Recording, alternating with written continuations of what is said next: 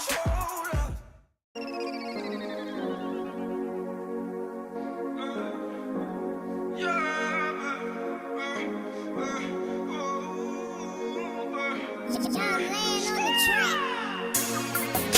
boys, they know the crew name. Chopper kicker, we call it Lou Game. Pay attention to how we move things. Fuck niggas, we screaming Zoo Game. Remy boys, they know the crew name. Chopper kicker, we call it Lou Game. Pay attention to how we move things. Fuck niggas, we screaming Zoo Game. Baby, take a look at my life, let's drop the top of my ride, baby.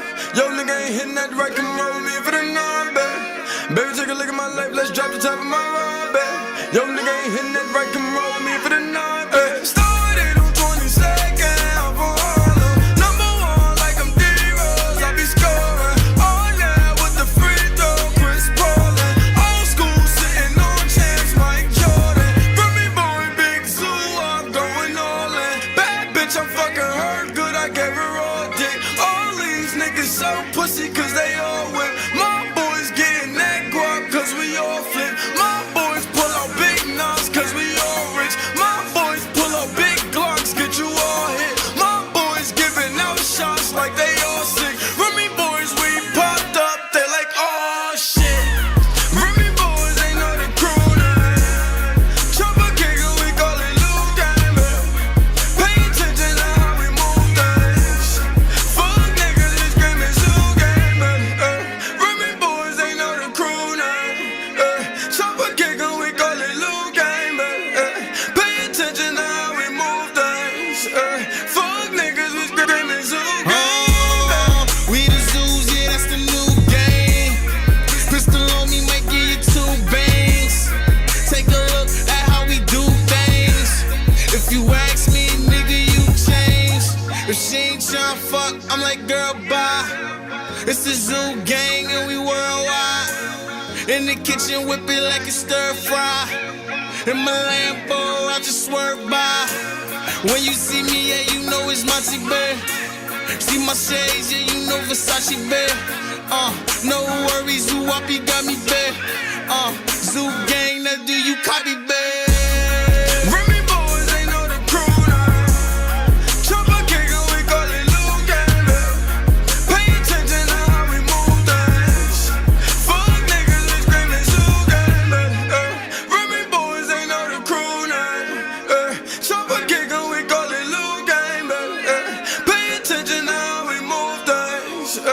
Fuck niggas, we screaming Zoo Game.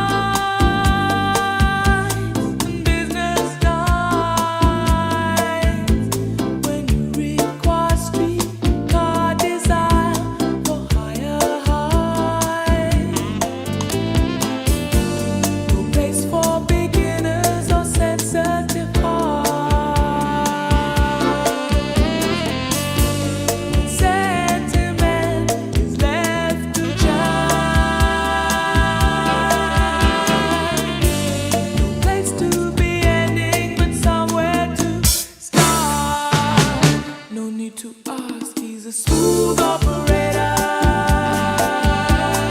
Smooth operator. Smooth operator. Smooth operator. Coast to coast, LA to Chicago, Western Maine. Across the north and south to Key Largo, love for sale.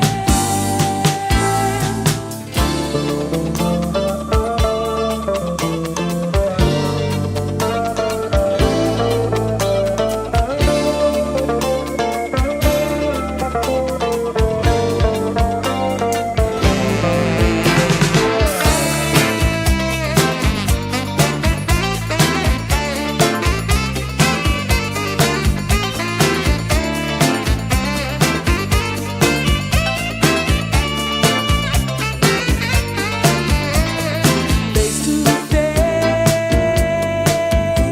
die Straße geht, die shadow box and double cross, yet neither change. A license to love, insurance to hold. Mount on your memory, change into gold. His eyes are like angels, his heart is cold. No need to ask, he's a smooth operator. Smooth operator.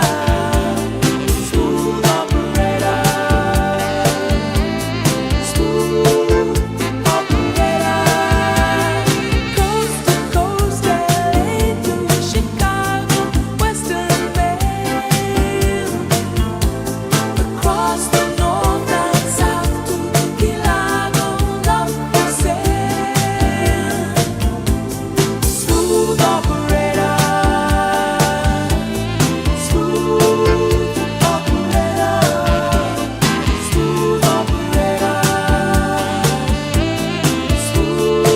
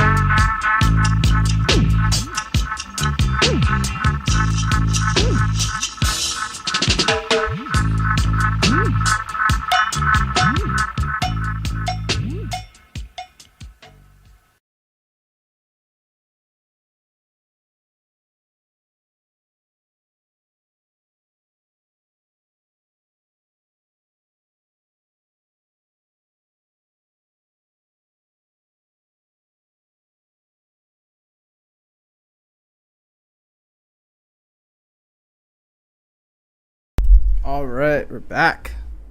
Back with another stream. It's it's the new year, so might as well do a New Year's Eve stream because, to be honest, I really have nothing else to do. I'm I'm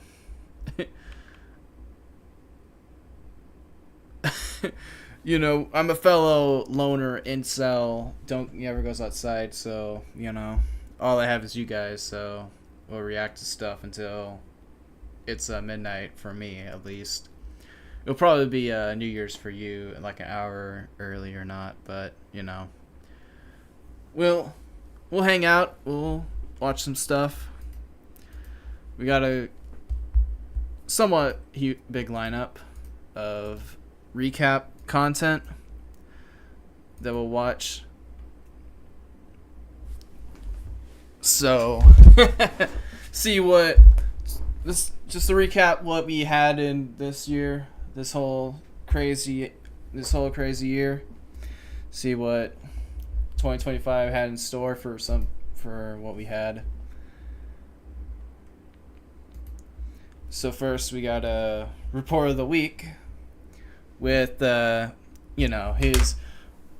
his worst food of 2025. So let's see what made the cut. What restaurant had the worst food of this whole year? And we all know that what Review Bar says is has to be the truth of what Culinary Catastrophe considers as bad. No. Whoops. Okay. So yeah. Let's see. Well, hello. Let's see what the food is. Oop. There we go. Well, hello, ladies, gentlemen, and everyone watching. I'm your host, the Report of the Week. Thank you for checking in. What a year 2025 has been, and I can't believe we're at this time of year again. We are. It's been a little bit of a tradition on this channel, at least for the last couple of years it's been, to take a look back at all the reviews that I've done over the last year, and take a look at the 5 worst fast food releases of 2025. Let's see.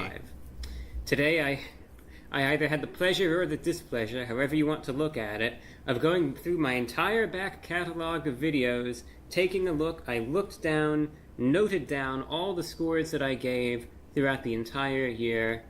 I've got to say, there were a lot of bad reviews There were a lot. in 2025. Yeah, this year was like, I'm not really a fast food person, but like even I knew it was like this is pretty much a mid-year for fast food in general, because apart from like the Y2K, I think it was the Y2K meal. I don't know. I didn't really care. But like outside of that, everything else was like nothing. Like no one cared about what limited option for this year other than the Burger King having the SpongeBob meal, and I guess Popeye is having the FNAF 2 meal. That's probably it. Other than that, like, it was pretty much dead in like the fast foods scene. Apart from Review Bar, who's always looking out for all the food. I think it just speaks for the state of fast food these days. It's all But either terrible. way, I narrowed it down, and here are the worst of the worst. Starting things off with number 5, we go over to Taco Bell. Taco Bell released an item that was so bad, and I've had many bad items from Taco Bell, mind you. But I looked at the scores. It was the worst rated item I had ever had from Taco Bell. And as I shut the camera off and promptly threw it in the trash where it belonged, I thought Throw it in the bin where it always belongs. to myself, well, you know what? At least that's over. At least that's over, and I don't have to do this again, and, that's going to be that. Imagine the look of horror on my face when I found out today that they took that same item and they added some barbecue sauce to it now. That's the meta of fast food. It's like They take the worst food they ever made and just put like, you know, a sauce or something on it. Like I remember seeing Review Bros like video on the Burger King melt, the Italian melt, and all they did was add like marinara sauce to it, and you know that ended up being like terrible, and it was deemed tasteless by Review Bra, which is like automatic L. And here I am again. It never ends. Never ends. It's a never-ending now they spiral. now they have it. Now the barbecue sauce is what it was missing the whole time, right? That's gonna. Guys, here we go, guys. This is how Taco Bell is going to save this item. Like all the naysayers are going to be absolutely felted when they add the barbecue sauce to the already existing meal. That's gonna be it. Oh, there we go. So happy. He's so happy. Look at him. He's smiling. Friendly YouTube, friendly algorithm. So happy. You can hear the pain. You can see the pain in his eyes when he's holding that food. It's very moist. Is Gross. the way I would describe it. So from Taco Bell, it's going in. You can literally see the face. It's already instant regret of biting in of that taco. I'm amazed, really. I am amazed. There are a couple of reasons. Number one, I do not understand how this Taco Bell cannot get a crispy chicken strip, of all things, that they can't get it right. I don't get it. They can't. It's a crispy chicken strip. So this time around, look at that. You know a strip is bad when the skin obviously is peeling apart and like the chicken part is actually hard, because that's when it's terrible. Like you bite down, you can barely pull off the chicken, but the skin just easily falls off. Yeah, that's when it's terrible. I feel like this is more of an insult to the sauce, actually, which isn't bad. Say the sauce. I'll give credit where credit is due. Sauce did do The nothing. problem at hand is that, number one, the breading again has this burnt characteristic to it, so I'm biting in, and there's this prominent burnt note to it, which was the same issue as the last time. And this time, the chicken itself, it's not to the point where you can't chew it completely, but it's still like a rubbery block that if you bite really, really hard, Correct. it's still... Yeah, I out of years of experience, I can relate to that bad tender taste, to that bad tender experience. Like around when you get your teens, the frozen tenders, that they just fall off and they just become just like unedible garbage.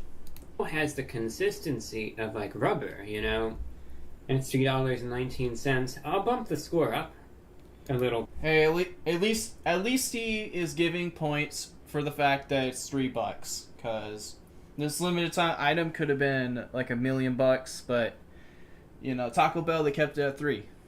They managed to avoid caving to greed. Bit to 0.5 out of 10 to a 1.2 out of 10, mostly because of that slight improvement with the chicken, because it's no longer at least a significant choking hazard, because you could chew it a little bit, but it still is horrible quality, but mostly that sauce. If you would believe it, that was actually a positive review, and maybe nothing about it actually Damn, even I'm surprised that that's a good review. seems positive, but this was a product that was so bad, giving it a 1.2 score out of 10 is actually an improvement. Considering that, you'll see what I mean sometime later on. We actually stick with Taco Bell. Another Completely Taco different Bell. item, but Taco Bell nevertheless. Dang, this was Taco Bell's worst year. They seem to They're in the Review Bruh 20 year review video twice. Like, this was like the worst year ever. be dominating the top 5 lineup this year. This time around, though, it's not really Taco Bell that's the problem. something else. That was until a couple days ago when I saw, to my amazement, everything clicked. Everything just suddenly made sense. It all made sense, that Taco guys. Bell had teamed up with Mike's Hot Honey. That's right. After the massive success that the Mike's Hot Honey and KFC combination was, that I just loved so much, and I gave such a high score, one of the highest I ever gave, quite frankly, that's when it all made sense. I was waiting. It all made sense, guys. All you had to do was not care about what made the one combination good and just throw it into another product. I was awaiting, I should say, because we have to be correct here, for Mike's Hot Honey. I was awaiting with such anticipation, such excitement, this collaboration. I lost sleep over it. I was probably getting poor sleep. Bro was ready. Like, Review Bro was ready for this, and they disappointed him. For weeks, if not months on end, because after I was blown away so much by that combination of the KFC with the Mike's Hot Honey, I realized now I was going to keep losing sleep until Taco Bell could finally be paired with the delicacy Let's go. that Mike's Hot Honey is. Come And on, you know Taco what? Bell, lock Finally in. did it. And they This did. is like, I feel like a kid again. I feel like I'm a little kid on Christmas morning. This is a bag full of gifts and presents. It's like Chris. And I realized, whether I knew it or not, I had been anticipating this excitedly, with like this glee, for weeks, like I said. When I saw the bag, No, when I saw the dropped it. stains on the bag, The stains. Come on, Taco Bell. You have like the perfect stainy bag, and you ended up ruining it. You crushed this man's dreams. He was dreaming of this collab, and you failed him. I thought that was Mike's Hot Honey. For those of you who endured all of this sarcasm for that long, I hated it. I really did. When KFC paired up with Mike's Hot Honey, it was horrible. Oh no! It really was. It was one of the worst sauces So I've over, had- guys. I've had in a while. And there was nothing remarkable about it. And it was horrid. So, you know, to say that I'm thrilled to be trying this is the overstatement of overstatements, but you never know. You'll never know. I'll just eat it this time around. Going in.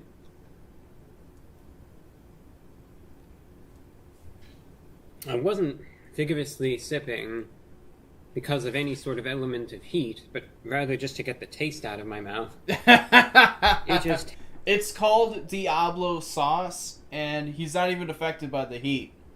He's drinking it just to get the taste out, bro. I mean, how do you make a Diablo sauce but not make it where it's actually going to be Diablo? It's just like horrible tasting sauce with a little bit of heat. tastes like this diluted Diablo sauce with just some cheap, very synthetic, honey-esque, I would almost call it a honey substitute. It's But- fake. It's fake honey. It's GMO, George Soros, New World Order, microplastic honey. Probably is honey, though, you know, that's why sort of I'll tread lightly. And it just doesn't work. That should tell you everything that you need to know. 1 out of 10 is what 1 I'm out giving of this. 10. It's over. I have to figure, if a sauce is to the point that I just want to rinse my mouth out to get rid of the taste, how could it get a score higher than that? Ow. Mike's Hot Honey. Everything about that product, at least in the last year, there was this whole wave of collaborations, especially through the first half of 2025, that involved Mike's Hot Honey. I just have to say, every collaboration of theirs, Everyone. it went south.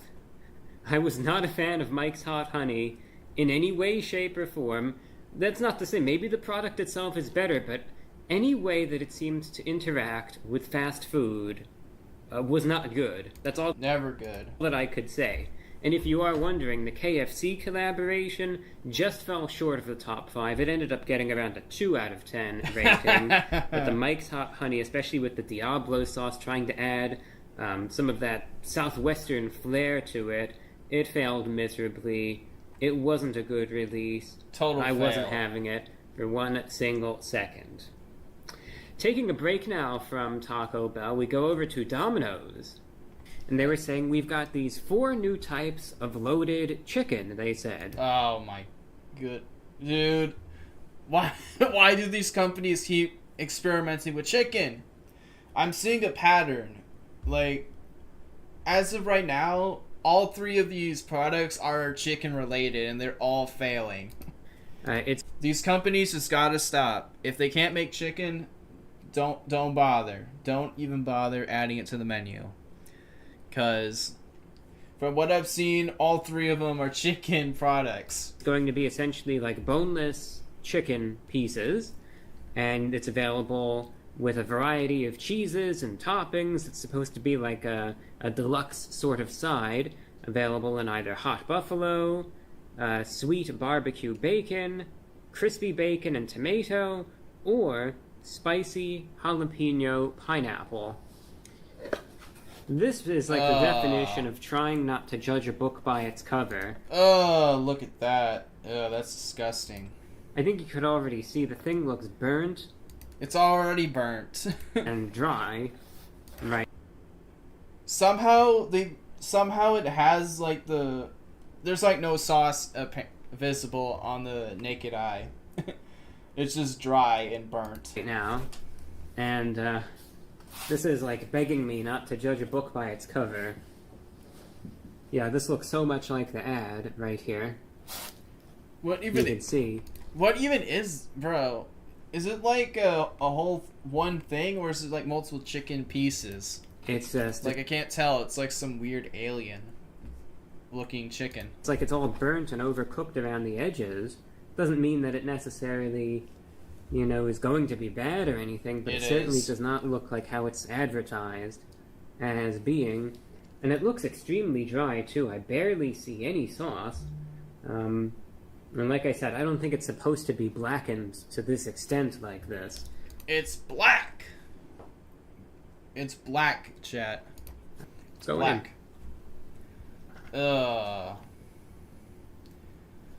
This is not good. Not good at all. The weirdest thing here with this whole thing right now, this is definitely overcooked. It is. 100% is. Most of the cheese is burnt, or extremely dry. It was definitely left in the oven, probably a minute too long. So most of the cheese you really can't even taste. It probably never went out the oven. They probably left it over from the day before, kept cooking it. Buffalo is what this definitely isn't. I could tell you that right now, because there is no spice to this whatsoever. No spice? Bro, how can these fast food employees, they are taught how to prepare this, and they end up not adding like any of the ingredients. They still end up not adding spice to a meal that has a spice. Amusingly, Come on, man. what has survived, What are those wages doing? seemingly without any sort of incident whatsoever, is actually the ranch dressing. That's the one thing that seems to have survived unscathed. The whole thing is a total flop, but rest assured they saved the ranch on the burnt chicken pizza or whatever. So, I guess I was going to try to come up with some witty remark about ranch dressing, but I drew a blank right there, so you're left with that instead. Like I said, there are no redeeming qualities to this, so out of 10, therefore, I can't really think. I try to be generous, but I can't really think of I guess that the ranch dressing survived. That's the only good thing to say about it. The only thing. Aside from that, The ranch is the sole survivor. there's nothing. I'm going to have to give this a 1 out of 10 as a result. I was searching for any reason to give it a score higher than that, and I can't find one. So that's the rating that it has. There is nothing good about this at all. Nothing. Not a pizza, but a side. As a matter of fact, it was supposed to be one of their signature, almost gourmet-themed sides. Gourmet. Why do these people keep calling it gourmet? It's not. The main course isn't even gourmet either. It was supposed to be like an artisan-style side. Artisan. For those of you that might remember this. Artisan, gourmet, all these fast food companies, they just add gourmet and like the people just line up and eat the slop. These people, they add a artisan to it, and like all the health conscious moms, they immediately drive to the McDonald's for that artisan meal and just drop a bunch of money for that slop. This was the video that had the title "Dog Food Might Be Better Than This." Dog food. And it was really that bad. This is one of those cases I remember when I opened up the box and I looked at it and I thought to myself, you've got to be kidding me, because this looked like just some essentially just burnt vomit in a box. It's vomit. And obviously I didn't want to say that in the review without having tried it first, because I thought, well, I wanted to give them the benefit of the doubt. It may look like vomit, but it's like one of those. But it's made like to look like vomit. It's actually like Gordon Ramsay style level good. Domino's are one of those places that I still feel bad for, because there's still items from there that I like. And I thought, all right, let me give them the benefit of the doubt. Let's just try this out and see if somehow this is salvageable. It wasn't. No. It got a 1 out of 10, and even that, to be honest, is probably maybe a little bit generous as far as the rating system is concerned. Well, wouldn't you know, it's our old friend Taco Bell once again now coming in at the number 2 spot. If you remember a little earlier on in the video when I was talking about that one initial review that I did, how that was actually a positive score, the 1.2 out of 10, well, what was that in comparison to? Here's where you find out. Take a look. Now, this is sort of following up a release that they had, I suppose, a few weeks back that I didn't even bother Another Taco Bell. with, because it seems like people don't Another really Taco care Bell about meal. this stuff very much. Where Taco Bell has added these crispy chicken strips. And again, I was going to initially try them out, but given that so few people cared about the crispy chicken nuggets, I figured, well, why bother? Dude, I remember slightly hearing about the nuggets and barely anyone and that disappeared quickly and everyone forgot about it. There wasn't an impact. No, fast food companies that don't make nuggets, adding nuggets to the menu is no one cares. Like, very few people want nuggets from a non-nugget place. They already have their nugget place. They're not getting it from you. But they've really been pushing these. And first they released a few crispy chicken tacos, and then they've done this one where it seems like they're trying to team up with, if I read this right, I think Tony Hawk. Tony Hawk! He's back, I guess. And somehow he's involved with this. They're literally collabing with Tony Hawk in the when this video was made, Grand 25. When, Tony Hawk isn't even that relevant. I don't even think a lot of Gen Alphas even like skateboarding. Don't even ask me how.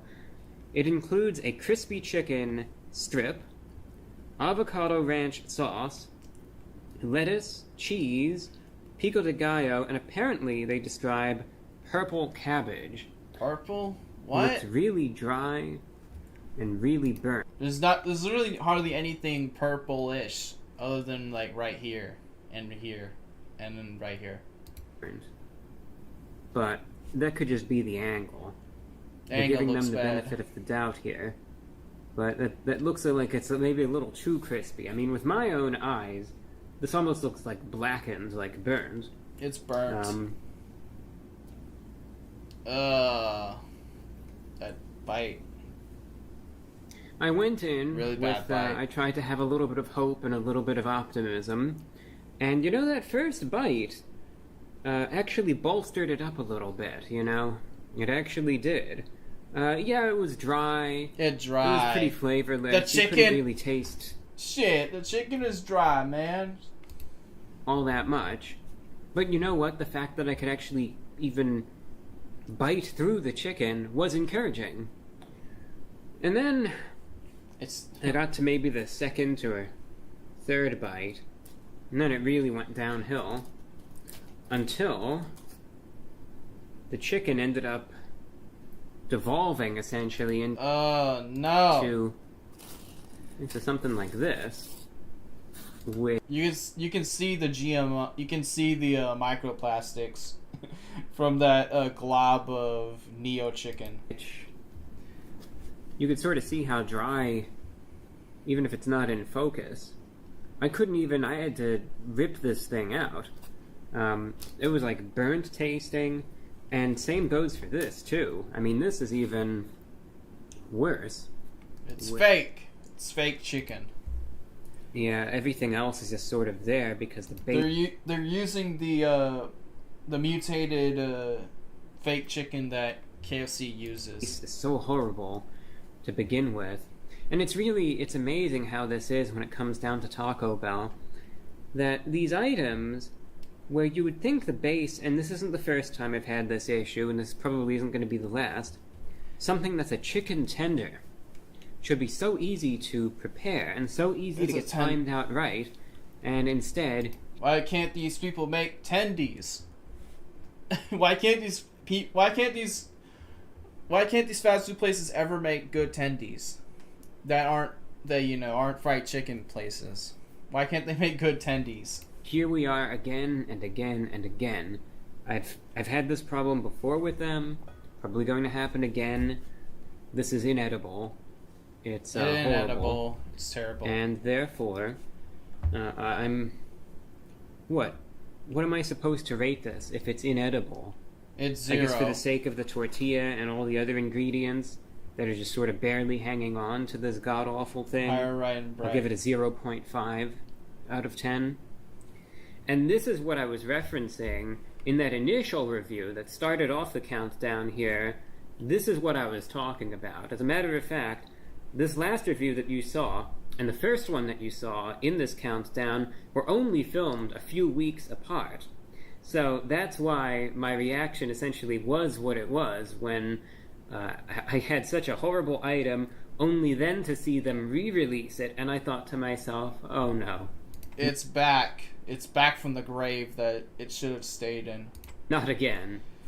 And that's why when I gave that first item in the video a score of a 1.2 out of 10, that's what I was getting at when I actually said this was actually a positive review. Because the initial release was so bad that a 1.2 was actually a step in the right direction. Now some of you might be thinking, you've been really harsh on Taco Bell this year, haven't you? Really? And I took note of that too. I thought, wow, Taco Bell really is dominating the top 5 countdown here.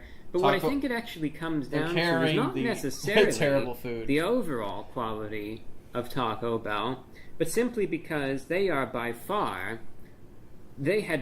I should say, the most releases in 2025. No other place even came close to it. I reviewed so many Taco Bell items in the last year, it's not even funny.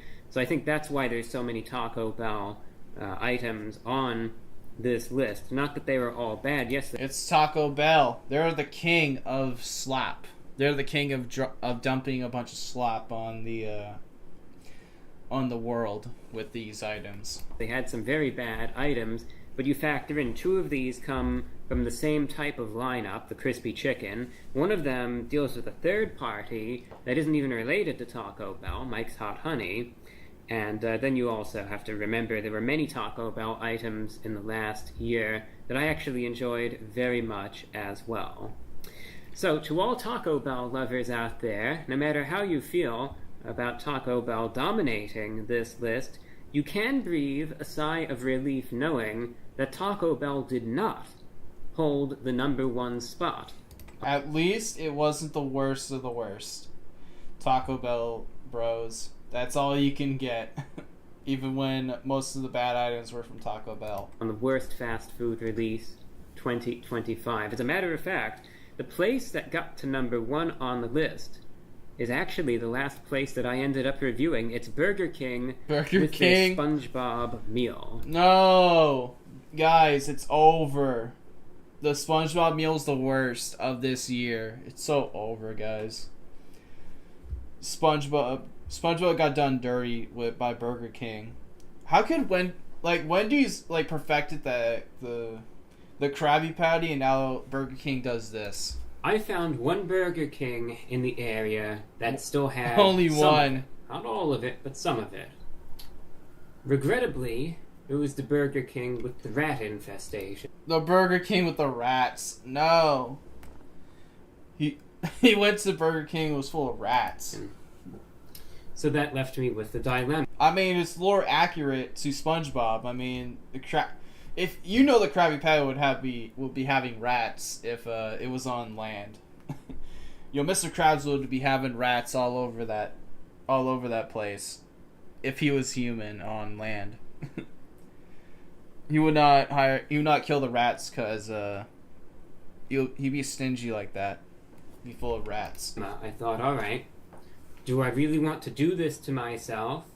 Or should I just forget about it and pretend that this never happened and call it a day?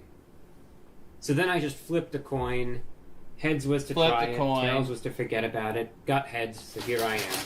And I've made peace with whatever happens after this. So, the SpongeBob menu. I was able to get 2 of, I believe, the 4 items here. And we're just going to get this one out real quick. I was able to get my hands on the burger, aka SpongeBob's Krabby Whopper. The Krabby Whopper. SpongeBob looks kind of creepy. They didn't even draw in SpongeBob all the way on these packages, on these bags. Like, they colored his skin, but not the clothing. His eyes are not even colored in on these printable bags. On the bag, I don't know. He looks like he's crazed. He's on drugs. Something. He realized that he threw away Wendy's for Burger King. Like, I don't know. Maybe it's just the way the camera is making him look, but if I saw him like that behind the grill, I would just turn and leave. 1/4 pound beef patty, a yellow square bun, Ugh. American Ew. Oh, dude, that looks... cheese, lettuce, tomato, pickles, Dude, that looks disgusting, bro. That is absolutely gross. onions, mayo, and ketchup. Essentially, it's a Whopper with cheese, just on a yellow square. Oh, dude, look at... You can barely make out what the hell is this part right here. What even is that? Is this some, like, green sauce? Cut bun. Oh, that's a lettuce? Bro, that lettuce is yellow as hell. Probably had rats It's probably covered in rat shit. scampering around on it last night. SpongeBob's Krabby Whopper going in. No, eat it. Alright. He barely bites into it. He just... Review Bro just narrowly nibbles the edge of the burger. I almost feel bad. Because all the I do to an Burger King extent. ingredients are hitting him. Because SpongeBob doesn't deserve this. I bit into this. He and deserves the better. first thing that I tasted immediately was this bitterness, amusingly. And I've said this before, this is the same old rant over and over and over again with Burger King. Every single time Every I single have something time. like this to say, because this is just the way that it is with Burger King these days. So I'm not even going to waste the breath to go too much further into this, because it's rehashing the same exact grievances. Dude, that bun... Even the bun looks old. It looks expired. You can barely make out what anything on any of the condiments on the burger other than like the beef and the mayo. Ad nauseum. So what's Everything else is just like greenish yellow sludge. even the point? It's just going to be the same old. And bite into this, and as expected, you know, it's just the same garbage. You bite into The this, same and there's trash. There's bitterness this time around, which they should be ashamed of themselves, really. Burger King. the audacity, quite frankly, to serve things of such poor quality when they used to be so much better than this. And if you have a functioning brain, you should realize that a burger, any sort of burger, should never have anything that tastes bitter. Should in taste it, good. especially considering that there's no special factor here that's supposed to make this taste bitter in any way, shape, or form. Something's seriously wrong with this, and I refuse to take another bite of this to even try and figure out what it is It's terrible. this time around, because The worst of the any worst. more of this in my system is just more damage done, and I drew the line. That's it for that. Sick of this. Bro's tired. What I received, I'm just going to give it This is the fat cat we need. 0.2 out of 10 for the branding. Alright. Better headspace. Forget about it. Let's move on. This is cute packaging. I gotta say, they make this look like it's a little treasure chest. It's Mr. Krabs Cheesy Bacon Tots. They put more effort into this than the main course, which is the Krabby Whopper. Mr. Krabs are in charge of this Burger King. Greedy as he may be, I think he would even be ashamed of it, to be honest. Nah, that Whopper would be exactly what a real life Krusty Krab would produce, for straight up. It was particular. No matter SpongeBob's skill at the fry cook, that meat is probably coming from rats. The meat is probably sourced from dead rats from the nearest Burger King, and it's grounded up in nuclear waste and then sold as Krabby Patties. Particularly the Krabby Whopper, as you could see, that was so bad. There were no redeeming qualities to it whatsoever. This was one of the few items I've had of the year that it didn't just taste bad. It's bad. It was so disgustingly awful that I drew the line eventually, and I refused to take another bite. When you had a burger tasting this way, a way that no burger ever should taste, I thought to myself, it is not even worth taking Nope. another bite, not even a tiny little nibble, to even attempt to figure out what's wrong with this. It's terrible. It's not worth it. I'm going to get very likely sick from this if I even attempt this, so it's not worth it. I'm just going to put it down and call it a Euchre. day. The 0.2 out of 10 score, quite frankly, is probably also on the generous side, because this was an item that was truly disgusting in nearly every single way. The video spoke for itself, essentially, and all I could say is that I'm thankful We're thankful. that I didn't get terribly ill from that. Be thankful that Reviewba can live another year. Reviewba can live on in 2026 and continue to protect us from terrible fast food. Because this is one of those items, like I said, it tasted like how no burger ever should taste, in my opinion. As some comments said, they gave him the nasty patty instead. A little nasty I think patty. that those comments very likely hold true. IRL nasty So those are patty. the worst releases of 2025, and like I said, what a year it has been for fast food. A lot of people have been talking about the quality of fast food getting worse, and It's getting worse, my guy. It's getting worse. I'm very inclined to agree. But with a new year upon us now, or at least soon upon us, depending on when you're watching this, well, we'll see what 2026 has to offer. I'm sure it'll have its share of good and bad releases, but I hope somehow, against all logic, that maybe 2026 will be a year where things turn a corner, and maybe things will actually somehow, by... Blacks are the only ones concerned with fast food service. No.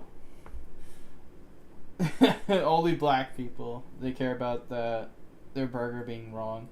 They're really out here caring. some miracle. Shit. Yeah. Shit, my burger being done incorrectly, man. So vocal. Actually a little better in the world of fast food. That sure would be nice to see. No matter what happens, though, no matter how the state of fast food ends up being, of course, I will be here. I hope you can be as well.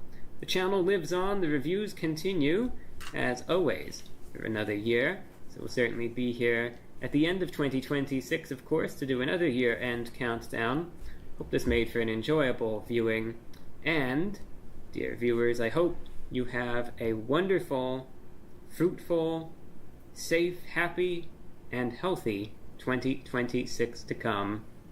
Hope this last year was a good one for you, and, well, if not, may 2026 be a wonderful, fantastic year for you. Very happy new year, Let's go. dear viewers. Thank you for watching. I'm your host, the Report of the Week. Fruitful review. Let's go. We love Report of the Week.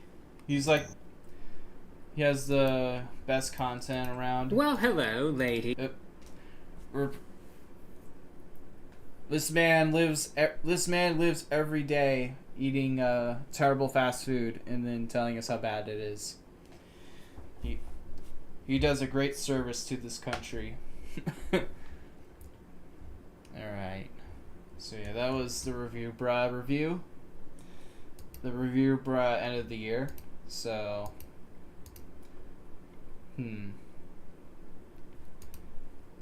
So I think we'll save this one for later. Let's just do talk about video movies, I guess. You know what, hold on, I'm gonna go get a water. Been yapping for an hour.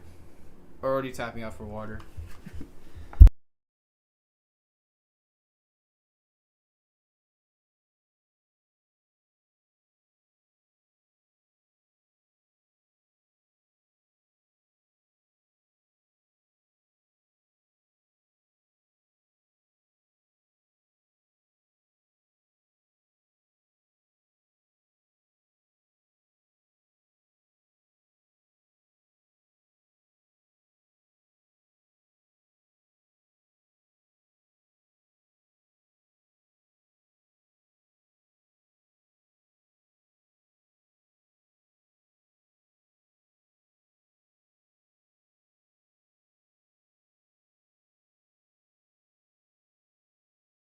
Alright, I'm back.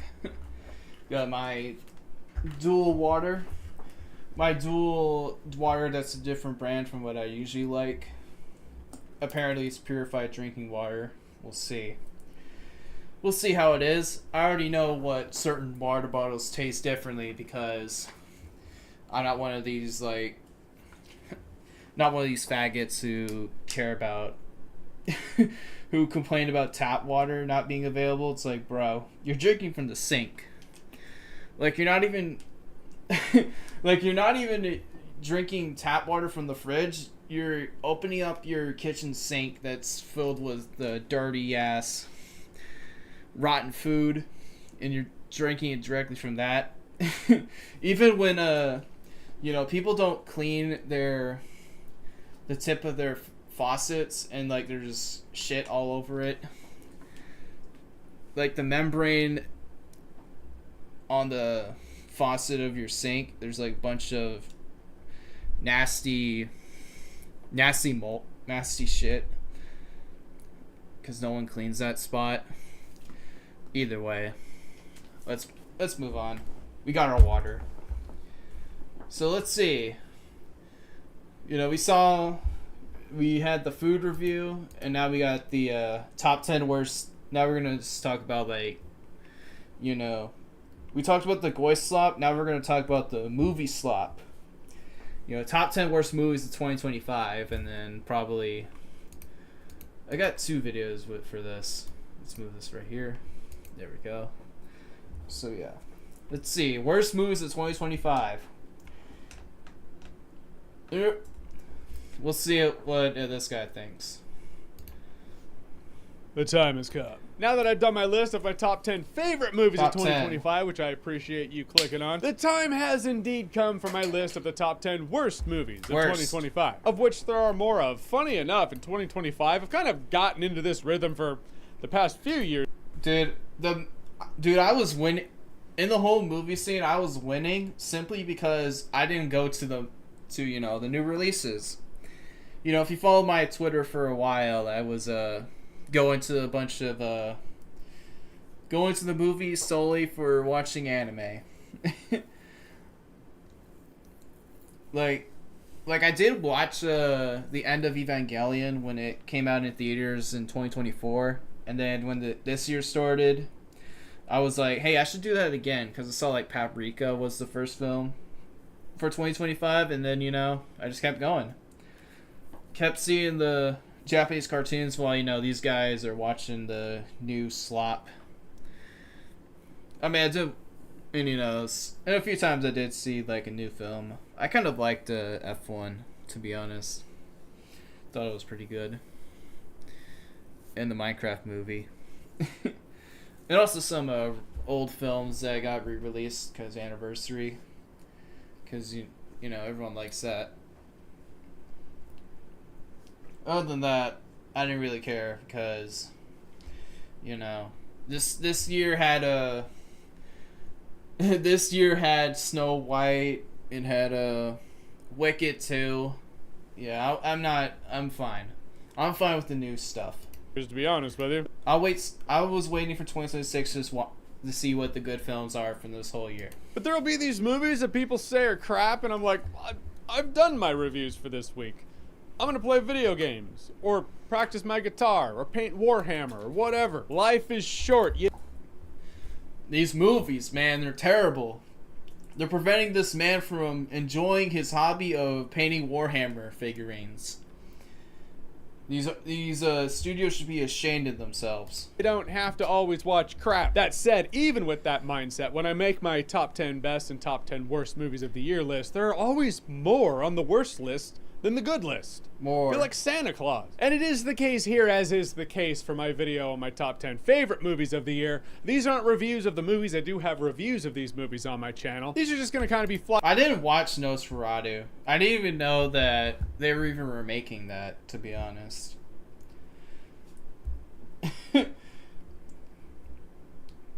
Although high chance probably the new one is probably some redone slop. Kind of like the Silent Night Deadly Night remake. Because, with that one, they had the main guy like killing Nazis as like the part of the trailer. So I'm not really having high hopes if I do see if I do decide to watch the Nosferatu movie. Bye-byes. Hey, this movie sucked. This is why. Moving on. It's actually really difficult to whittle this down to 10. I had 15 that clearly should have been on here, at least. Funny thing about these top 10 lists, it really is a testament of how movies age over the year. Because some movies on this list were like, yeah, they're not good. And as the year went on, I'm like, that truly is awful. So it's higher on the list than I thought it would be, so here we are. And I am reminded of a study. It was good. It was not even woke. Good. Well, at least at least for a film like that, they avoided the woke. I don't know. That's probably the most positive I can give for a non-viewer. They didn't cave to the woke. They didn't cave, at least. Yeah, I saw it. I'm not going to front. I just saw the headline. I didn't read it. This is the internet, after all. We fashion our opinions based on headlines, of course. But it says something along the lines of studies show that people bond closer when talking about what they hate. So. We love hate them. These losers constantly complain about hating. Bro, hating is so much fun than liking. Has Max been banned to the point was his last name? Was that his name? I don't know.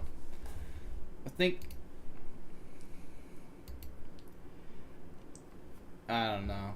But hate him is funnier. Like, niggas want to talk about, oh, we need to be more positive. Bitch, I love to hate. If a film is terrible, I am shitting on that. I don't care what gay-ass alternative movie nerd shit you can throw at me. I don't care. It sucks. Let's bond. Starting with. If it's woke or gay, it's shit. Number 10. First up is a disappointment. Actually, these first couple are, well, they're disappointing. I mean, there's crap on here too, but let's get the disappointments out of the way. Karate Kid Legends. Dude, how can you not expect that would not be like a cash grab disappointment? Like, no one was asking for this film. Like, its only appeal is that Jackie Chan is in it. Could have been so cool, man. We were living in a world of Karate Kid resurgence because of Cobra Kai. Dude. A few years ago. Dude, there's only one Karate Kid, and that's it. Everything else is Hollywood fan fiction. It was a film that looked to capitalize on that hype just a few years too late. To be fair, the first half of this movie or so I felt was a cool new take on Karate Kid. The student teaching the boxer father of his new girlfriend how to incorporate kung fu tactics into his boxing. It's a very the student becomes the master kind of thing. I liked it. Then the second half becomes this cash grab dime store Karate Kid mess. I do not consider Karate Kid Legends, Karate Kid, or Cobra Kai canon. I will steer clear of it moving forward. It ain't canon. It never was. It's a new. These are remakes. They're only those only reimaginings. They're only done to hide the original IP under the rug. I mean, this is the same thing as the Lilo and Stitch reimagining. That film was made to completely, hide the actual good version of it, the 2002 version, under the rug, and make people remember the half-assed live-action crap remake. In my life, in the future. Is that Dexter on the top right? I don't know. I mean, it's Ben Wang. I mean, it's a Asian man that looks like a white guy. If you look at him differently, that'd be In interesting. my life, in the future. Number 9. Next up, did you know there was a new Nine Inch Nails music video you had to pay full ticket price for? Well, Tron Ares happened. Oh no. And it was a thing. Maybe that's why this movie annoys me, because I come from a different time. A time in which we got the new music videos from bands for free on MTV. 2 positives that came out of this movie. I mean, to be fair, the visuals were nice. I guess this is 3. I remember seeing all the ads for Tron and I wasn't even impressed. It was just like... Visuals were nice. The soundtrack was solid, though I do give the win to Daft Punk and Tron Legacy in that soundtrack. And I really like seeing the Tron Legacy love in the comment section of my Tron Ares review. Daft Punk carried Tron. After that, Tron is nothing. After that, Tron is a fake thing. I always thought that movie was cool and underrated. Judging the temperature of the comment section of that review, it looks like the movie's finally getting, rated. Jared Leto. I've never seen someone fall uphill. It's Jared Leto. Oh yeah, I remember. Jared Leto is the star. It's like a red flag. So successfully. The nostalgia bait was eye-rolling. The plot has holes, makes no sense. Tron Legacy... Millennials be like, well, that was a thing that existed, yeah. set up for a sequel. This sequel completely scraps that and goes its own direction with characters you don't care about. Done talking about this crap. Moving on. Done. 8. Next up, well, we got some horror movies coming your way. Brace yourself. The Conjuring movies should have ended 10 years ago. Conjuring Last Rites shows us why. Dude, the Conjuring is a...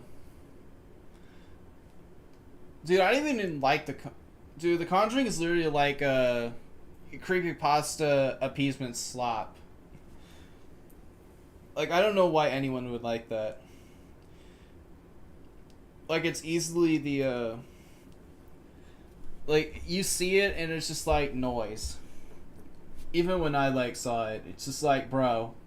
Like, bro, you made a whole, dark reimagining that's number 50 based on a, doll that some crazy woman lied about being alive. Like, the Annabelle story is probably, the most fake, overblown shit that's ever been done. Like, she's out there laughing that these bozos have this, normal-ass doll that she probably bought at the thrift store in some, special cage. It's a special cage in a hobby museum that no one goes to. And, they made this. To be fair, I'm the one in the wrong about that opinion. They make a Now they made this crap. shit ton of money. But, the first 2 Conjuring movies, man, they had something there. They were great. Some of the spin-offs were better than others, but we're coming back to the core Conjuring here. But here we got ourselves a boring family drama that... oh! It's trash. No one cared about. James Wan skipped out on this for that fuck you Aquaman money. Wonder what could have been had he stuck around. Then again, Dude, he's probably happy. He's probably happy his name is not attached to this. Aquaman 2 was no prize either, so here we are. Anyhow, yeah, on to the next horror movie. It's based on a true story, by the way. The story about a nursing student that bought an Annabelle doll, a Raggedy Ann doll, is creepy and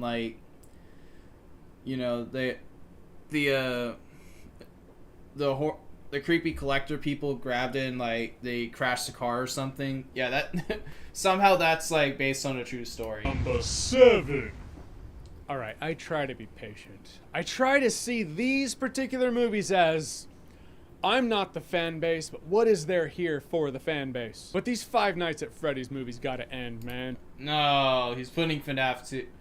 I already made a Yap session about this movie, and it was pretty mid, to be honest. It was it was slop. The best thing about the Five Nights at Freddy's movies is the fact that the guy who made Five Nights at Freddy's, it's a great story. Great story about someone who's working their job, it was dead end. They made this game they didn't expect to be so big, and now it's huge. Dude is retiring off this, and that's great. The worst thing... Yep. And these like review nerds can suck it. thing about Five Nights at Freddy's is decidedly the Five Nights at Freddy's movies, and the fact that they come across as generic horror schlock. Everyone... That's like the point. I mean, I don't really get the whole like criticism of FNAF, of people giving it to FNAF of being generic slop. Like, that's like the main appeal. Like, the main appeal is literally like jump scares and you know, the evil sound causes people scared. That's like the whole point. Like, that's the whole meta behind the movies. It's not this deep, dark history or whatever. It's just that you click on cameras and once in a little bit, you know, the animatronics appear on screen to make a noise. Looks like they don't want to be in this movie, or they're obligated to be in the movie. Josh Hutcherson's clearly in this movie because his contract says he needs to be. If they're getting that bag and they're getting paid knowing the movie's crap, props to them. In that bag. I said the movies are crap, so here it is on the list.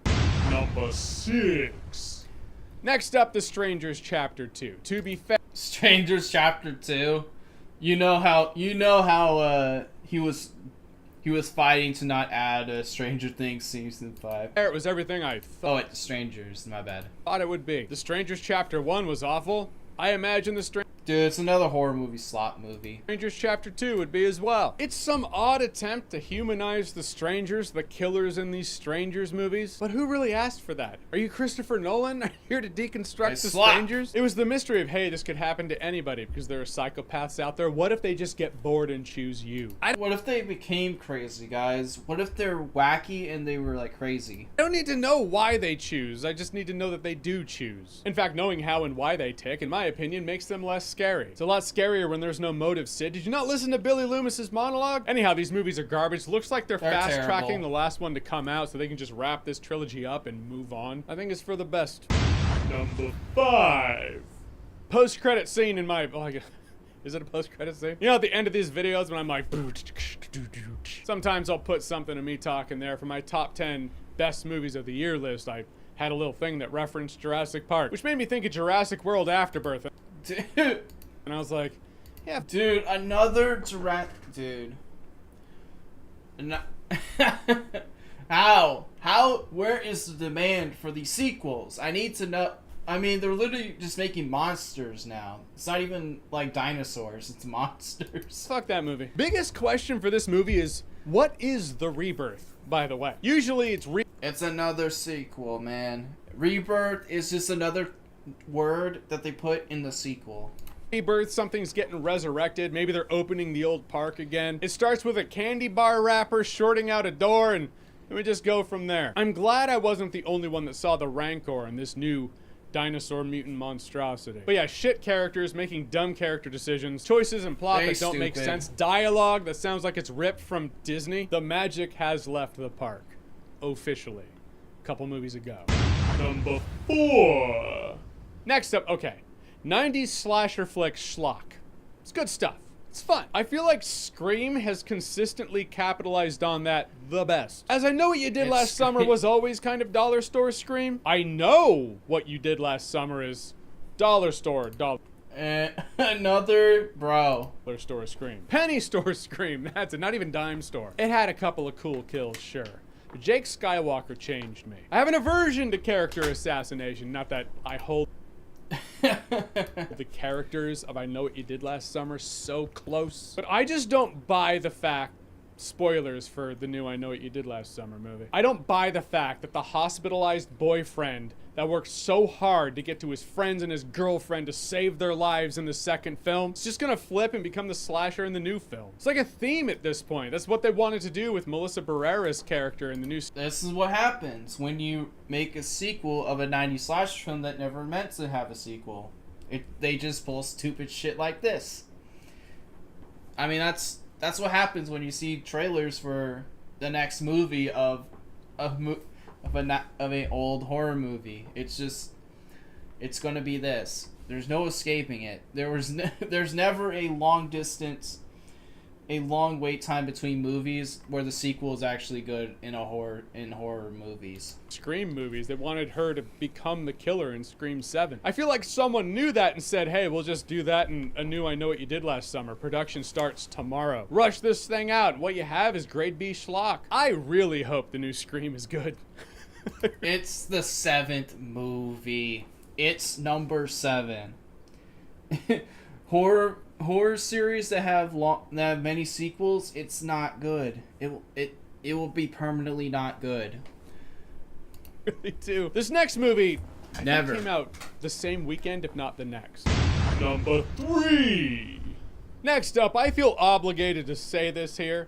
There's never been a good Smurfs movie. Why do we keep making them? Oh no. Is it just called the Smurfs? Oh no, it's just Smurfs. Fair enough. I'm gonna be real with you. I barely remember this movie, but I do remember. No one even knows the Smurf movies. It's all.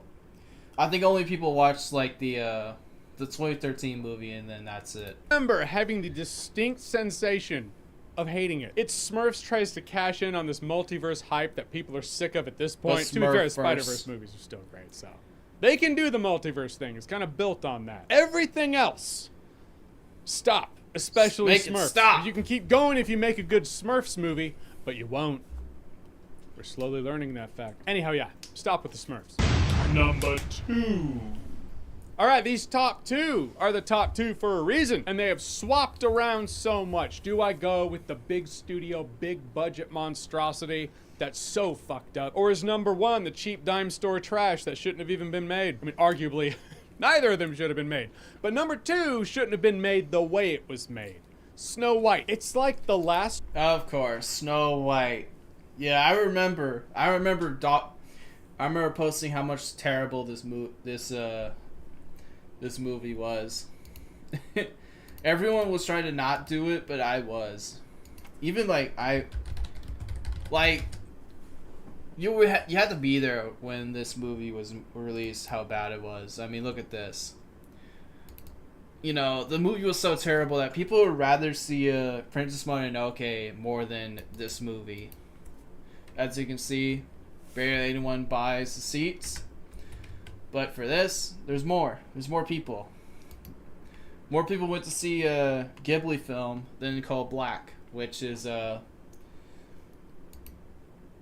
white pill, considering that people thought that woke Hollywood had the upper hand. People thought we could never beat woke Hollywood, but we did with this movie. Jedi and The Rise of Skywalker happened in one film. The Last Jedi that went a new direction, subverted expectations, and The Rise of Skywalker was some sort of course correct. And what you got was an end product that nobody liked. All of that happened in this one Snow White film. It's 2 different movies crammed into one. I don't know if it's peak comedy or just kind of respectable. The fact that they made one version of the movie without the dwarves, and then fans were like, the fuck, where are the dwarves? They're like, all right, we'll refilm the movie with dwarves. We won't actually take away, eliminate, or delete anything we've already filmed for the movie. We're just gonna add dwarves. So what you have is one total clusterfuck. Total rush CGI job in the dwarves, too. Those dwarves are absolute Uncanny Valley nightmare feel. I've never seen a studio with such a huge budget built on the... It's Disney, my guy. Mr. Movie Reviewer, it's Disney. You can't be asking how Disney movies look terrible every single time and not and not connect the dots that Disney is not good. You just can't. You just can't stop asking that every single time, every single terrible movie, because you gotta say it eventually. You have to say it. Disney movies are lost cause. Just leave them. Promise. Leave them to the birds. Leave them to the 40-year-old fat women that go to Disney World. Let them eat that slop. Of dreams, fueling the whole thing. Happiest place on earth, Disneyland. Feel like such soulless AI schlock. It was a pretty AI. memed film of 2025. Number one became that. Number one. So in 2025, there was this ad, this banner. You know how it is. You're on Amazon Prime. It's like, hey, watch this new movie that just came out. So we'll watch the new War of the Worlds out of morbid. Let's go. Let's go. War of the Worlds, worst movie of this year. Curiosity. Me and this one dude at the Avatar screening were talking about the best and worst of the year, and he considers this new War of the Worlds so bad it's good. If It's so bad, it's good. that's you, if you can do that, bless you. I don't have that with this. It's just bad. I saw Ice Cube being like, yeah, the movie was made during COVID. What do you expect? What do you to be honest expect, with you, man? given that information, I kind of expect that the movie would suck this much. I also would expect someone in the room to raise their hand and be like, maybe we shouldn't make that movie right now. This movie also has misfortune. It runs into the misfortune of other movies doing the whole, hey, the whole film is seen through the FaceTime thing. This whole movie, man, on FaceTime, man, shit. Those movies did it well. So I know it can be done well. I Dude, no movie ever does that. guess it's just not the canvas for War of the Worlds. The acting shit, the tension's not there, the CGI is awful. I mean, on paper, if someone pitched, hey, War of the Worlds, but kind of found footage, I would think that'd be interesting. You know, kind of Cloverfield-ish, but Cloverfield, but War of the Worlds. That sounds Cloverfield did it better. like it could be cool. What we got, it was not. Maybe it is so bad it's good, but it's definitely so bad that it deserves to be number one on my spot of the top 10 worst movies 2025. And that's it. That's the list. Those. There we go. Yeah, the worst films 2025. Chris Tuckman could never, lol. Alright. Alright, now we got that. Let's review. Let's review the worst Hollywood disasters of 2025. You know, apart from the terrible films that were made this year, this year was also known for actors being terrible. So we got the Nerdrotic video.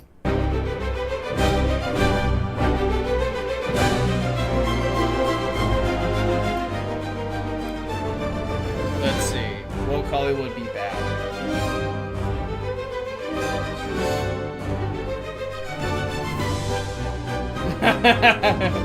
Shit, we on strike, man. Hollywood ain't buying our scripts anymore, man. Shit. They're mad. Hollywood employees on strike will always be hilarious to me. These wages actually think that Universal, Disney, or Warner Bros. They really think that they matter to them. You just write the shitty woke scripts and they just pay for it. You have no say.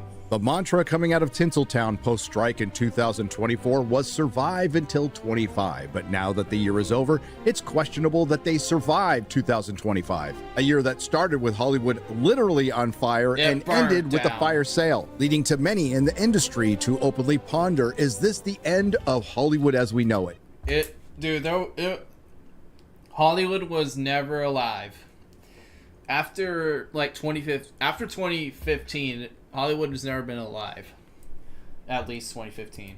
And it may very well be, considering that they decided to fight the coming AI apocalypse. These writers are actually mad that AI is actually rivaling them, and somehow that's not self-reflection that these script writers aren't talented at all. If their input somehow is being competed against by a simple AI chatbot. By putting originality on life support and giving us yet another year of unnecessary remakes, prequels, sequels, midquels, spin-offs, reboots, live-action remakes of Terrible. animated films, and continuing to piss off half the country.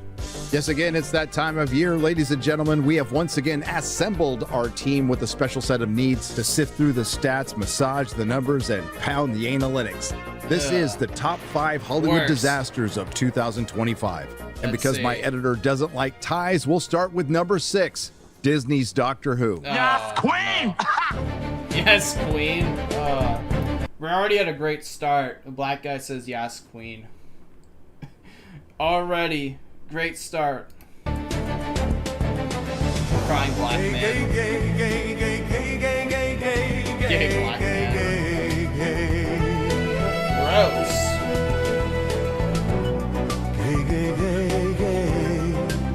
Oh. Why? Ew. Disgusting. After retconning the entire history of the show, replacing the Mahmood, get the rocks, please. This is haram.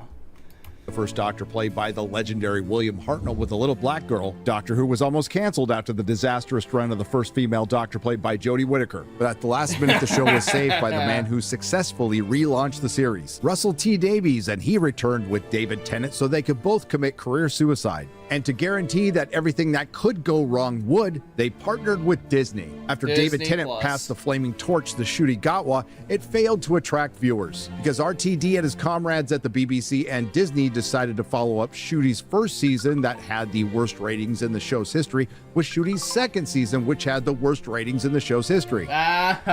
Suffer, black man. And more importantly, it failed Suffer, faggot, black man.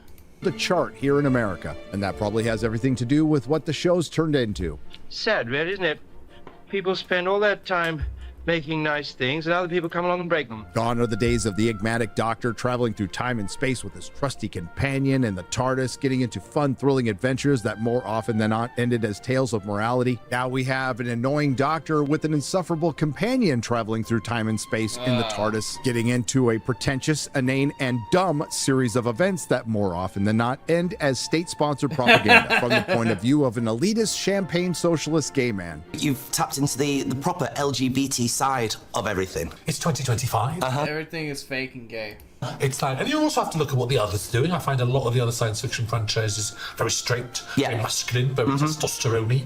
And so that's our space. Do you think that's where Doctor Who can fill a space? A series that featured things like bringing back classic characters to vandalize and crying, cultural appropriation and crying, queerness and Everything is crying, racism and crying, anti-capitalism and He crying. be crying, evil man. Everything, bro. He be crying, man. He be white people make him cry, man. Shit. Straight white men and crying. Gone are villains like the Sautarans, the Autons, the Weeping Angels, the Vashnarada, the Cybermen, the Daleks, to bring on the worst villains of them all, a combination AI incel and a straight conservative podcaster. Really, bro? Come on. Come here. Hey, come here. And the biggest takeaway of all, the introduction into Doctor Who lore of the hashtag RIP Doctor Who. I knew this would happen because it was leaked online. Hashtag RIP Doctor Who. That's right, the hashtag RIP we all got Doctor trending Who. after the disastrous Timeless Children killed Doctor Who is actually canonically in the show, proving that fan criticism is taking up a lot of spacious real estate in Russell T Davies' They really that mad over. That's the sign that, you know, haters win, is that they make the hate canon. Your hatred is now canon. giant head. And we need no further proof than this last, in more ways than one, season, which only served as a giant middle finger to the fans. And after the comments of a couple of actors from Doctor Who, why would the fans feel any different, including actor Jinx Monsoon, who said, "Who gives a f what bigots think? For every transphobic, racist, bigoted Doctor Who fan that we lose this season, there are going to be 3 to 5 new fans who are coming in for the representation," which was followed by the comments of the show's star, Ncuti Gatwa.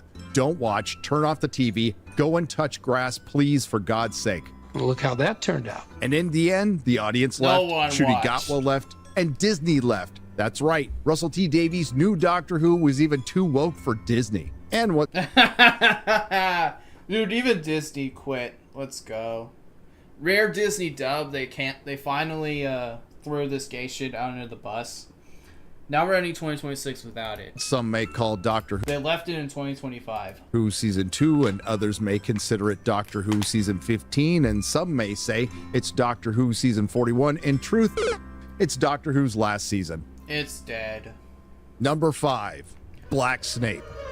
Oh no. Black Snake, woke knee, knelt harder, waltzed. Hey man, I can't breathe. The doctor can't breathe. Here we go, Black Snape. Got the nigga Snape.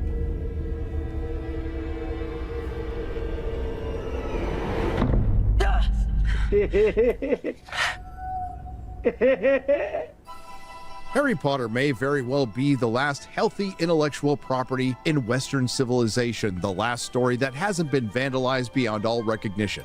But it did. I mean, this whole like I don't get this whole like right-wing praise for Harry Potter as like this right-wing trad series. Bro, J.K. Rowling is still like left-wing. Like, she supports mass immigration, and she actually like, and she never recanted all that gay retcon that she done.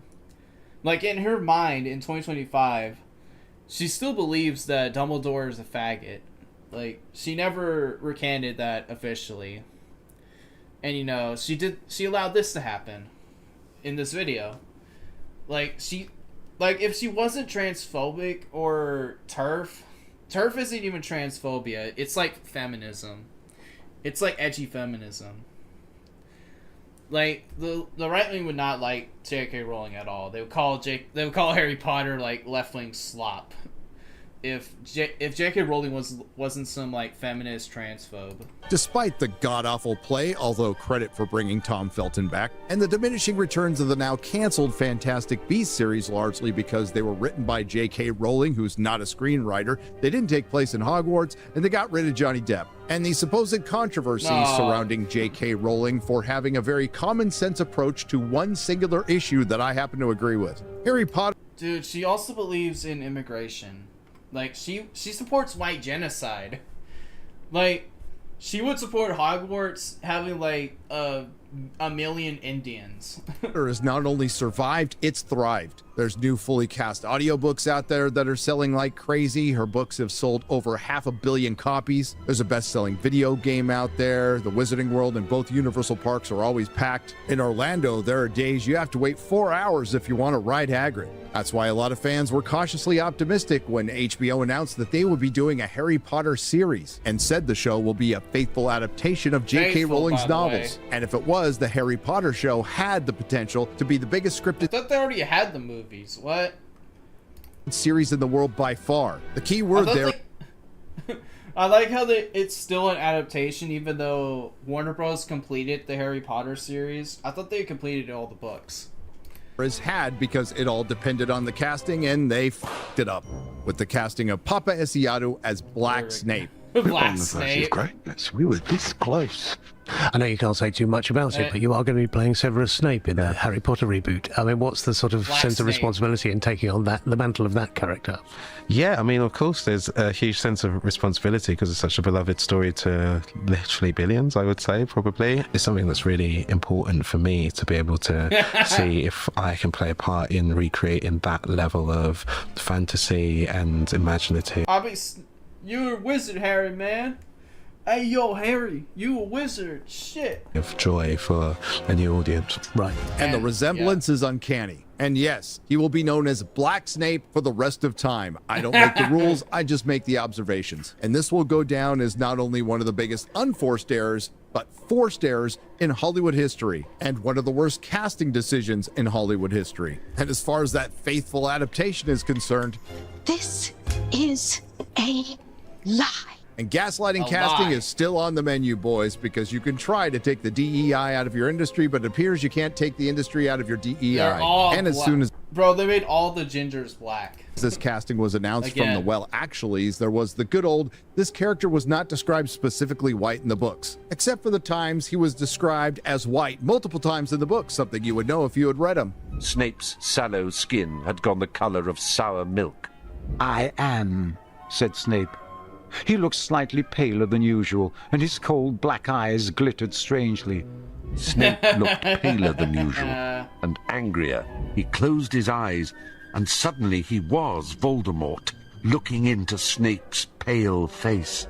And Snape's face was like a death mask.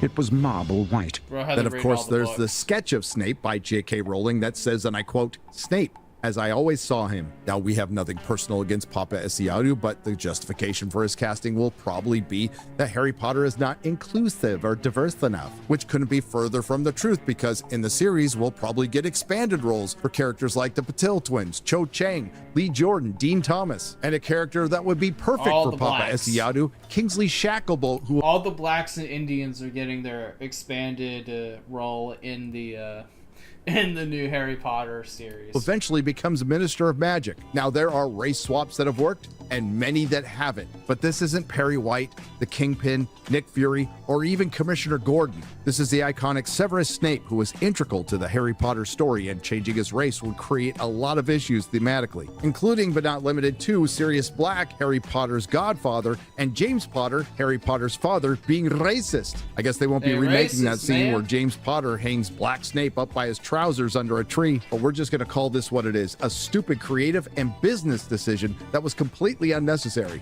A virtue signaling casting based on identity over authenticity to attract an audience that would have already showed up, but now you're going to alienate, whether Harry Potter fans want to publicly admit it or not. In the end, HBO went full Netflix with their casting, which should have been a warning sign considering HBO, Warner Brothers, and this show are all about to belong to Netflix. Dude, trying to blame like diversity on Netflix only is dumb. The fact that they did this already shows that this is not because of Netflix. Like, trying to retcon this as Netflix is forcing all it's not. Netflix just went with the flow with everyone else was doing. I mean, if you go on Paramount Plus, there is a black only section and a gay section. Like, Netflix is not the problem here. It's all of Hollywood. Like, Paramount can supposedly save Netflix, can save Warner Bros.' IPs. The Black Snape will still exist. The Black Snape is still there. Except now Paramount's getting paid for it. And they're going to continue allowing all the gay shit on there, too. I mean, they allowed the gay Blue's Clues, so... What's the difference between that and this? Number 4, The Witcher Season 4. Oh gosh, The Witcher show.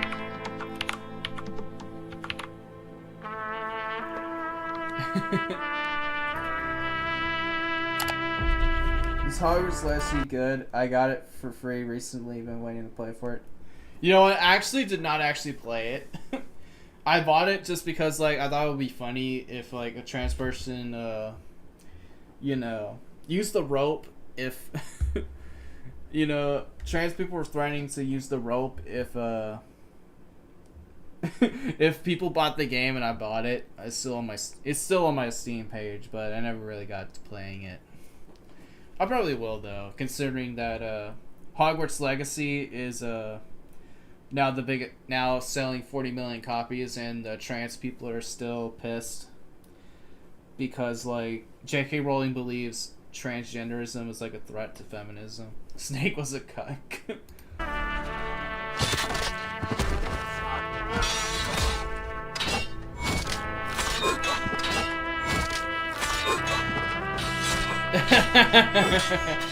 They're really ripping off King's.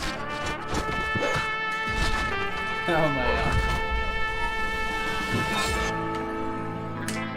There's a good chance by the time you see this segment, you'll either have completely forgotten The Witcher Season 4 came out, or this might be the first time... I didn't even know that The Witcher even had like a long-lasting show, to be honest.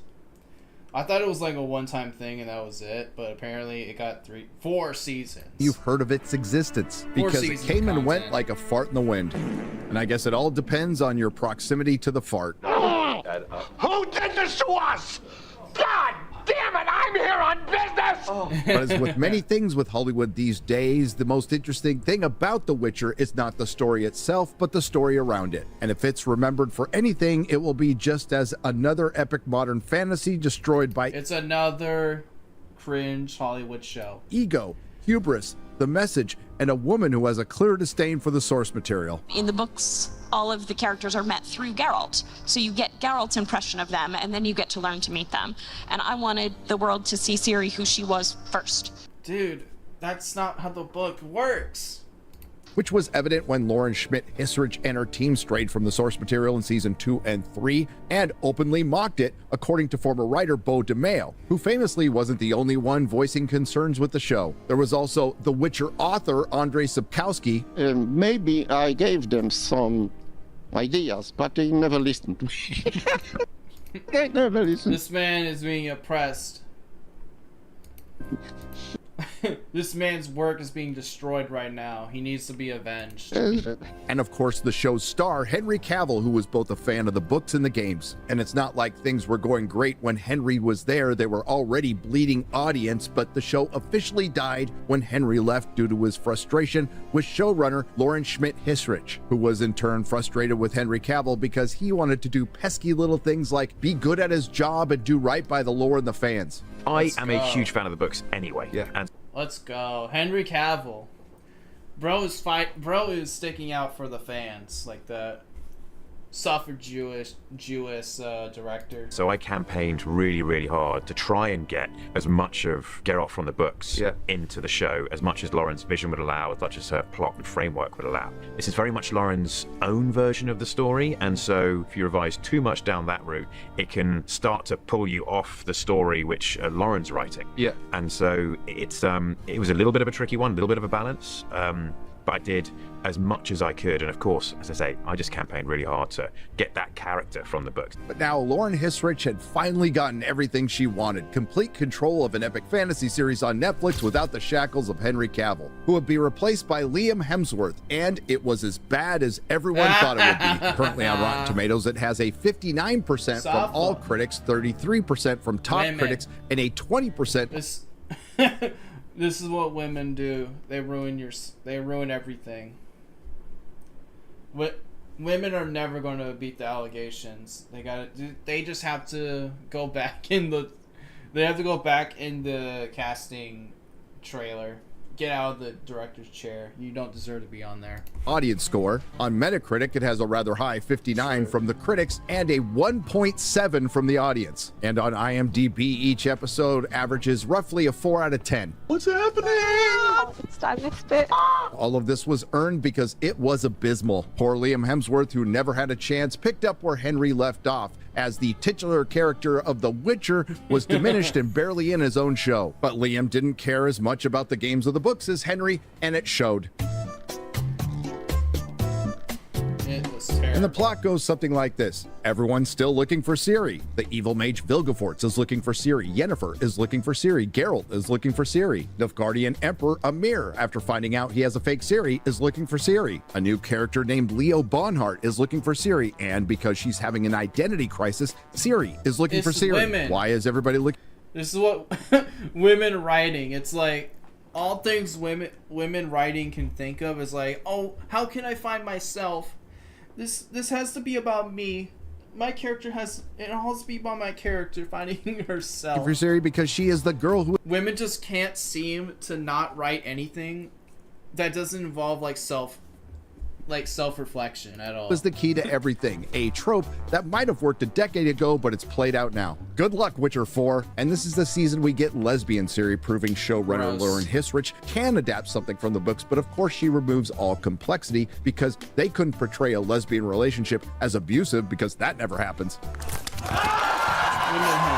But in truth, this show should not be called The Witcher. It should be called The Yennefer. They took 2 chapters out of the book they were adapting and expanded it to make her the primary protagonist. For me, I was very interested.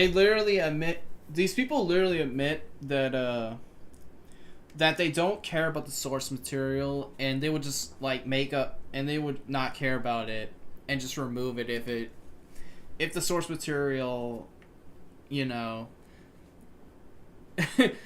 counters what they want, what their fan fiction wants for the show.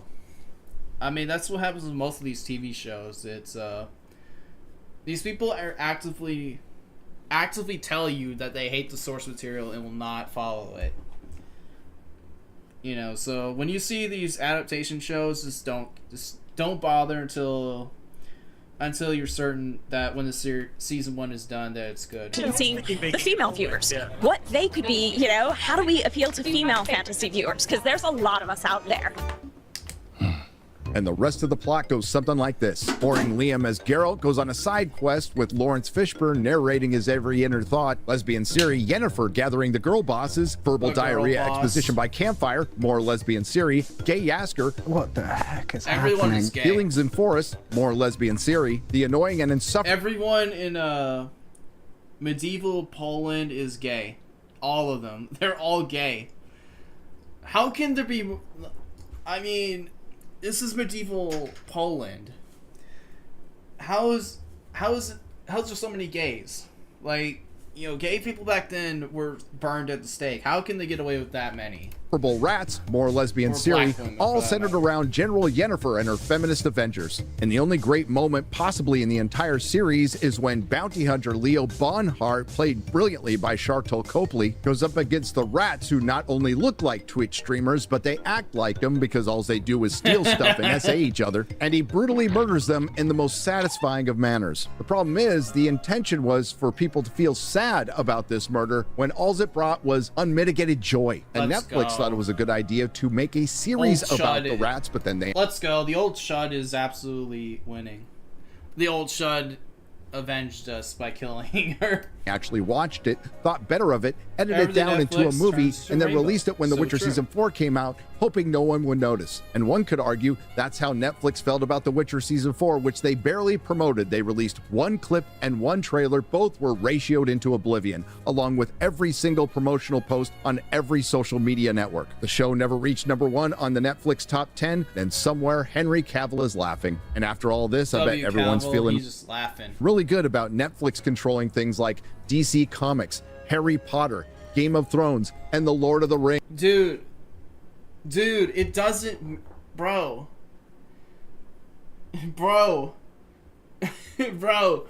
Warner Bros. Already funded the gay shit. Like, they funded the Harley Quinn show. You know how bad that is. And Velma. Netflix is not the reason. Like, stop trying to blame Netflix as solely the reason for this.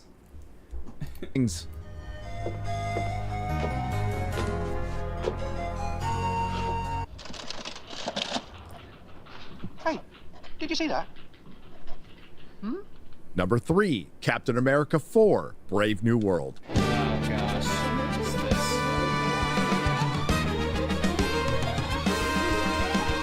The black Captain America.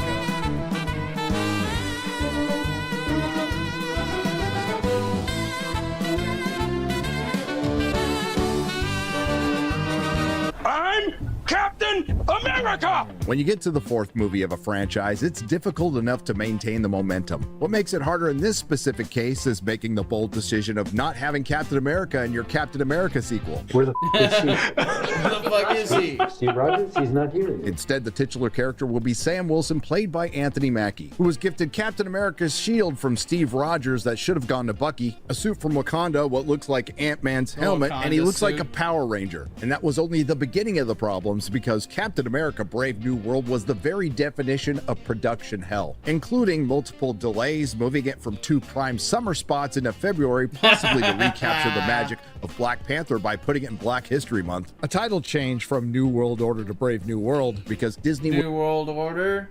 That's strange. They call it New World Order. Was worried that the term had been co-opted by conspiracy theorists who believe crazy things like globalist bankers and shadowy organizations are trying to establish a single authoritarian world government. Gay. Ridiculous.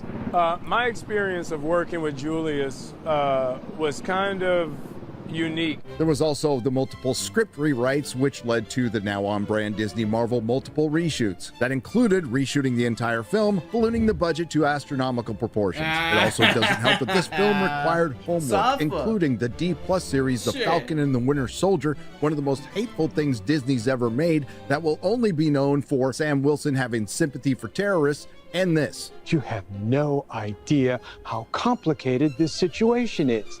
You've got to do better, Senator. And no, Gotta do John better, Walker man. did nothing Shit. wrong. The good or bad news is you didn't need to watch any of the previous Captain America films, but you did need to see The Incredible Hulk and The Eternals. Why? Honestly, I don't remember. He doesn't remember. It ended with a giant celestial in the middle of the ocean. And between the release of The Eternals and Captain America Brave New World, there were 8 Marvel films and 9 live-action series where they didn't acknowledge it at all until now. And it turns out that giant celestial in the middle of the ocean is made out of the other unbreakable metal in the MCU, adamantium, which has caused an international crisis as governments converge on Tiamat. And imagine doing all that homework for a movie that goes something like this: Sam Wilson posing as Captain America in a worse costume, and Joaquin Torres posing as Falcon in a worse costume. And they are later joined by Ruth Bader Bat Seraph, who in the comics is a Mossad agent turned superhero, Captain Israel, but then Captain for some Israel. strange reason retcon. It's Captain Israel.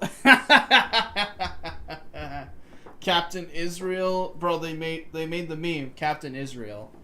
In the film as a former Black Widow. I wonder why they did that. Or up against Jean. No, guys, this is anti-Semitism. The captain is, the Hollywood is controlled by Palestine. Dude, who cares? It's Captain Israel is a Jewish token character.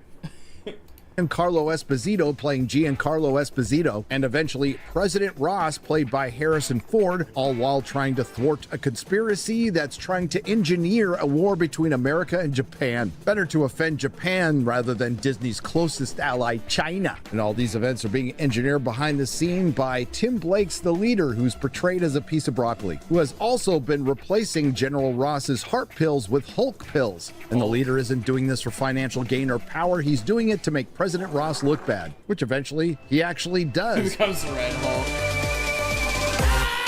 Red Hulk. When it all culminates in a final battle amongst the cherry blossom trees, where the powerless Sam Wilson, who only survived because he was gifted a suit from Wakanda, defeats the Got Red the Hulk Wakanda with suit. a lecture that makes the sun is going down big guy from Age of Ultron look Shakespearean. Well, I know you've done some terrible things. Now, I might be crazy, Hey man, I got but I the think you're Wakanda trying suit. to change. You changed, Now's man. the I time got to the prove it to Wakanda the suit. world. Prove it to Betty. And I don't think it shocks anyone, including Marvel, who Who internally believes knew this, they had a turd on man? their hands, that what was greenlit as a sequel to The Falcon and the Winter Soldier, which ended up being a bad remake of Captain America Winter Soldier, and calling it a Captain America sequel without Captain America, when in truth it's a sequel to The Incredible Hulk without the Hulk, was the first of 3 flops for Marvel in 2025. And it shouldn't be a surprise to anyone that in a year where Marvel introduced their new Captain America, 8 short months later, they had to bring back the real one, because repeat after me, Steve Rogers is Captain America. Always. Will always be a white man.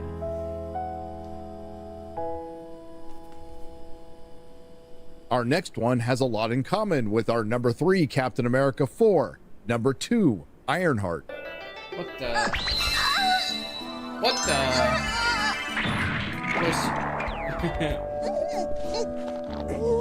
No, Whoa. Harry, not that Ironheart. This Ironheart. Oh, come on. No, really? They really trying to do that? Gross. No, respect the Asian woman. So that black woman. Both were adaptions of the all-new, all-different era of Marvel, one that was so destructive they have yet to recover. Both were mantles passed down from iconic legacy characters to diverse characters solely based on identity. Both come from an era when Disney Marvel was casting writers and directors based on their identity. Both have ballooning budgets due to the fact that they were reshot, re-edited, and delayed to the last minute possible. Because in both cases, Marvel knew internally they had a couple of turds on their hands. And there's no better evidence of this than Ironheart sitting on the shelf a full 2 years after its completion, being one of the lightest promoted shows in Marvel's history and being released in 2 parts within a week. And despite getting the last-minute assist and validation from the guy whose mantle Riri was going to steal, Robert Downey Jr., with some truly authentic videos. Dominic Thorne, I have seen all of the first 3 episodes of Ironheart. I love it. We have so much to discuss. Bro, look, dude, he looks disheveled, bro. Long story short, Iron Man loves Ironheart. Bro, look at him.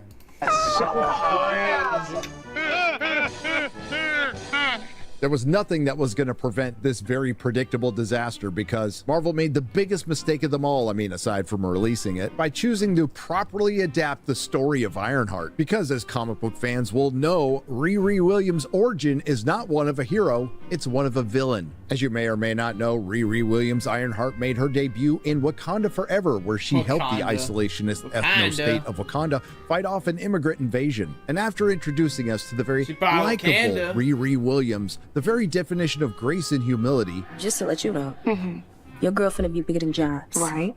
Bigger than Gates. Right. Bigger than Pym. Right. Bigger than Stark. Yeah. Come on. Make it stop. The story settles down into a traditional villain origin story. After being gifted an internship in the isolationist ethno-state of Wakanda and turning that into a 4-year postgraduate grant at MIT, our villain Riri Williams gets kicked out after selling completed tests to students. Also, she could get funds to build an iconic and undeniable Iron Man suit that's better than Tony Stark's, which of course she steals. And you're at least as smart as that Tony guy, right? I mean, they tried so hard. They tried so hard to make this a black empowerment story, and she still steals. She still ends up stealing. Literally. This is like the black woman fantasy movie, and she, and her origin is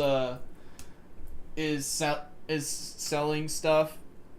Is trying to help people cheat on tests and stealing. I don't have $1 billion, and I can't compete without resources. Tony Stark was able to build this in a cave. Yep. With a box of scraps. And following that, she steals the proprietary intellectual property AI of the isolationist ethno-state of Wakanda to power her suit. And Riri accidentally creates an AI copy of her dead best friend. Natalie? Bro. Who the hell else would it be, bitch? What? But Riri is out of money, and after briefly contemplating working for a corporation so big that it wouldn't notice when she's stealing from it, does not decide to sell all the... She is still stealing. She's still stealing in a black empowerment movie. Hey, man. Stealing. Should be stealing, man. Shit. She's redistributing the wealth. Tech that she has developed to corporations for potential billions. Instead, she decides to make thousands by joining a criminal organization run by the Hood, who was race swapped for this show, so we will call him Da Hood, and the Trans Titans. I'm kind of one of Madripoor's most wanted. Toot. What the What the fuck? After leaving behind a trail of bodies that includes a lot of innocent working class security guards and a tech billionaire who wanted to grow food, Riri eventually loses her suit, then makes another one out of her dad's car, loses the AI copy of her best friend, betrays the Trans Titans, and their leader, the Hood, steals the Hood and sells her soul to the devil. Like I said, pretty typical villain origin stuff, considering Riri Williams is depicted as a liar, a cheat, and a thief who forgoes the privilege of a free education and forgoes the opportunity of using her genius intellect to make billions so she could join a criminal organization and make thousands. Because with Ironheart, Disney Marvel set out to have a superhero show that depicts the lived-in experience of marginalized people set in the south side of Chicago. Marginalized. It's marginalized in institutional racism. She ends up still stealing. Featuring parents and friends getting offed in drive-by shootings, diverse people committing breaking and entering, theft, extortion, and homicide, diverse women fighting in fast food establishments. Because Chinaka Hodge is... It's the ultimate YN movie. This movie somehow became the best YN movie.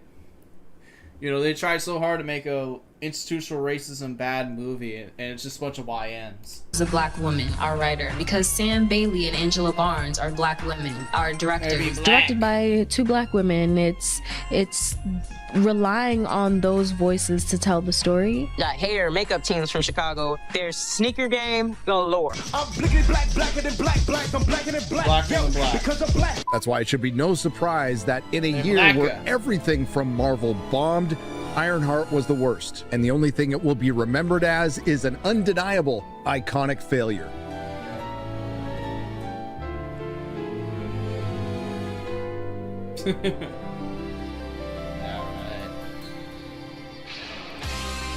Before we get to the #1 Hollywood disaster of 2025, we have some very worthy dishonorable mentions. HBO and Naughty Dog decided to take a page out of Marvel's book and adapt some source material that the fans absolutely hated.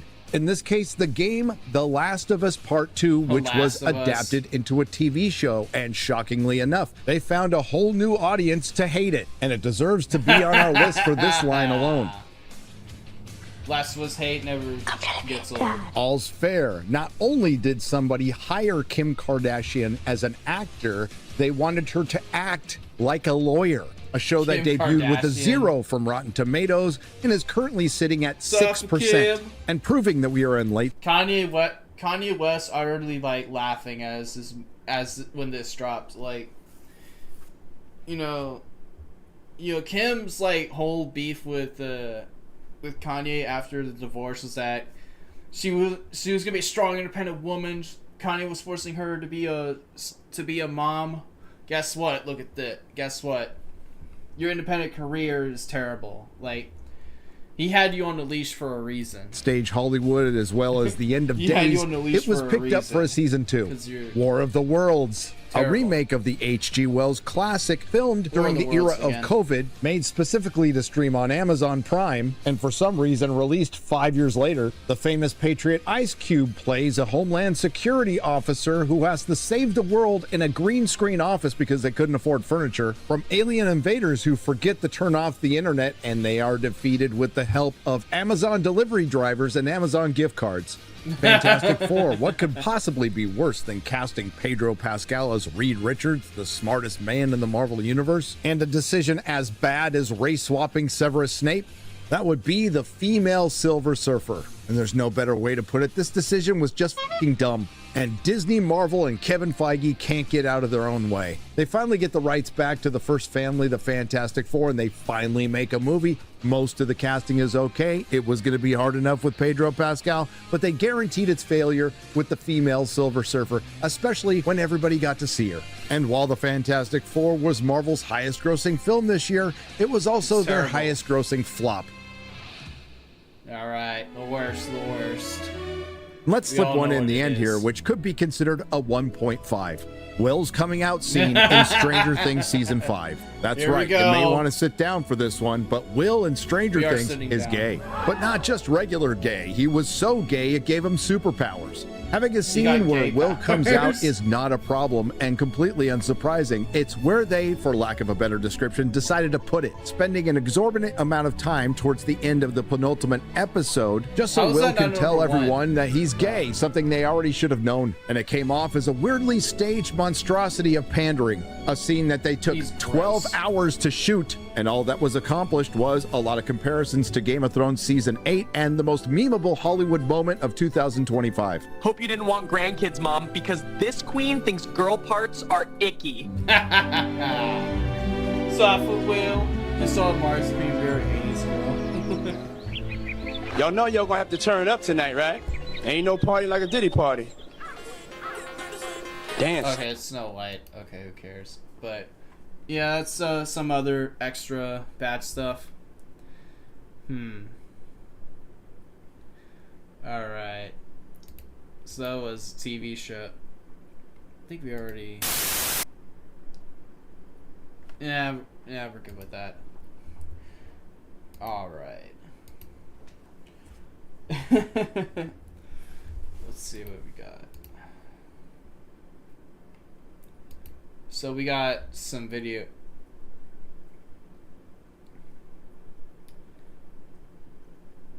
We We got I guess we'll do some video game news. Top 10 worst games of 2025. Let's see it. Gaming was there was some comeback this year. The good somewhat outweighed the bad for this one, but you know, there's still a bunch of terrible shit. As you saw from the thumbnail, it's gonna be bad. In 2025, games got bigger, graphics got better, and somehow that didn't necessarily mean they got better. Bigger and better, you think means better, but it actually doesn't. A lot of games got worse. With all the tech talent and billion-dollar budgets flying around, you'd think we would be in the golden age, but instead it's whatever the hell this is. You got a chance. Obviously, in indie and AA, we're seeing some fantastic stuff, but there's some big things that came out that just... What? Hi, folks, it's Falcon, and today on GameRanks, 10 games that sucked in 2025. 10. Hey, so let's start off with number 10. It's Painkiller. So, this is a game that's not necessarily terrible, but the name Painkiller does... Dude, this looks like a Doom ripoff. Dude, this is a Doom ripoff. ...does not do favors for this game. The original Painkiller was one of the rare few games that kept the boomer shooter alive during the dark times of the early 2000s, where military shooters were pretty much the only game in town. Yeah, the series pretty quickly went to crap after an endless parade of terrible standalone expansions, but that first game and its first add-on were really good. This game is Painkiller in name only. It has almost nothing to do with the other than bringing back a few weapons and the vague heaven versus hell setting. Otherwise, it has more in common with Vermintide than the original Painkiller, and Vermintide does it much, much better, I must say. It's a 4-player co-op game, though, rather than a single-player boomer shooter, and that's lame, because I'm not necessarily saying, oh, because it's a co-op shooter, it's bad. It's a lame co-op shooter. It's boring, it's tedious, it's half-baked. They're trying to do something interesting by making it a hybrid between, like, Vermintide and Doom Eternal, but it's not something that works. It's terrible. Yes, the demonic levels look pretty good, and you get a lot of movement options, which is different from one of these kinds of games, but that small collection of levels gets really repetitive really fast, and the game's structure of short hallways connecting to the arenas, right, to fight off hordes of enemies, it's really repetitive, and it makes the level feel the same. There's just nothing fun or dynamic about Painkiller that you would find in like the best 4-player games like Left 4 Dead. Painkiller's just a drag. And when I said this has more in common with Vermintide, I meant that. The tutorial level is bizarrely almost a direct ripoff of the second game in that series. That's what got me here in the first place.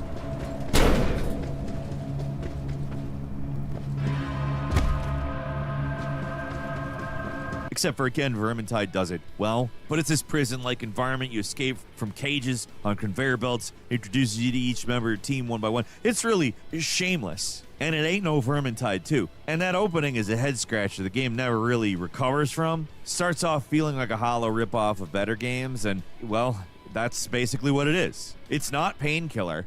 What makes you think that? I have a fishbowl for a head. Maybe you owned a pet shop or something. Of course. Another thing we hope isn't painful is... This is like modern Shakespeare dialogue. Clicking the subscribe button. I know, I gotta ask. A lot of you, most of you are not subscribed. So if you would do us a big solid and click subscribe, we'd appreciate it a lot. It helps us a whole lot, and we hope it helps you find some stuff you want to see. So thanks again for clicking subscribe. Let's get back to it. And number 9 is Lost Soul Aside, starting off as a one-man project. Feels kind of bad to beat up on this game. There was clearly passion put into this thing. The effort is there on screen all the time. Effort, and at least at first it was a game I think we all wanted to give a fair shake. One of those games that has a lot of obvious influences. Highly active Devil May Cry combat, Final Fantasy VII looking world building, brooding protagonist, a little bit of Nier in there. Ambitious game. It wants to have... Dude, copying all the other like stuff that makes the games good doesn't work. Trying to copy what the FF7 remake did doesn't work for your own original IP. Scope and bombast of much higher. It just leads to stuff like this where it's just the same game that people are gonna play for like one time and then never play again because they're waiting for the next Final Fantasy or the next or waiting for the next Dark Souls. Because it's going to remind him of Dark Souls. Profile games, but the final product's just a little too sloppy to recommend. The core problem here is that the game just isn't a lot of fun. It's a slog. Levels drag on for too long, boss fights are frequent, they take forever, and the level design barely ever gives you much to be excited about.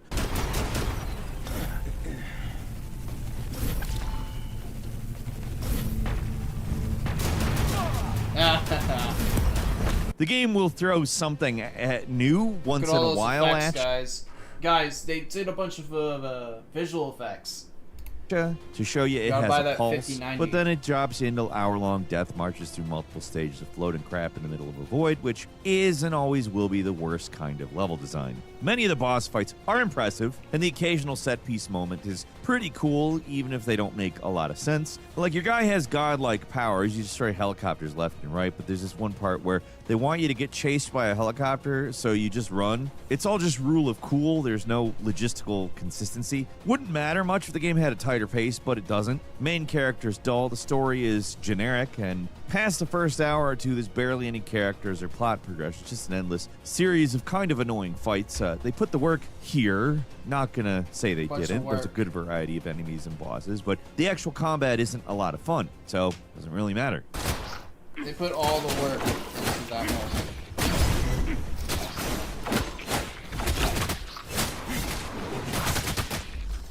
The game has a 62 Metacritic with a 5.9 user score, and unfortunately, I think that sounds about right. It's a game that looks awesome in a trailer or a random clip, but when you play it, something feels wrong. I definitely give the developers respect for what they're doing here. It just didn't come together. Dude, they just copied all the stuff that makes actual good games good, just to make this like monstrosity. I do think they probably gained a lot of experience making this game and potentially could make something incredible next time around. So let's hope that happens, and better luck next time to them. And number 8 is Double Dragon Revive. They keep trying to bring this series back. Sometimes it works, like 2023's Double Dragon Gaiden, or WayForward's Double Dragon Neon. I mean, WayForward knows what they're doing, but sometimes it doesn't. I mean, this isn't absolute bottom of the barrel garbage like Double Dragon 2 Wanderer of the Dragon, but it's not far from that. At a glance, it doesn't look bad. 3D characters that look right out of a modern SNK game are, all over the place. But playing it's another story. It's really just not a good beat 'em up. They're literally showing what buttons to press for a combo move. Really? Bro. It does do a few things that spice up the traditional formula, but it just pales in comparison to the other recent beat-em-ups like Absalom or Marvel Cosmic Invasion. Marvel Cosmic Invasion, what a model citizen. Absalom also is, those two are good games. Those are just great games. Double Dragon Revive, not so much. It's got a fatal flaw, and it's this bizarre choice to make it an 8-way fight system. Instead of just punching in 2 ways, forward and backward, like in basically every beat-em-up ever. This game has you attack in 8 directions like a fully 3D action game, but it still rigidly sticks to the old-school belt-scroller format for the levels, and these are systems that do not mix. It lacks the ease of a 2D game trying to be 3D, but also remaining in its 2D environment. Play that's necessary for making an enjoyable one of these games, but it's just not enough. Like the millennial gamers, they love that pixel art revival genre. Just keep doing that, and you'll make money. Just keep doing that. Don't make this 3D stuff anymore. It does offer some fun stuff like environmental takedowns, special attacks that can do a ton of damage to single opponents, but the boss fights in particular, they're terrible. They combine the worst aspects of beat-em-ups and action games to make some of the least fun, most frustrating bosses in these types of games I've encountered. Like, they're awful. They're so unresponsive when you're standing there. Let's end this! And it's $35. Like, that's a lot. It's not the worst Double Dragon, but it's so far from the best that it's not worth bothering. And number 7 is Dreams of Another. This is one of those games with a really funny idea. Like, it's an art game where you got a machine gun. That's the hook. It's the core concept, the entire game. You're a kid in pajamas who was dropped into a fuzzy world, and if you shoot everything with your gun, it'll eventually form a more recognizable shape.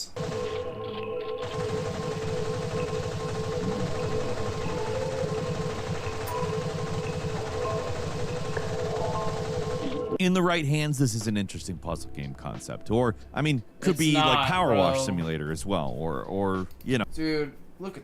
Dude, it's not even something. fun. But it's really more not like a even fun to walking look at. simulator with a gimmick that gets very stale very quick. For a game that's trying to say something about art, it's pretty damn art, artless. guys. It's Rather than a art. truly dreamlike experience that leaves you up to your Video own games are art. devices, Did it you know beats that? you over the head with its central themes, which are repeated ad nauseum, I might add. Very little actual gameplay. It's less of a dream simulator and more listen to dialogue simulator. Actually, it's not even simulating. You're just listening to dialogue. So, I mean, I will say it's not impossible for that to work either. There's something like Dream Barbecue, because that's like such a striking piece of like art stuff.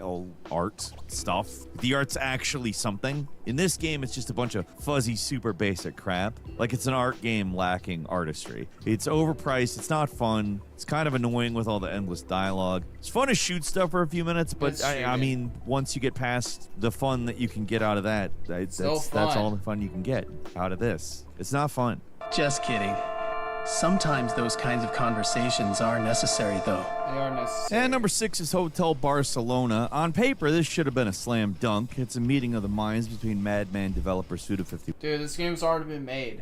This game has already been made. I only saw it for 3 seconds. I already know there's a bunch of games before that look like this. One and the Suda51 Simulacra known And they as did it better. Spheri. These guys managed to do some amazing things on their own, so together they must be unstoppable, right? And there are good ideas here, and this game does have the usual style to spare, at least in the menus, character designs, and overall storytelling, but the game part doesn't hold It's up. not good. I mean, that's true of some of Suda and Spheri's best, but the problem here is that this roguelike, it's similar to something like Dead Cells, but totally lacking in the smooth, satisfying gameplay that makes that stuff work.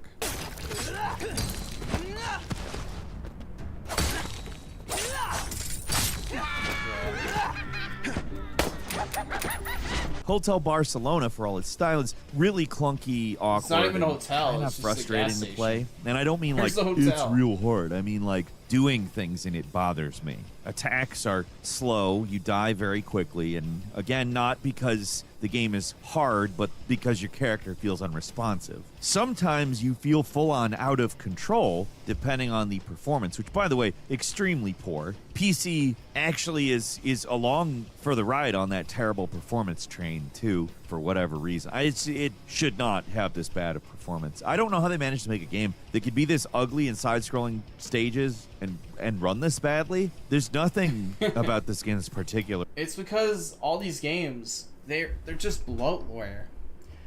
I mean, after like the C80, the 1080, you know, the GTX 1080, you know, there was no reason to buy a new graphics card because, you know, the graphical details maxed out, so it's just nothing but bloatware. Really insane. And you know, bloatware causes games to run terribly, which led to this being run terribly. Graphically, but somehow they made it happen. I mean, this huge hitch is out of nowhere. There's slowdown, there's stuttering all over the place, and I do not know why. There is nothing going on. A Switch 1 should be able to run this game easily, but a modern computer cannot. I kind of feel bad calling It's it made for out the as a Switch. bad game. It's that game 'cause you it should find be on the right up Switch my but never alley, play. and I like all the developers involved. Hell, I'm all for more games from either or both of these developers. This one's just a big flop.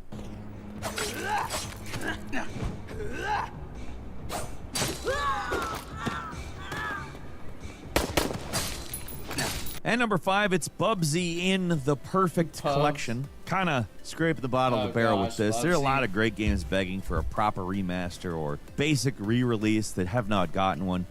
Hell, the new Bubsy game is actually fun and good, but for some reason, Limited Run Games and Atari decided that the old Bubsy games deserve a second chance. Now, to be fair, very good, well put together. Dude, you're just not gonna escape from Bubsy. The collection of some mostly bad games. That isn't to say all of the games in this collection are bad. Most of them are, though. As a piece of preservation, it's a good package. But as a game you might want to play, meh, it's not. These games mostly sucked back when they came out in the sucked 90s, then, and they they have suck aged now. like milk. Some of them have gotten upgrades in the collection. The first Bubsy game and Bubsy 3B have a refurbished edition, which improves the controls a bit. And I have to say, in the case of Bubsy 3D, it makes the game a lot more playable.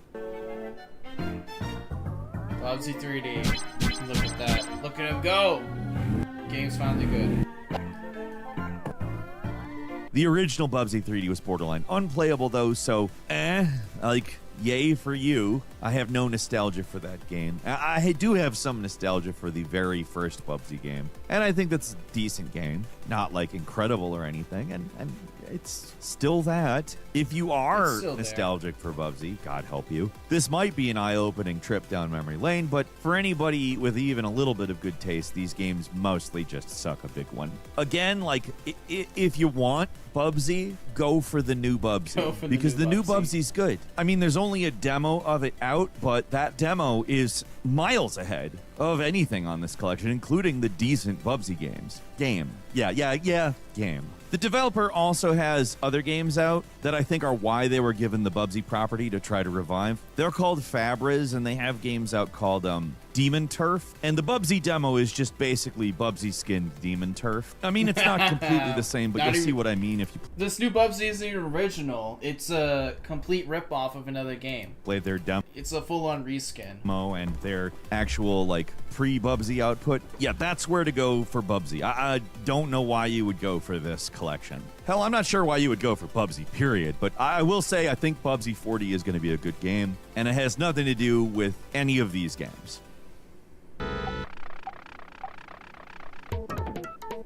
He died. And number 4 is Scar Led Salvation. It's anime Returnal, but that sounds good, and it's not good. In terms of gameplay and mechanics, it is a blatant, deliberate ripoff of the Returnal. From the way the guns work, to the shooting, to the upgrade system, it's almost identical, but that doesn't mean it's good. I mean, those elements of the game are the only good parts of the game, but I would say that contextually it doesn't work. Everything else is absolutely miserable. The entire game is an endless procession of barren, featureless hallways that connect to combat arenas. It has none of the world design or flair of Returnal. Dude, how can... It's actually like a big feat for these anime games to actually be this soulless. I congratulate them for making it that. Because even the most slop anime game, it actually has soul, unlike what this is. None of that game's mystery or pacing, just endless boxes that stretch It's on. completely dead. It's the guns indie feel shit. mostly anonymous. It's like the some graphics Unity look test. like an upscaled PlayStation 2 game, not in a good way.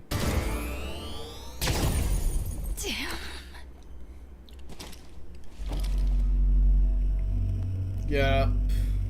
Yes, I understand that there is a One certain hit down. look about PlayStation 2 games, as there are with basically every system and era, that evoke a certain kind of nostalgia, or at least have a specific style. I'm not saying that. The rooms are like the exact same. Like, there's not even a difference in any of these rooms when in this whole game. Beyond the not great graphics, the controls are slippery and awkward. Anytime you try to do a close range attack, it's glitchy. It feels like a glitch fest. Dodging is not satisfying. Enemies are passive. The game is super easy. You'll barely engage with the roguelite mechanics. It's just run forward through dull levels over and over, hoping to find something new that'll pull you out of your stupor. But it takes forever for that to happen. Each stage stretches on far longer than it needs to, and it's $60. Like, that is, it's insulting. Please. If you absolutely need an anime babe in Returnal, mod one in. It's not worth $60 to do this. This is bad.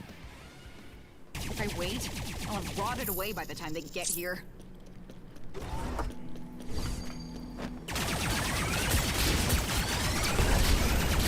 And number 3 is Vampire the Masquerade Bloodlines 2. The first Bloodlines from 2004 from Troika Games was and still is a standout RPG that's incredibly janky and, even with all the fan mods and fixes you could find, pretty much falls apart at the end. But that doesn't mean it wasn't and isn't something special. It absolutely is. There's a reason why people were initially so excited about a potential follow-up. They could take all the good ideas from A Diamond in the Rough and make a really great continuation. And given it's on this list, it's safe to say that did not happen. Nah. Instead of the sprawling, open-ended vampire RPG we all wanted, Bloodlines 2 is a small, limited, and unambitious, frankly pretty boring, quasi-Dishonored-like. Doesn't really It'd be feel like Bloodlines. It's more like a beat 'em It dishonored the first game. up, not a good beat 'em up. You're running back and forth across a tiny map with a bunch of intermittently long dialogue breaks as well. There's not a lot of game here. The brawling, it's there, but it's very basic and unsatisfying. You can't even equip any weapons. It's just punching all the time, and the occasional vampire power. Like I said, mild Dishonored-like. The vampire powers feel very, very Dishonored without the quality. They're always You can shoot dishonoring. guns, but only by picking them up with telekinesis. You can't actually hold anything, which is very odd. Awkward and ridiculous. Barely feels like an RPG. The dialogue, It's so absolutely quirky, guys. brutal. Like, yeah. It's so the quirk is real in that you don't hold the guns. You don't hold the guns, you use telekinesis to shoot the guns. Like, it's so quirky. Please give us $60, please. Yes, vampires can be cringy. The first game had cringy vampires. Not saying it didn't. It's inevitable with this setting and this type of character, this all the Transylvania main guy and the old-timey spouting guy. Everything that's in your head about how this could be bad is there, though. It's shocking how bad the writing is, given that the Chinese Room's last game, Still Wakes the Deep, is, like, excellently written, and this is the opposite. Like, to be fair, like, Chinese Room wasn't the primary developer on it for most of the development process. I don't know to what extent Hardsuit Labs did the writing, though. I mean, I never really had high hopes for this one. The game was doomed before Hardsuit Labs was even on, and when they got taken off in the Chinese Room, a walking sim developer that doesn't have a lot of experience with mechanics, they were brought in to turn it around. I didn't think they were gonna. I have to give them even a little credit. It could have been a lot worse. It's at least pretty stable, and you can't say that about the original game. The first game is great and memorable, though, and this game is not. Ad number 2 is Mind's Eye. I know, we covered this one in our most disappointing games of 2025 back in June, but I don't think that you can talk about games that sucked this year and not talk about this game. Still looks like It's Lincoln the Clay bad game of 2025. It's a game that just begs to be discussed because it's such a bizarre misfire in every conceivable way. It had vague marketing, it had stories of development hell coming from the inside and the outside of the studio. Nothing leading up to Mind's Eye's release was promising that it would be good, and the final product managed to exceed all expectations in a bad way. The funny thing about it is that at least for the first few minutes, Mind's Eye doesn't make the terrible first impression that you expect it to. The opening cutscene is very GTA, but it looks good. The city is impressively detailed. There seems to be an interesting sci-fi story buried here, but that's all a front. It's a facade for a hollow experience that, well, that's what Mind's Eye is. It's a hollow experience. It's got this open world city that, like, in theory, should be amazing. But the actual story is 100% linear. You don't really get the opportunity to explore this. I mean, they clearly... You could probably imagine like this utter relief Starfield devs have when this game came out, because now this is like the worst thing to ever happen to video games. really spent all the money making this city. No one cares about Ride the circuits, whatever is on it, for want of a more accurate term, it's evil. If you're thinking about trying to stick it back in your neck. You don't get to explore it, though, which sucks. The core gameplay, which is third-person shooting, it's nothing special. It's not good. It's one of the most limited versions of that I've seen in quite a while. There are some very long, boring drone sequences, but by the time you get to the back half of the game, it becomes Mind's Eye of War, and it's just nonstop shooting, where you're forced to struggle through multiple hours of completely brainless open-world crap without, like, a satisfying open world to back it up. You walk forward 2 steps, 24 guys pop up, you shoot them all, you walk forward another 2 steps, rinse and repeat.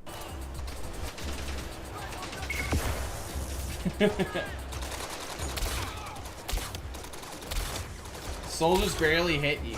And you get a long, extremely stupid cutscene that breaks up the monotony, which I guess feels better, but it's not good. And then you have to do the whole miserable experience again. What starts off as a somewhat intriguing plot goes absolutely nowhere. Nothing comes together in a satisfying way, and the game ends up with just a wet fart. It's got an ending cliffhanger that's obviously never going to get resolved. I don't know why they thought that it's like a sci-fi GTA game where the main thrust is an alien invasion, but you mostly fight soldiers, though. I don't get it. I don't get who thought this would be good. The writing in general is pretty bad. There's some laugh out loud ridiculous GTA would actually be scared of this game. It's mostly just boring, though. Like, the so bad that it's good stuff is pretty minimal, and it's padded to hell and back by the end. They knew this thing was too short, so they force you through a secret military base. You have to drive all the way across the map, come back, enter the base again, through the same spot you left from, do the whole thing again in reverse. If you're a bad game enjoyer, there's a few laughs, but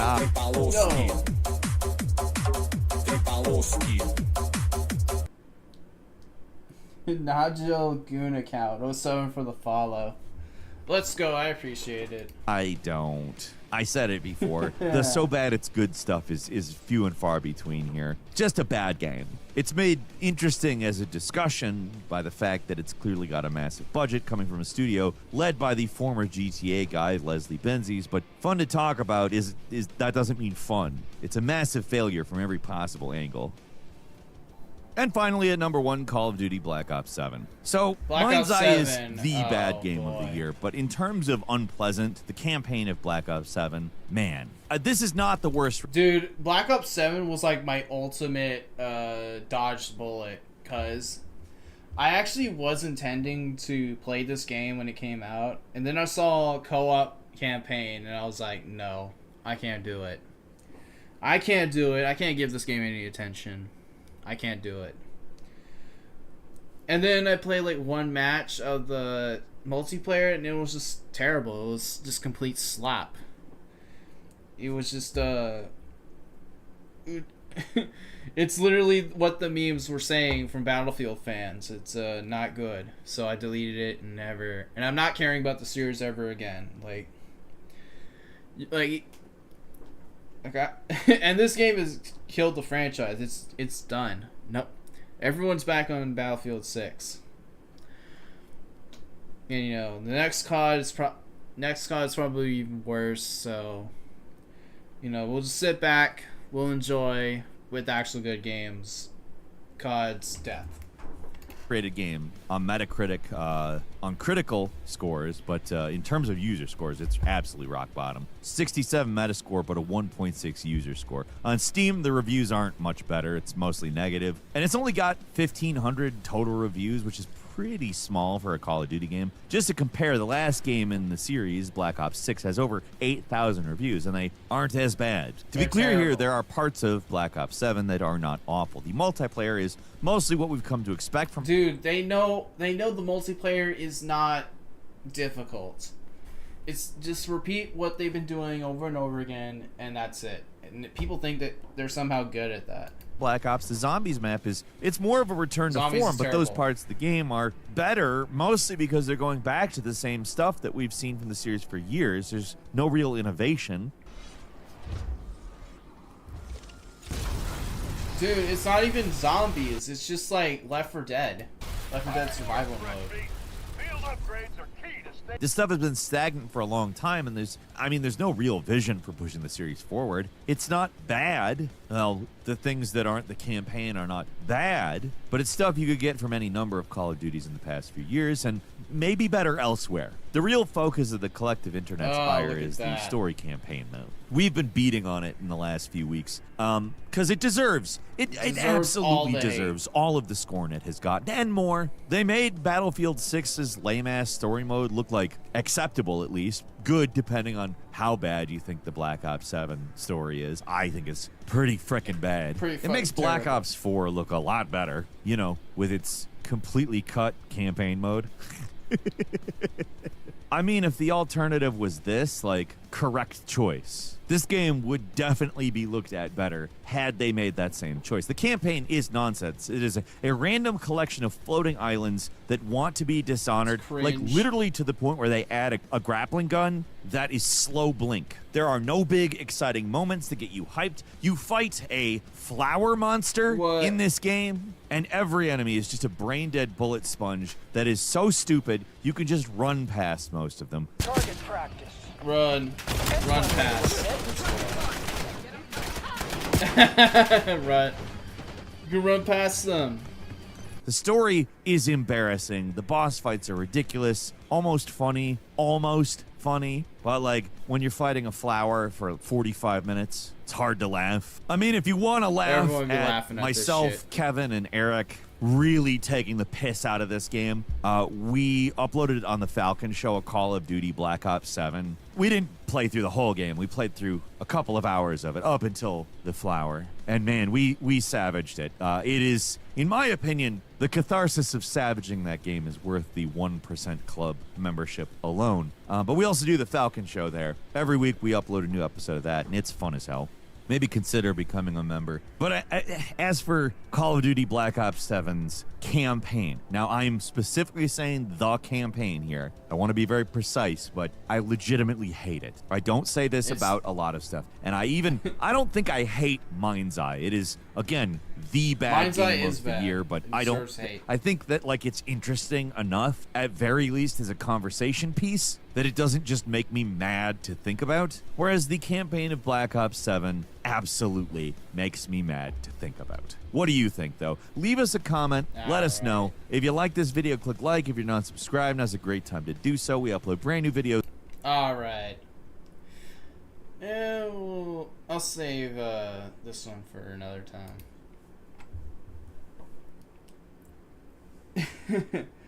All right. So we'll do this one, and then we'll finish off with oh wait.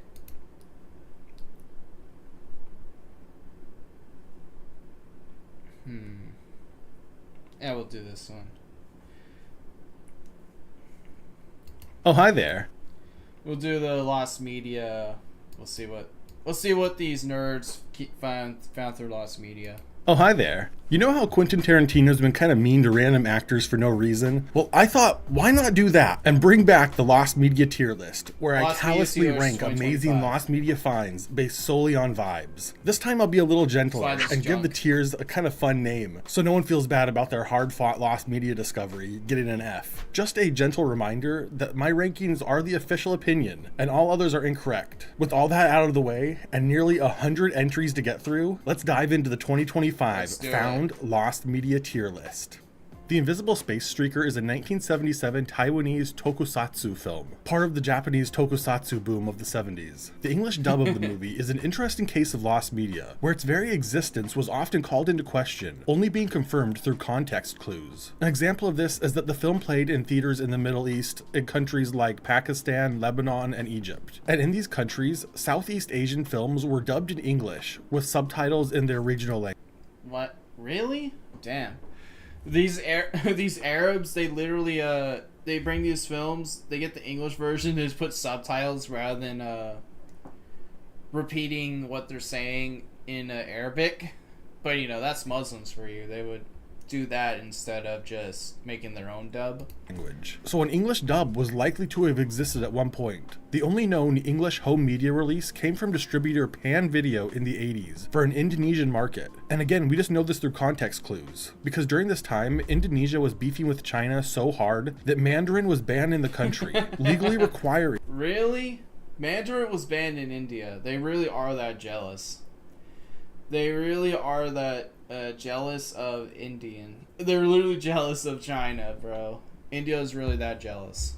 An English dub for the movie to be released in the country. And we finally got confirmation that an English dub was preserved by Indonesian video collector Buddy Prasetyo in March of 2024. After 9 months of negotiation, we finally got our hands on a DVD copy of the Betamax release of The Invisible Space Streaker in its English dub. Great story, great find, and a wild movie. This is an A tier for me. Astro Code was a puzzle game for the ZX Spectrum released in 1984 by Finsbury Software. Now, most of the time when we talk about lost video games, we're really talking about an unreleased game, a lost build of released games, or games that are no longer playable due to servers being shut down. But Astro Code is a rare case of a game that was actually released, but on such a small scale that it evaded preservation for over 40 years. The only evidence that Astro Code existed came from a 1985 issue of ZX Computing magazine with a single screenshot and a brief blurb. In the decades since, nothing more was really known about the game other than the fact that it was released commercially, likely only in the UK. And for such a unique case, the conclusion is rather unceremonious, as the game was found by Don Claulion among a collection of other ZX It's broken. Spectrum games and dumped to the Internet Archive in January of 2025. B tier. Rock Feud was a 2001 spin-off of Family Feud developed by VH1, similar to Celebrity Family Feud, but this time there were two rock bands competing against each other. The show is meant to be an edgier version of Feud, comparable to Rock and Roll Jeopardy and Name That Video. A pilot was filmed starring the bands Save Ferris and Lit, hosted by comedian Johnny A. Sanchez. The show was not picked up by VH1, possibly due to the shows that inspired it, Name That Video and Rock and Roll Celebrity Feud, being canceled around the same time. The show was not publicized before its cancellation. It really did make that after after literally the same idea was already being done. From what I can tell, Lit and Save Ferris have never commented on the pilot. It's been a highly obscure piece of lost media for the past 20 years, until it was posted to YouTube on the channel of famed game show host Wink Martindale on January 10th, 2025. This one's just so unique, I have to give it a B tier. Now, Fish is one of the most baffling discoveries of the year in my opinion. It's this really quaint, bare-bones game for the Atari 2600 where you control a fish trying to eat worms and other fish while avoiding and attacking larger fish. The game was discovered on a backup tape from Atari's Coin-Op division in the personal files of Mike Albug, a programmer at the company. This is already pretty strange, since a game like this would be part of Atari's consumer engineering division and not its Coin-Op division. So it's assumed that maybe the game was sent to the Coin-Op division for feedback, but the truth is anyone's guess. Until its discovery in 2025, the game was completely unheard of, but it appears to be nearly complete, making it really difficult to rank this one, but I'm gonna go with a C tier. Cool discovery, but the game is really just alright. In the 2000s, the video game network G4 was really a special place. Nowadays, there's endless content on YouTube for gamers, but at the time, G4 was really the only place that solely catered to a gaming audience. And one of the channel's first original programs was Portal, running from 2002 to 2004 for 60 episodes as a launch program for G4, and funnily enough, it predates the video game Portal by quite a few years. It's hosted by Dave Mainstein, and Portal was part machinima, part live action, where Dave talks about MMOs, sometimes as if they're real places, and interviews characters in the game. They're real There's in way my more mind. to the show, but yeah, it's just weird. They're real. It's real in my mind.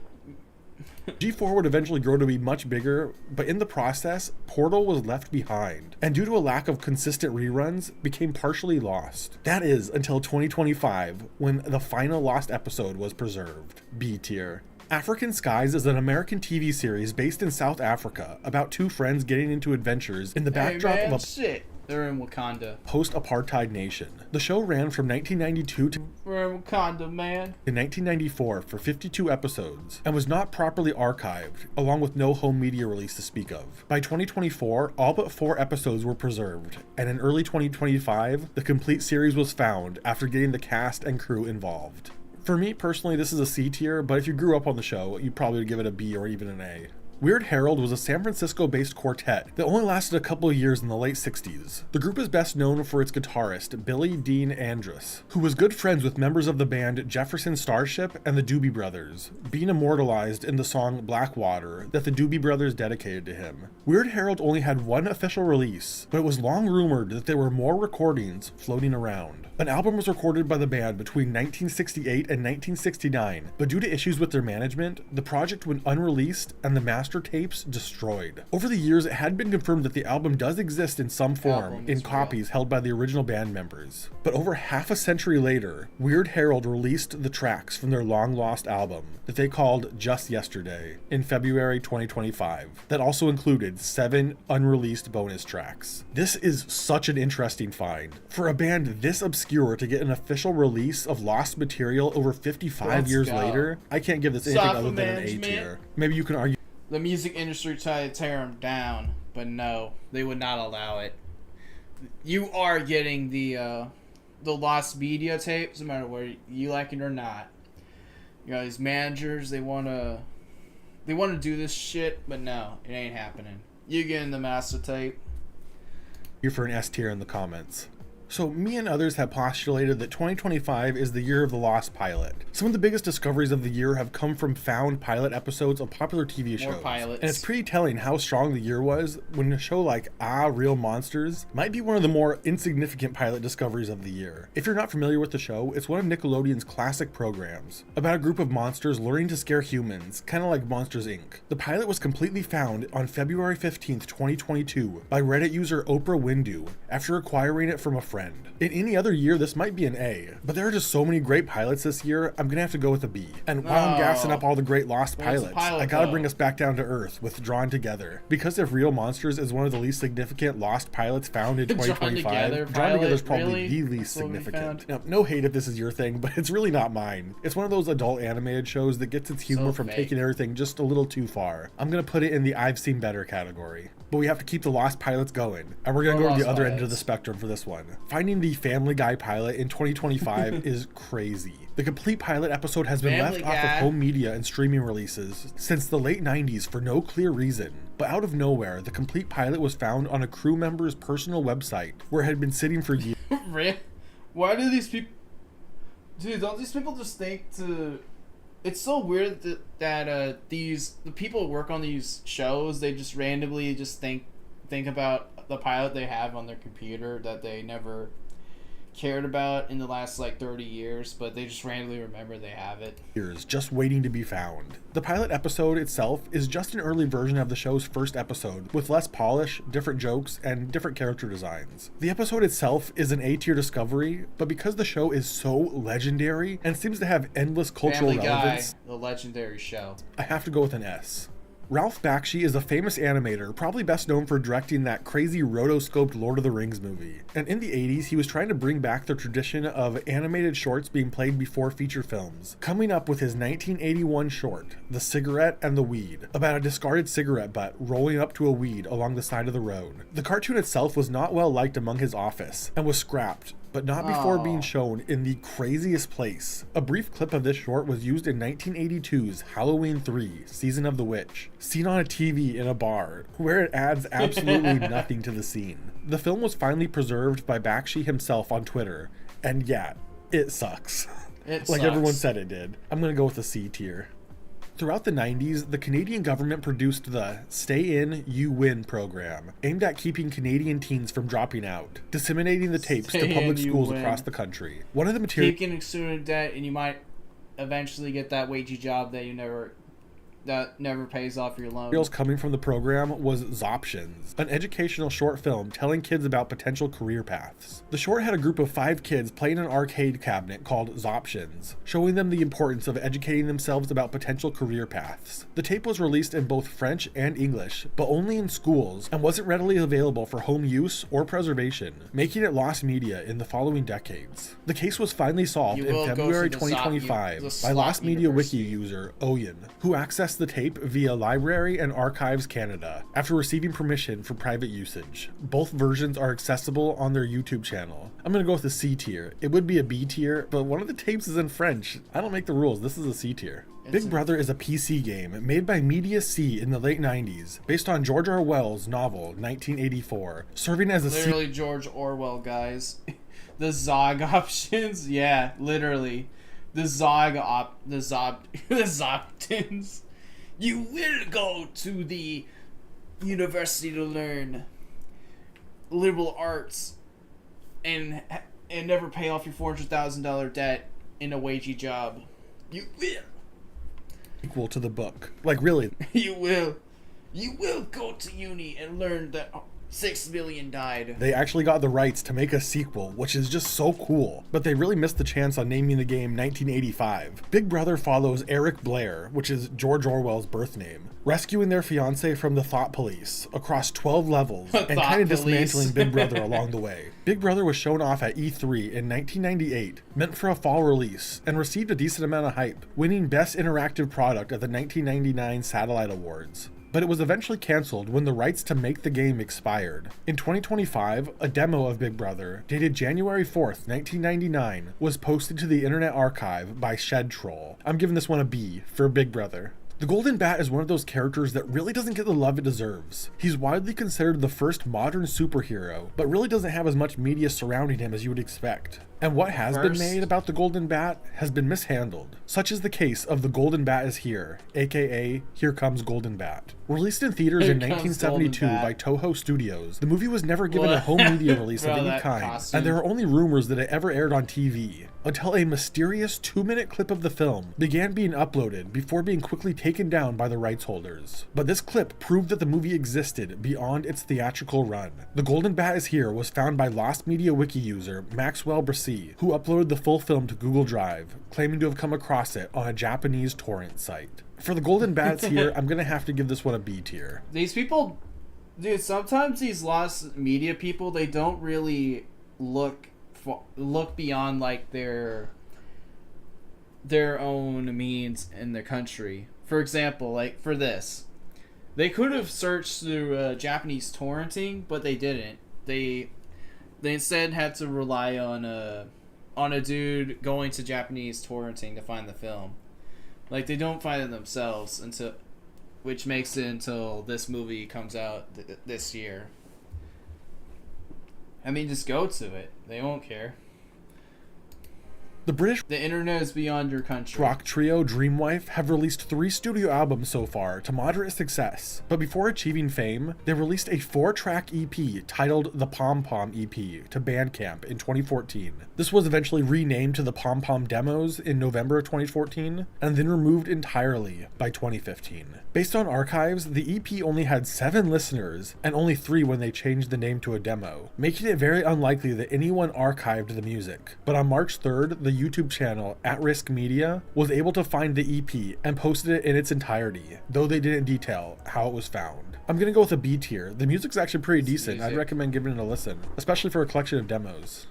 DXP was a programming block of video game-based content on Disney XD that ran every night in the summer of 2017. The block was a mix of series produced by Disney and other companies like IGN, Vice, and Attack Media, airing video game tournaments like Smash Bros. Wii U and Street Fighter, along with original programming that included Polaris Primetime and Parker Plays. The block returned in 2018, albeit in a limited format, and was officially canceled in 2019. DXP is kind of what you'd expect. How do these people follow the slop? From a larger corporation trying to appeal to gamers, but it held a special place in the heart of kids who were able to experience it. Due to its limited airtime and being shown in the middle of the night for a brief run, many aspects of DXP have been lost. Some of the lost content includes Parker Plays, ESL Speedruns, Polaris Primetime, Play with Caution, and Waypoint Presents. But in the early months of 2025, a team was assembled that collected the remaining lost episodes of the DXP programming block, mainly spearheaded by Tom Shire, marking DXP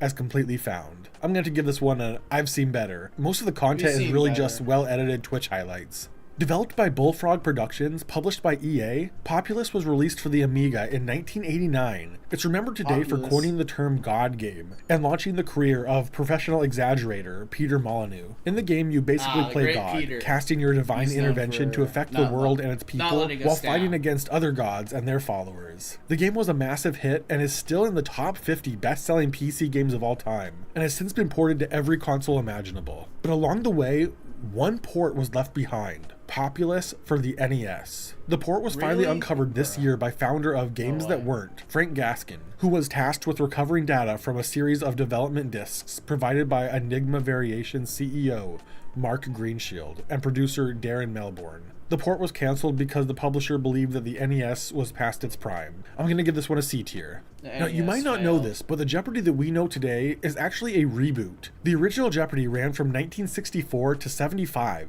before it came back in its current iteration in 1984. But between this break, there was another revival of the series, the all-new Jeopardy. This edition only lasted a year in 1977, and its pilot episode has since been lost, with only one surviving still. It was finally released on March 28, 2025, by the Facebook page Game Show author Adam Nedith. It seems that Adam had been in possession of the pilot for some time and posted it as part of a thank you gift for his community donating to his friend who was going through cancer treatment. The pilot itself is pretty mid, it's just Jeopardy with a slight remix, but the story is so wholesome, I gotta give it a B.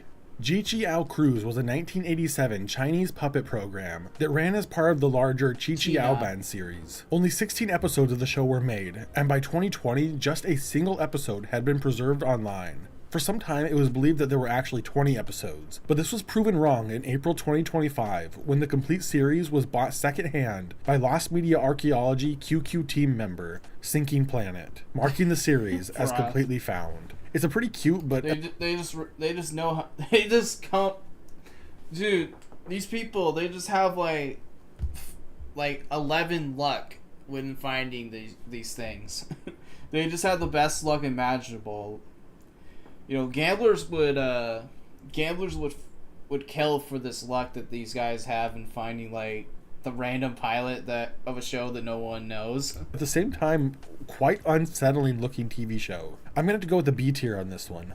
Dark Castle was a platformer developed by Silicon Beach Software in Bro, I can't power chat. It just shows the loading bar doesn't submit. Yeah, I mean, power chat is dead. I mean, when they stopped having PayPal, I don't care about it anymore. Yeah. It's not good anymore.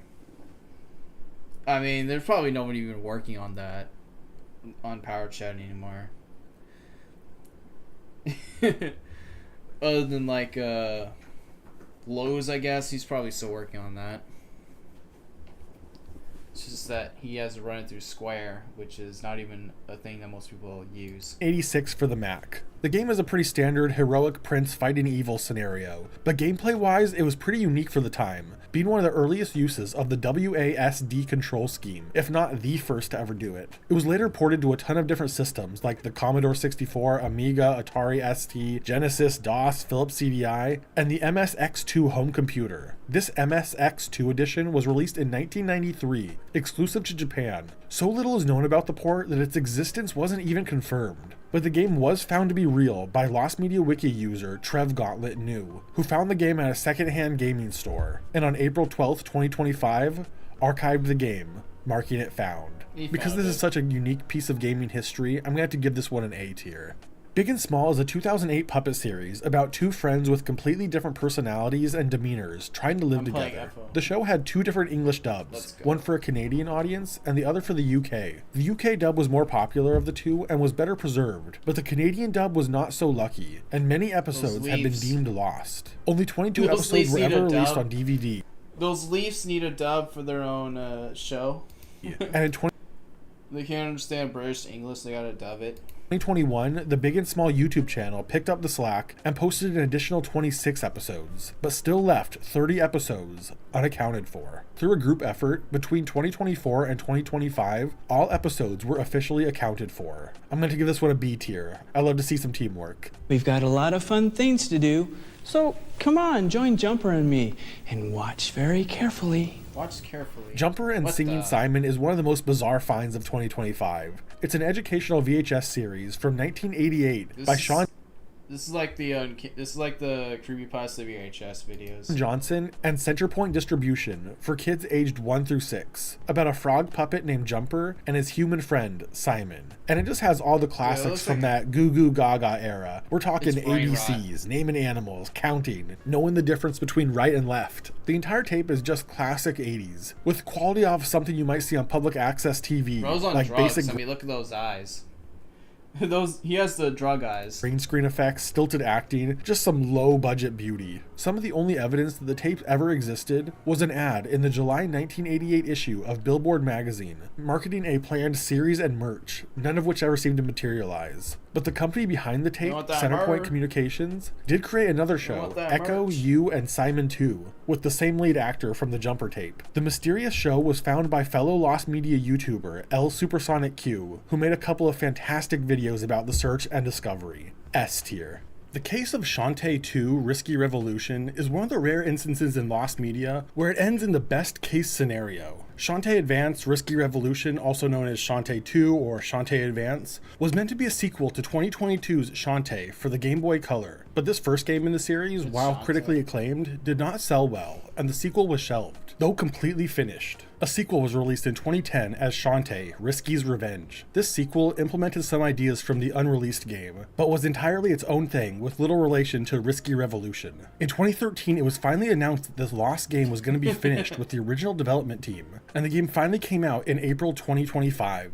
Then, just days later, the original 2004 demo was posted to the Internet Archive. This is just so cool to me. Finished by the game's original creators, and then the unreleased version is released too. Yeah, this is a solid S tier. Jimmy Two Shoes is a 2009 cartoon running on Disney XD. It's basically about a cheerful teenage boy who's mistakenly sent to hell, but his infectious joy makes hell a better place. Since the show was on Disney, they never explicitly... Guys, did you know... Dude, why do they always make this show? It's always a quirky person goes to hell and the demons allow him to make it happy. Like, no, that doesn't work. Demons will not allow you to be happy in hell. They say it's hell, but things were a little more clear in the unaired test pilot that was found in 2025. After one of the creators, Edward K., uploaded it to his YouTube channel. He claims that a DVD containing the pilot was delivered to his front porch by an anonymous benefactor. Really? B tier. Bro. Dude, these stories get wild. It's had a whole ass Had his whole pilot just sent to him on his doorstep. Soldier Shiraku is a 1993 point-and-click adventure game for the Oh, CDI, ew, exclusive furry. to Japan. Gross. Gameplay-wise, it's similar to Myst, but with some furry. QTEs thrown in during boss fights. Point-and-click And it's actually furry a real game. shame. The art style in the cutscenes is pretty cool, especially for a game from the early 90s, but Shut because it of down, technical it's a furry limitations, game. the scenes move brutally slow. Like, here's an unedited clip from the game.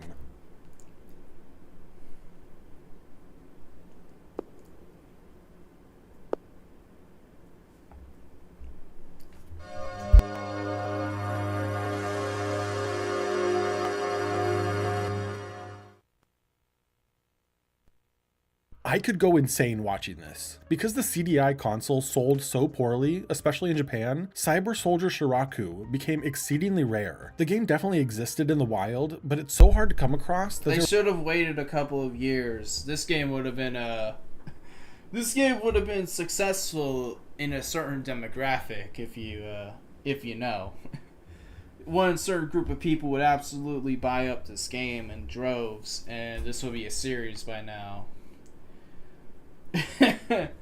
And you know who is those people. There's only one video of the game on the web and was never dumped online. That all changed in April 2025 when Lost Media Wiki user ShiroNL was finally able to get a hold of the game and post it to the Internet Archive. Tip-Off is a 1991 basketball game for the Game Boy, Amiga, and Atari ST, developed by Anco Software, but based on very little evidence, it was believed that there was an unreleased port for the NES. The only documentation that hinted towards an NES version was on the resume of legendary games composer Dave Weiss, best known for his work on the Donkey Kong Country series. In April There ain't no colors in the basketball.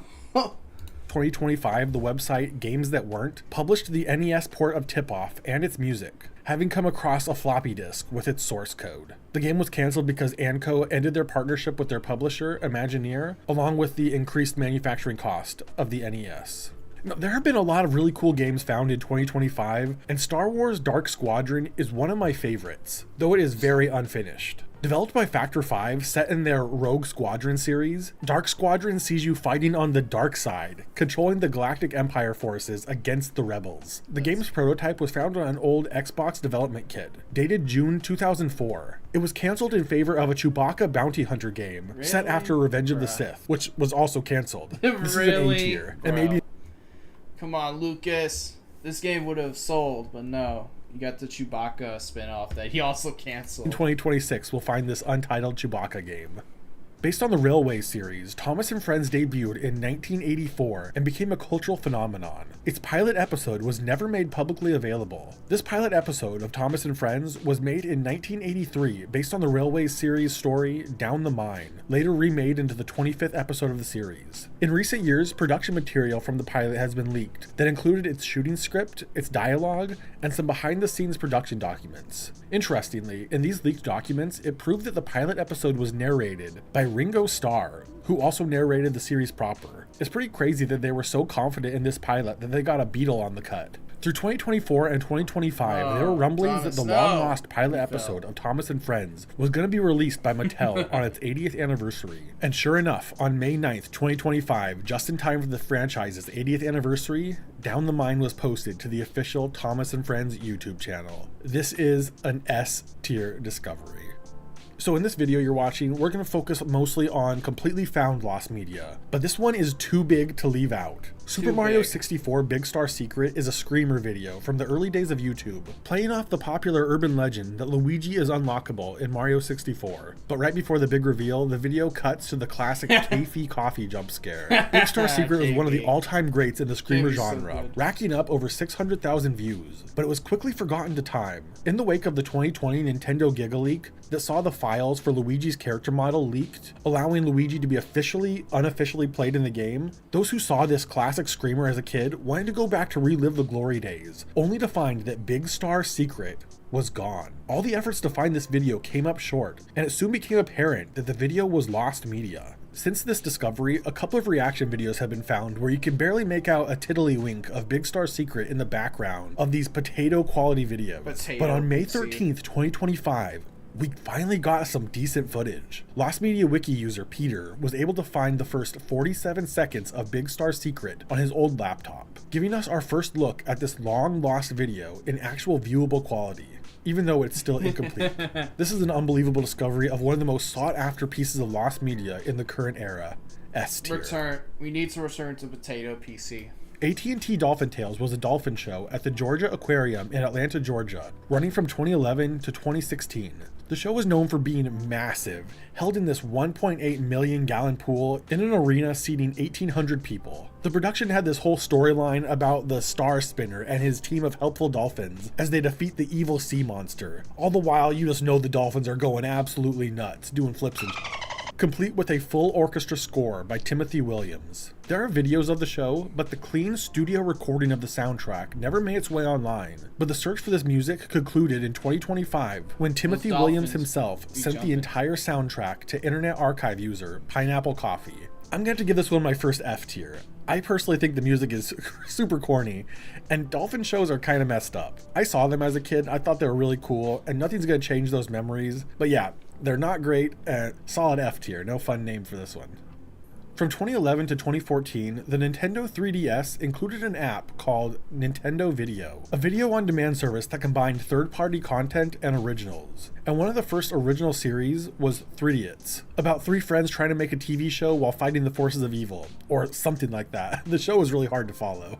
Videos that were featured on Nintendo Video are mostly available through the Nintendo eShop after the service ended, but 3Idiots is not. And while the Nintendo Video app is still available for download, its content is not accessible. The only possibility to preserve the 3 episodes of 3Idiots were if someone still had them saved on an SD card and accessed them while offline. This must have happened because on June 1st, 2025, all episodes of 3Idiots were uploaded to the Internet Archive. Let's just say it was certainly found.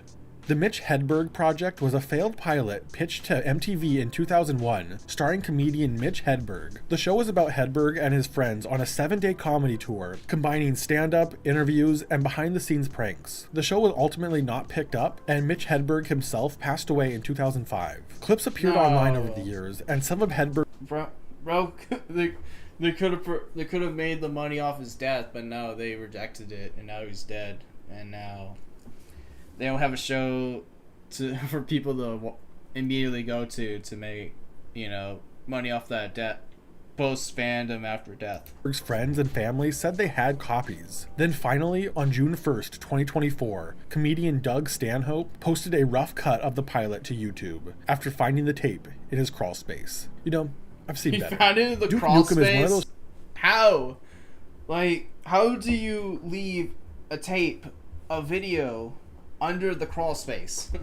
Franchises that has so much epic lost media surrounding it, and one of those pieces is Duke Nukem D-Day, also known as Duke Nukem Man of Valor for the PS2. The game was made by N-Space, who had developed the previous Duke Nukem game, Time to Kill, in 1998, and were given a chance to make another one. But while they expected a quick turnaround, wanting the game to come out in 2000, it was instead delayed for 4 years before being cancelled in 2003. The game saw Duke Nukem going back in time to be part of every major World War II event, while uncovering the truth that aliens were behind the whole thing. And just this year, the June 4th, 2001 prototype... Aliens were the reason that, that many people died.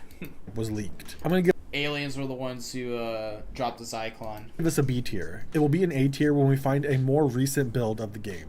Making Fiends began as a web cartoon from 2003 by former South Park animator Amy Winfrey about a blue girl named Charlotte who moved to the town... Yeah, Aliens, by the way. Clamberg, where Vendetta, a green girl, terrorizes the town with monsters that she calls fiends. In 2007, it was turned into a full series with Nickelodeon. To promote this new show, 6 promotional minute-long shorts were made for Turbo Nick sometime in late 2007, but they've all been taken down and since gone missing.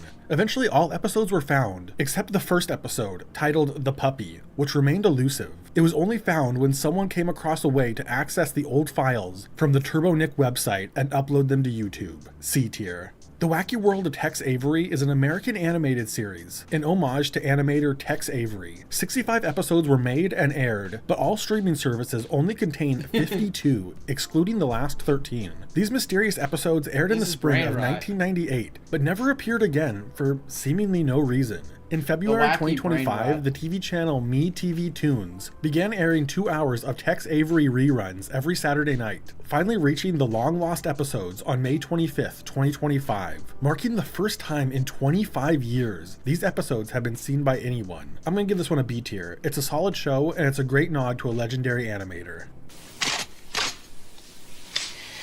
Gray Bailey, I've told you 100 times, put those things away until recess. But I want to play with the new kid. The You wanna play Wayside with the School new books kid? have a special place in my heart, having had them read to me as a child, and I even featured the Lost TV special in my obscure Lost Media video that I made a few years ago. What's with The the new Wayside book kid? series was first published in 1978 and would eventually lead to a movie and an animated series. But before either of these, there was an attempt to make a live-action TV show by ABC. A special was aired in mid-1987, but has never been seen again. This special was meant to be a pilot for this TV series, as described in the book Unsold Television Pilots by Lee Goldberg. In the following decades, all we were able to collect was a 4-minute clip of the show and a few stills. But in June 2025, YouTuber Plotto posted the full special after getting in contact with one of the actors involved, who had a copy. A tier.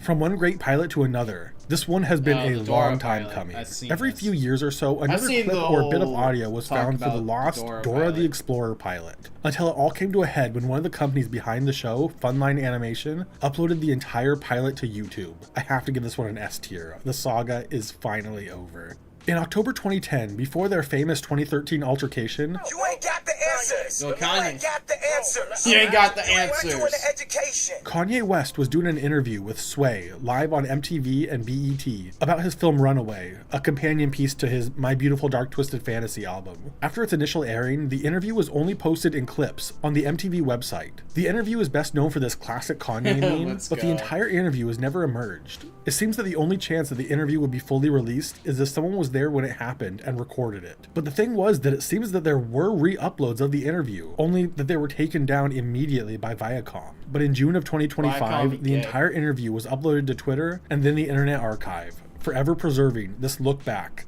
at the old Kanye. I'm gonna give it a C tier. It's the for, old Kanye. Kanye?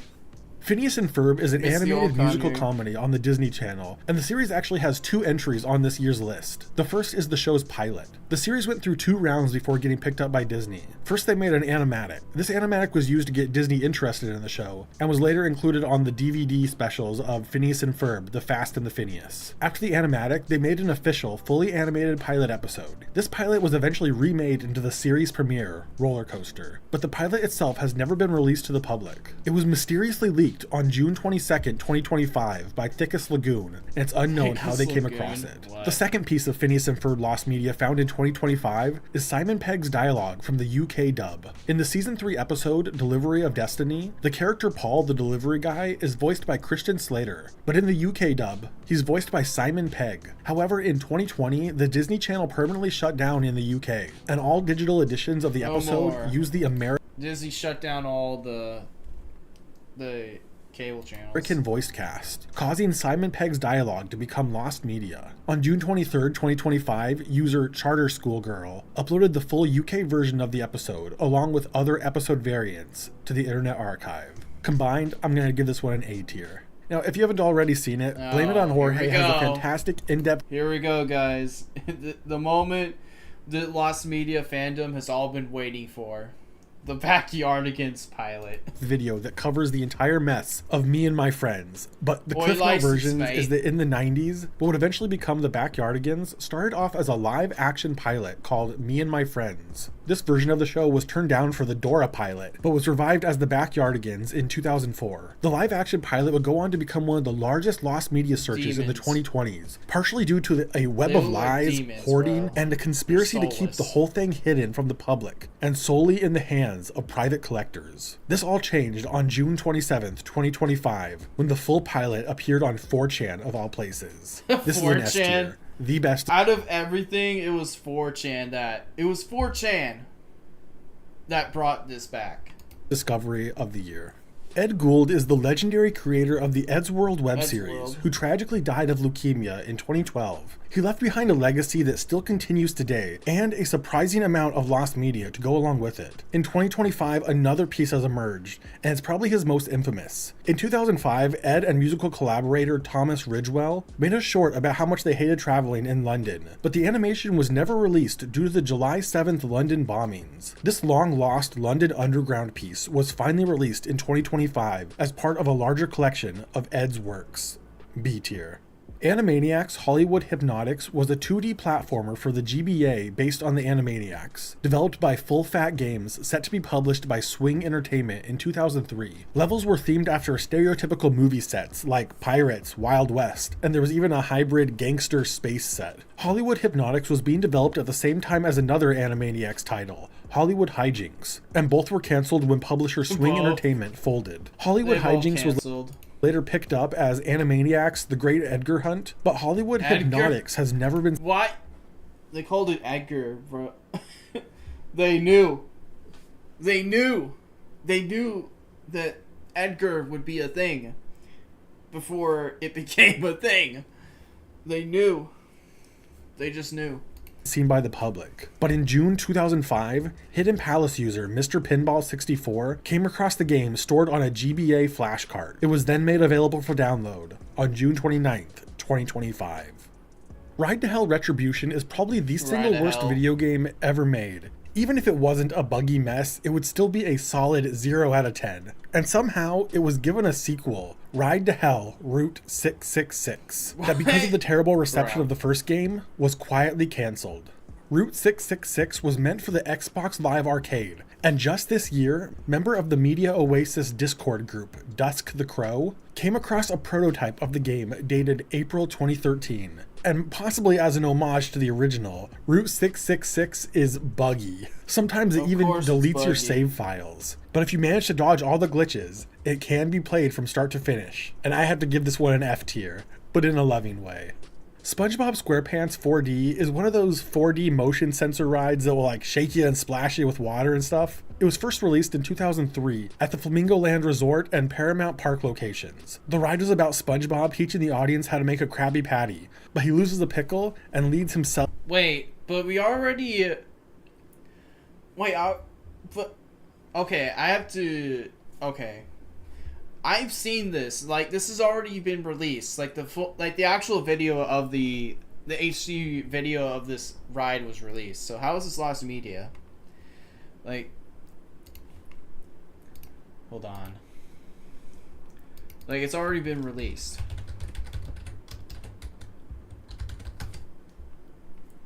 Like, it's right here. It's this one. 12 years ago. So, something else about this that I don't know? Let's see. And the audience on a wild goose chase. Like many rides do, while you're waiting in line, there's a video that plays. And fans have been looking for that video for over 2 decades now. This video was a bit meta. That's the intro! That's literally the intro of the show, bro.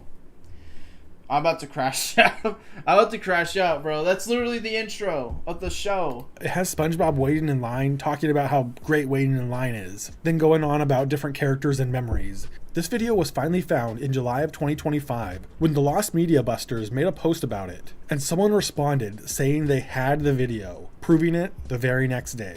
Now, SpongeBob has so much great lost media, but this one's pretty mid, so I'm going to give it a C tier. So, way back in 2011, the YouTube channel Drafty0528 uploaded a commercial to YouTube about a warmer called Donto. But immediately after this commercial is a mysterious 2-second clip of a mismatched face, and no one knew where it came from. This mystery sat unsolved and forgotten until it was revived in 2022 on the anonymous message board 5channel. The Donto ad dated around 1983, and someone was able to unscramble the strange face and identify it as artist Pablo Picasso in a photo taken in 1957. Despite these leads, the origin of the clip and what it was advertising remained unknown until July 7th, 2025, when the YouTube channel Kumamon identified the clip as being taken from the Picasso print retrospective exhibition and posted the full commercial. A tier. Drop Zone is a Freak Defender-style Pablo. game designed by Archer McLean, published in 1984 for Atari, the Commodore 64, NES, Game Boy, and Game Gear. Archer McLean wanted the game to be released in arcades, but this never happened, and not for a lack of trying, because in 2025, the game was found among the files of the game's late designer and published online. I'm gonna go with a D tier. Better. It's just a port. The Shining is one of the greatest movies ever made, and it ends with an iconic slow zoom on a photo of the Overlook Hotel with Jack Nicholson front and center, putting a perfect bow on this masterpiece. And when trying to create the photo itself for the movie, instead of doing the image for real, Kubrick decided to find a photo from the right era and airbrush Jack Nicholson into it.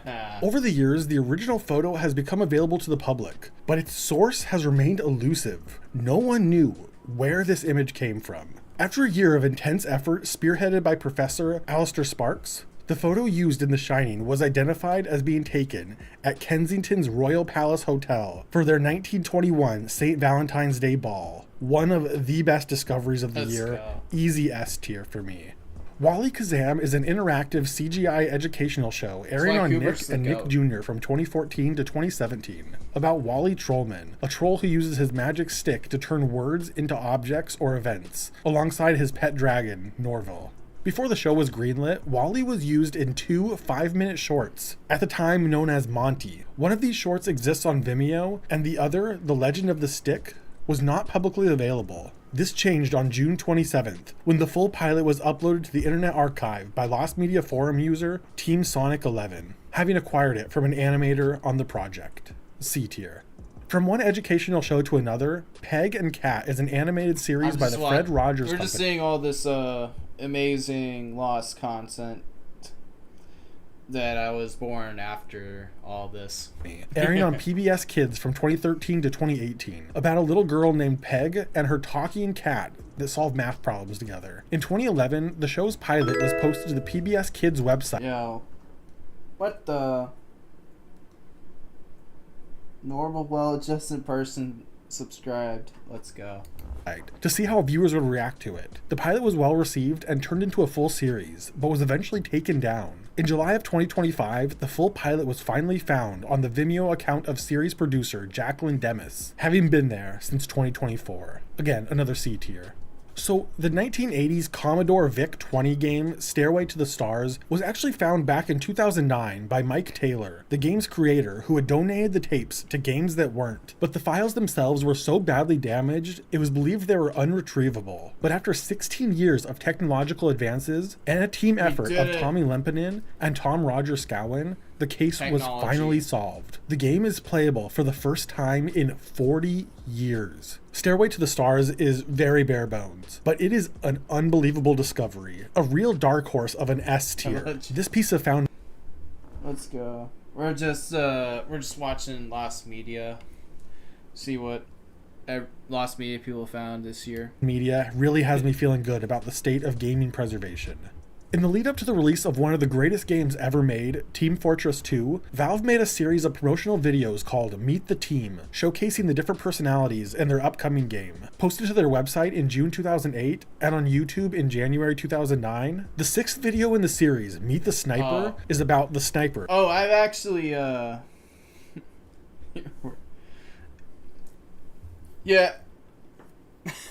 Oh, I knew about this. I was actually just like, I like the Team Fortress 2 music, and I just, randomly searched like the Meet the Sniper theme, and I thought, oh, it was there. And then I realized that no, this was not an official track, and it's actually Lost Media found. I one day 979 on vacation, enjoy work.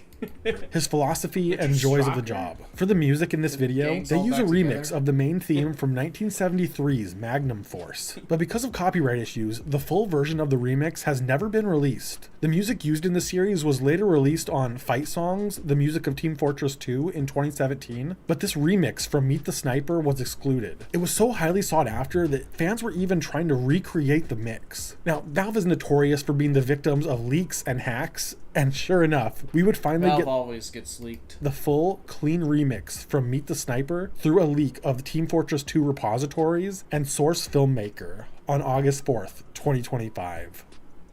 You have a sister? Because I went on a date once with a dyke, okay? Didn't go very well, okay? In the mid-90s, Jim Henson Productions created a continuation of The Muppets, called Muppets Tonight, that attempted to introduce an entirely new cast of characters. Wait, they tried to bring it... Oh, they tried to bring it back? Oh. I did in fact see the official reboot, and, you know, it's made by two Jewish people. It's like... Goldstein and Goldberg are like the two producers of the actual official reboot. And this is apparently where that Muppet from the movies are originally came from, I guess. I'm working at my dad's restaurant. Let's go. With a few of the original characters sprinkled in. The show was not a hit and canceled after just 22 episodes. And in the early 2000s, they tried a very similar thing with they did make a reboot. They just randomly decided to make one.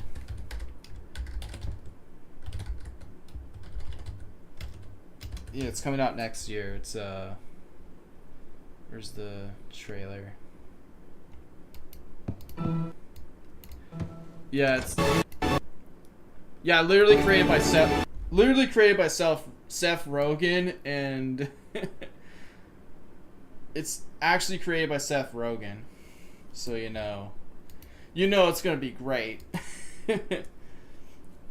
The guy who the Leaf Jewish man who invented weed comedy. A show called The Muppets Present, aka the all-new Muppet Show. All we really know about the show until recently was that it was planned for a 2001 release and might have tried to learn from the failure of Muppets Tonight by including more classic characters. Despite this effort, it seems that the series was canceled after the pilot was produced due to the failure of Muppets Tonight. In August 2025, the full pitch pilot was posted to YouTube by user abagel, B tier. Now, this one is just strange to me. Corpse Party New Chapter is an incomplete mobile remake of 1996's Corpse Party RPG. This remake was developed by Team Gris Gris, released episodically between 2006 and 2007. The remake included new chapters and characters not in the original, along with some standard visual improvements. 5 chapters were planned, but only 4 were released, instead focusing on an enhanced port of the original game called Corpse Party Blood Covered that came out in 2008. It's unknown when the games were removed from storefronts, but they've since become missing, until August 2025, when several Japanese mobile apps were posted to the Keitai Wiki Discord, including the 4 chapters of Corpse Party New Chapter. I mean, I don't even know for this one. I guess a C tier? To Tell the Truth is an American game show that has 4 celebrities who try to guess which of the 3 contestants is also famous or fame adjacent, having to gauge their authenticity. The show's been on and off the air since its debut in 1956. How does that work? Cycling through a ton of different hosts. And one of these revivals happened from 2000 to 2002, hosted by John O'Hurley, future host of Family Feud, running for 271 episodes. But the revival's pilot episode was never seen by the public. Almost everything we know about this pilot came from an audience member who went online to spill the beans. This changed on the audience member clutching to find a lost pilot. August 29th, 2005, when the pilot episode of To Tell the Truth from 2000 was uploaded to the Game Show Vault YouTube channel. And just a couple months prior, a long-lost DVD game based on the show was uncovered, all leading this to be a B-tier discovery. Okay, here's another weird one. In 2012, the Hub Network began airing the Aquabats Super Show, a superhero musical comedy series styled after 60s and 70s children's television, and based on the mythology of the real-life comedy rock band, the Aquabats. Well, around the same time, a Flash game was developed called the Aquabats Aqua Battle. The game itself was a side-scrolling beat-em-up with 3 levels, but was only active until 2014, when the Hub Network has like the most weirdest shows that you think will never be approved, but somehow they made it. The Hub Network folded. A copy of the first level was found on a Chinese website. On August 29th, 2025, the final 2 levels were added to the Flashpoint archive, making the game found. I'm gonna go with a D tier. The game's just weird. 2001 Spider-Man 2 Enter Electro is one of those classic Spider-Man games for the PS1 and is notable for its delayed development due to the September 11th terrorist attacks, in part because the game's final battle was meant to take place on the Twin Towers. These changes have led to much speculation as to what the uncensored version of the game might have looked like, and one prevailing rumor was that the final battle was meant to end with a cameo from Thor, who would inadvertently take all the credit for saving the day. They really predicted the multiverse. This one Spider-Man game, they're predicting the multiverse.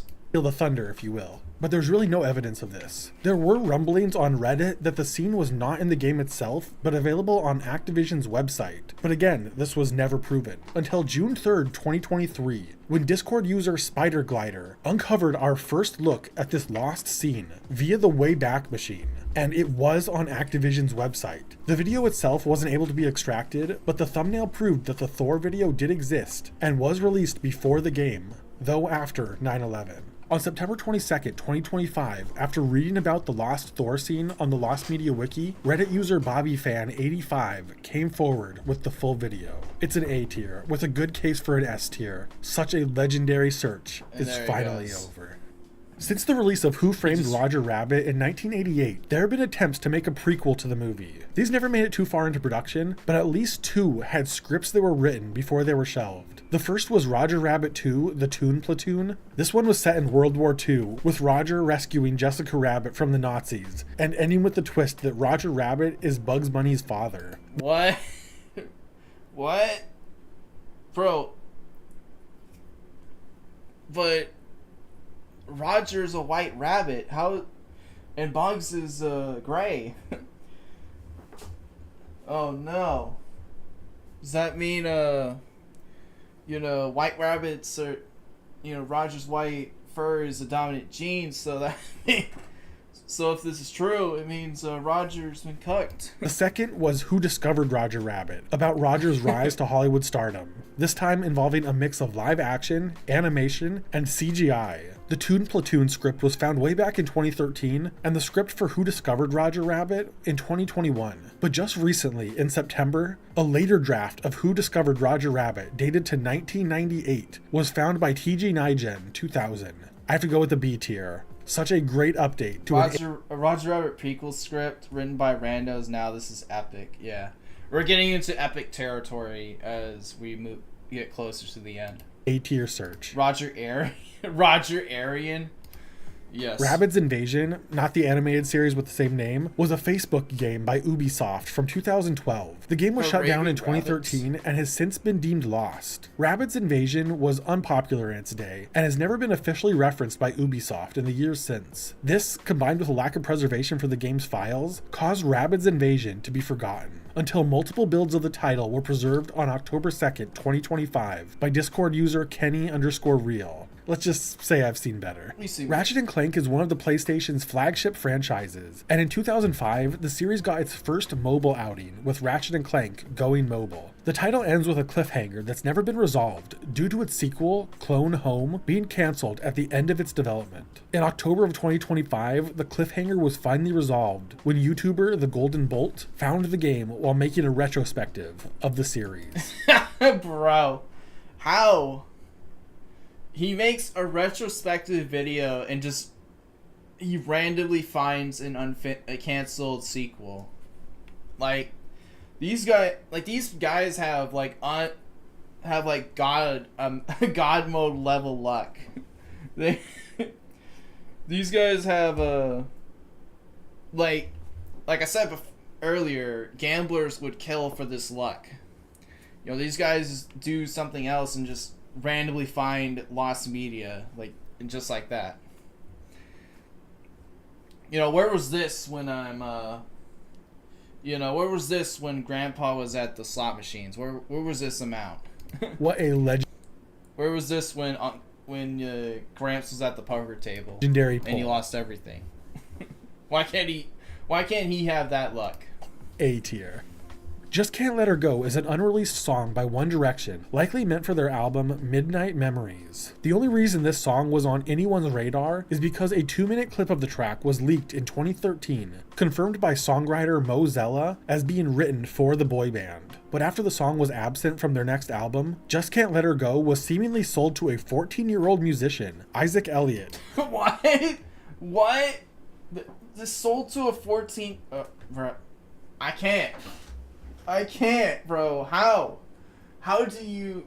Like, where is the part in life where that you get that opportunity to get a unreleased song like that at 14 years old?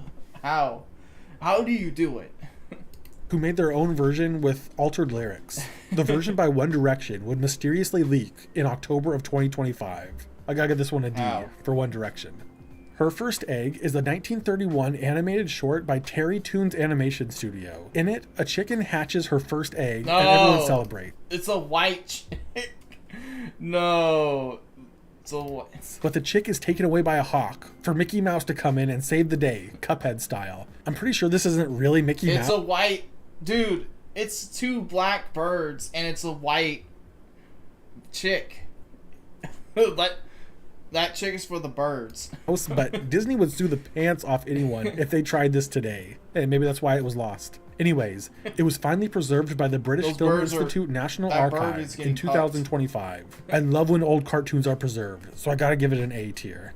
For Bruce Springsteen's 1982 album, Nebraska, he initially wrote the tracks as rough demos with sparse instrumentation, with the intent of adding a full band in later. These demos are usually highly sought after by fans and collectors, but in this case, the boss flipped the script. While making the album, he assembled the E Street Band to fill in the instrumentation for Nebraska, but after recording these sessions, he decided that the music was perfect as it was in its initial demo form, and released them. Bro. You got the E String Band and just like wasted their time. As his 6th studio album. Since then, the full arrangement of Nebraska with the E Street Band, dubbed Electric Nebraska, has become highly sought after by fans of the boss. And in the 43 years since its release, the closest fans got were live versions of the song with a full band. Until October 24th, 2025, when, following the release of his biopic, Springsteen, Deliver Me From Nowhere, the official Electric Nebraska was released. This is an S tier, no doubt. Legendary music finally released, and on the artist's own terms, just beautiful. Christmas Dreams is a Canadian jukebox musical TV special on CBC in 2009. The story just absolutely screams Christmas TV special. It's about a jaded girl who discovers the true meaning of Christmas and the importance of family. This special only aired a single time on CBC and was never true meaning, man.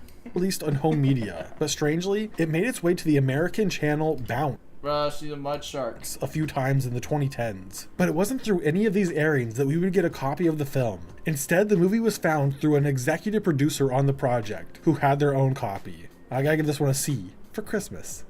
1986's Fist of the North Star is a legendary anime based on a manga of the same name. The original theatrical run of this film was much more violent than its TV and home media counterparts. This uncensored version has never been seen by the public after it left theaters. Alterations included recoloring, blurring, trimming scenes, and sometimes replacing entire moments. This has led to man, it was so violent even for Japan. Fans claim that the movie has been vandalized by aggressive censors. Stop the censorship. The search for this uncensored version concluded mysteriously when in July. Mud shark. Gross. Yeah, that Canadian Christmas film. It's literally about a mud. It's literally about a mud shark kid. By 2025, the anime restoration group Kineko Video released the uncensored scenes from the movie onto the Internet Archive, having borrowed them from an unknown owner of an original print. There will come a day when there's no more Shrek lost media to talk about. But that day is not today. When making Shrek 2, DreamWorks commissioned 25 bands to come up with a song similar to Island in the Sun by Weezer for the opening scene of the movie. In the end, Accidentally in Love by Counting Crows was used. One of these groups commissioned was the pop rock band Self. They already had a song on the first Shrek, Stay Home, so for the commission, they made 2 tracks, This Is Love and a cover of Sugar Sugar by the Archies. Eventually, This Is Love was released by the band, but Sugar Sugar was not. Instead, used in a promo for Shrek 2, at the ending of Shrek 4D, and in Universal Studios' gift shop for some reason, but it was never given a full studio quality release. But on September 13th, 2025, the song was finally released by the band's bassist, Mark Burris, after getting permission from the rest of the band. Splatterhouse is known as a horror-themed beat-em-up franchise, but in the early 90s they were looking to get out of their comfort zone and into RPGs, with 1993's Splatterworld for the Famicom. Not much was known about this game until it mysteriously appeared in March 2024, when Famicom historian Orochi posted a VHS tape they got from a collector containing footage of Splatterworld, meant for in-store use only, from 1992. And then the game would appear out of nowhere a year later on October 31st, 2025, on 4chan of all places. 4chan the game again, is completely coming up, finished 4chan and 100% clutch. playable. B tier. In the late 70s, the American toy company Mego bought the international toy rights to the Japanese toy line Microman and rebranded them for a US audience as Micronauts, with their own backstory about their adventures in the subatomic world known as the Microverse. The toy line was successful enough to get a Marvel Comics adaptation, eventually becoming the basis of the Quantum Realm. Yeah, really. The rights would eventually go to Hasbro, who in the Marvel universe being carried by a rebranding of a Japanese toy series. 2010s would plan to make a Micronauts TV show as part of their larger shared universe with other properties like G.I. Joe. The series was officially announced in 2018 as a 2-season, 52-episode project, set for release in late 2019 or early 2020, but it never came out. And if I had to guess why, it's probably because any attempt at a shared universe that didn't have Robert Downey Jr. fell flat on its face. But Christmas came early this year, and on July 22nd, 2025, all 52 episodes were mysteriously posted online in master tape quality before being removed. But if you know where to look, you can still find them. I have to give this one a B tier. The show is pretty decent, but having lost media of this scale found all at once in perfect quality, that's just the dream. It's that's the luck you can get. Super Kickoff is the sequel to the classic soccer sim Kickoff, and given a name like Super Kickoff, you'd assume it was for the Super Nintendo, and you'd be right.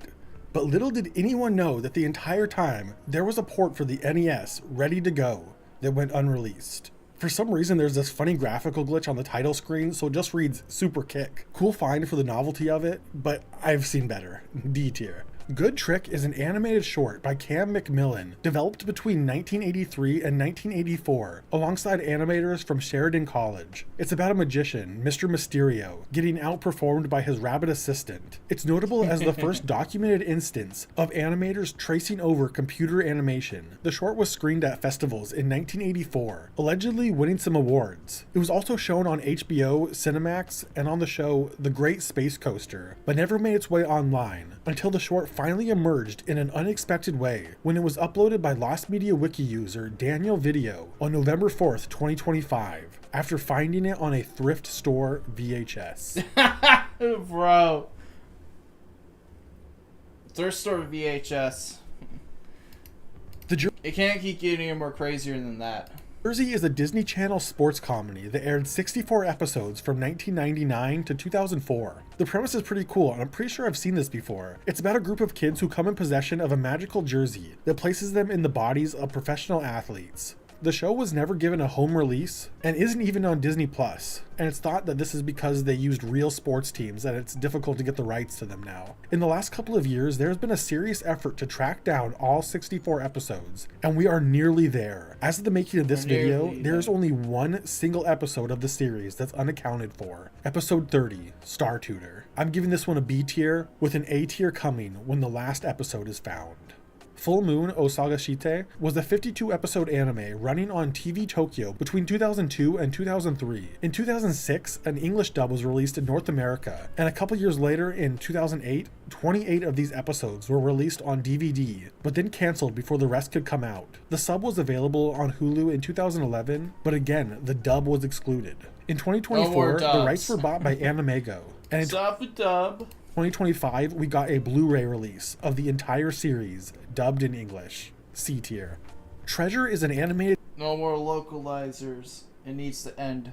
Series about a troublesome teenage girl named Treasure and her family trying to deal with her, based on a newspaper strip of the same name. 26 10-minute segments were made that aired on BBC Two and YTV in Canada in the early 2000s. Only 2 episodes were released on DVD as part of a larger collection, and in the 2010s and early 2020s, there was very little that had been preserved outside a handful of segments. In October 2025, producer Orly Yodin posted the entire series to her YouTube channel, B Tier. I love seeing creators helping find lost media.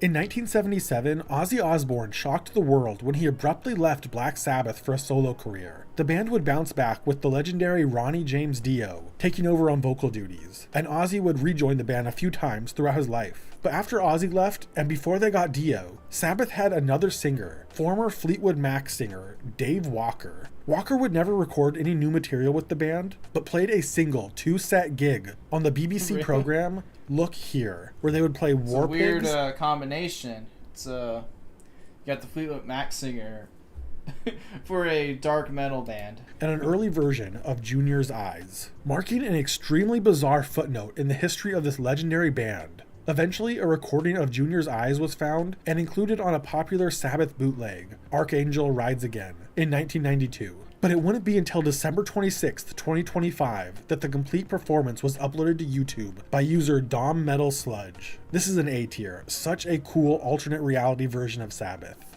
The Young Ones was a BBC Two sitcom from 1982 to 84 about 4 students attending Scumbag College. Today it's remembered as one of the best British sitcoms, and in 1989, Fox tried to make an American version of the series under the name Oh No, Not Them. The pilot episode, titled Armed and Stupid, was set to premiere on July 25th, 1990, but it turned out really poorly and was not picked up by Fox for a full series. They really can't just import the... They really just can't import the British comedy, so they gotta make like a whole new thing. That only worked one time. It only worked like once, and it was The Office. Some of the actors from the British version came back for the American adaptation, including Nigel Planner, who hated the show so much he may have contributed to it being cancelled by Fox. But in 2025, he would finally come around and post the entire unaired pilot to Patreon.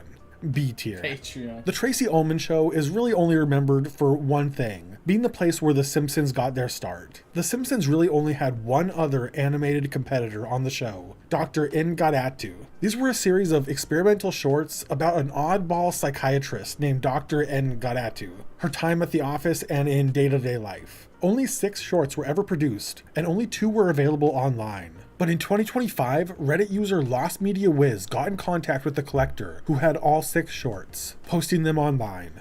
As Lost Media Wiz pointed out, how different the world might be today if Dr. N'Gadatu was given 30 seasons and a movie. Nah, they would reasonably cancel it so that, you know, the cast don't sound like they're either old ladies or dying of cancer. Instead of The Simpsons. But today, all we're left with are 8 minutes of animation. This is an A tier. I actually really like these shorts. Seasons. In 1999, Yahoo held their Music Beatnik Groovegrams contest to see who could come up with the best remix using Dobie's Beatnik Groovegrams program that allowed users to remix songs by artists like Britney Spears, Weird Al, and even Diddy. For the event, Weird Al released his own remix of Pretty Fly for a Rabbi using the same software from the competition.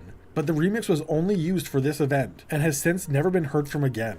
But on December 4th, 2025, Didi and Passon's Planet found the lost track archived on the official Beatnik website. And it turns out to be a 4-second clip on a loop. Yeah, this is the lowest of the low of F tiers. This just makes me mad. 4-second loop. Suffer, bitch. You only get that loop. Jammin' was a 1985 Atari arcade game that's basically Simon on a drum set. The game was mysterious for a long time. The only evidence that it existed were a couple of forum posts and a single promotional video. Eventually we would get a glimpse at gameplay, but no further proof of a surviving copy. But on December 2nd, 2025, Dutchman 2000 posted the source code of the game to the Museum of Game and International Arcade Museum forums. Yeah, it's a stinker. D tier. I mean, the I've seen better tier. Serious Cat is the classic 2000s lolcat meme, but originates from South Korea under a completely different context. The photo was edited to look like Korean rapper Jae-young, but the unedited version of the photo has long since been lost to time. Until recently, when Reddit user RandomGuy9i was searching for the origins of the famous Jeff the Killer image when he came across the original photo of Serious Cat. Bro. It's likely not where the photo originated from, but it is certainly the unedited version, putting this case to rest. Absolute peak. Back in 2022, there was a 4chan post floating around about something unexpected. When prompted about the craziest TV moments, they brought up the time that Jay Leno had a magician do the cut a lady in half trick, but during the act, the woman starts screaming before cutting to commercial. This was initially written off. It's just another anon lying on 4chan. But upon closer inspection, this is something that other people remembered too. Something that could be traced back all the way to the year 2001. Through old forum posts from the turn of the millennia, we were able to piece together what happened. The magician was comedian Arsenio Hall sawing a woman in half before she screams in pain and it cuts to commercial. It was never mentioned again in the rest of the episode, and interestingly, the entire episode was in the dark due to rolling blackouts in LA at the time. Curiously, there was nothing about the incident between 2001 and the 2022 4chan post. People began to speculate that there was a real on-set incident that aired that night that no one was meant to see, and it was never seen again. But of course, reality is often disappointing. On February 24th, 2025, the full episode was posted to YouTube by General Outro, who found it preserved on archive.org by Oakley Tapes. The incident, sure enough, did happen, but it's clearly just a lame joke that some kids believed were real when they saw it on TV in the early 2000s. Easy D tier, great search, but a disappointing waste of time. end. They literally fell for it. That is it. They fell for it again. Suffer. Alright. So yeah, that was the random shit we found in this whole... I think we were... Yeah, it's pretty much the same thing. It's Blatant George. We all love Blatant George, the guy who actually believed in the SpongeBob SquarePants hoax. where some troll made some like fake lost media and people actually believed it and went on like a multi-decade hunt only to realize that that was literally the easiest scam ever. And he believed it.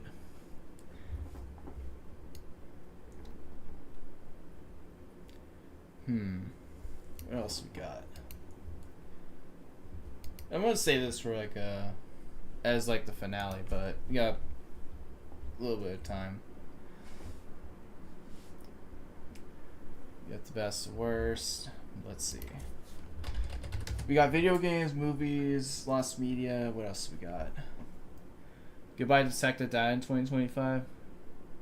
Okay. Sometimes technology dies because a company goes out of business or it's old and people just move on to a new system. But sometimes technology dies because of corporate greed and forced obsolescence. Corporate and greed, it's a lesson millions of Google customers, like me, learned this year when their Nest smart home thermostats suddenly turned dumb. And Dude, it's your own damn fault that you got scanned by Google. Google pushed you keep paying for it. Owners to spend $150 Nest is a scam. To buy a new thermostat, even when the old one worked perfectly fine. So yeah, let's dive into some of the drama of the you paid for that shit past year and look back on the tech that died in 2025. You see, it's a way to pay our respects to old gadgets and services, and hopefully, by confronting the grief, it'll be a little therapeutic. Let's start back in February, when Apple officially killed off the iPhone. Yeah, the home button is dead. Home button. When Apple launched the iPhone 16e, it stopped selling the budget-friendly iPhone SE, and that was the last iPhone that Apple sold that had a home button. That same month, it also marked the end of the Humane AI pin. What? An AI pin? The wearable was a failure right from the start. When it launched, it cost about $700. It invoked this Star Trek communicator badge idea, but it did not work well. It overheated, and it relied on hand gestures as it projected an image on your open palm. The AI also just AI is stupid. wasn't good, and it's not worth the effort when phones in our hands are just so much easier to use. Now, our review was back in April of 2024, but less than a year later, in February, is when it became a paperweight, with the hardware no longer working, data was deleted, and the rights were sold to HP. We also said It's sent off to HP. You might as well throw that away. It's a literal paperweight. It's over. It's sold off to HP. You might as well destroy it. Yeah, to the Amazon Hewlett Packard is going to make that thing a living nightmare. App Store. Did you forget Amazon had its own App Store? Amazon closed its App Store for Android Amazon closed the App Store. and Windows. It also ended the Amazon Coins program. That was a credit to spend in the Amazon App Store to lure you away from Google Play when you needed apps. Soft for Amazon, Google be winning that shit. For your Fire tablet or your Fire Stick. But at least Amazon said it would refund any unused coins previously purchased. February was brutal because it also was when Microsoft announced it was shutting down Skype. And after 22 years of this sound,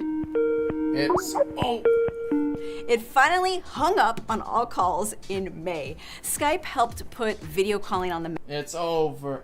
Skype Bros, it's over. Got people connected via internet back when international calls were hard to make, but nostalgia and brand identity was not enough for Microsoft to keep it, and instead the company said it wanted to focus all of its video chat business on Microsoft Teams. So now everything is Teams. I don't even think I've seen people use Microsoft Teams. People use like Google Hangout. Well, the loss of More. Skype to me is not as big as another thing Microsoft killed, because Microsoft killed the thing that killed No way. It's gotta be vape. your computer. It killed the blue screen of death. Damn, really? Blue screen of death is gone.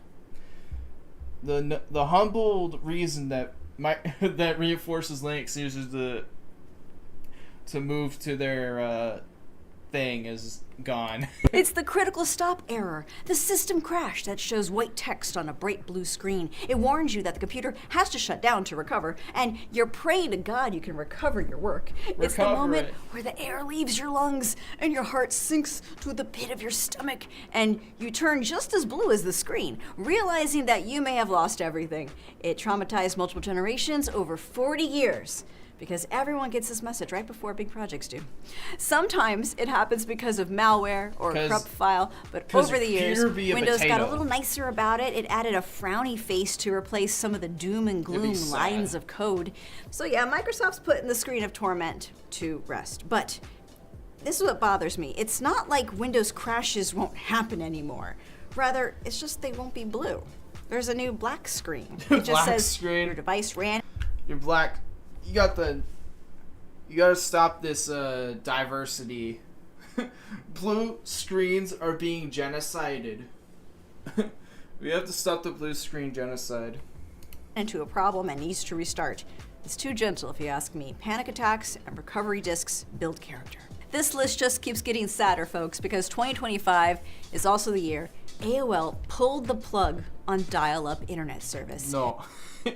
Yeah, all the retro people, but it's over. Sadly, this year it's officially over. All the the Dreamcast working with Google, that's gone. Blue screen is also gone, and dial-up is also gone. So you better not have procrastinated your dial-up internet retrospective video, because that's gone. You can't do that anymore. Cue the sound of my online youth.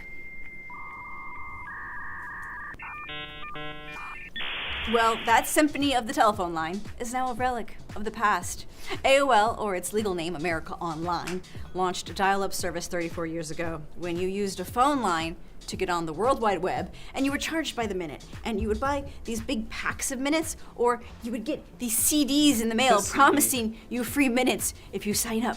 It seems funny now, but broadband is not available in some rural areas. The 2019 census... Oh no, think of the rural place with the no broadband of 2025. Dude, just tell them to sign up for, the Elon Musk satellites. I mean, he made that for a reason. was reported that over 265,000 people relied solely on dial-up internet. And now it's just... Goodbye. They're broke. They're just broke niggas. But it's not only outdated tech that gets the boot. Sometimes it is stuff that works perfectly fine that has to die, all in the name of progress and profit.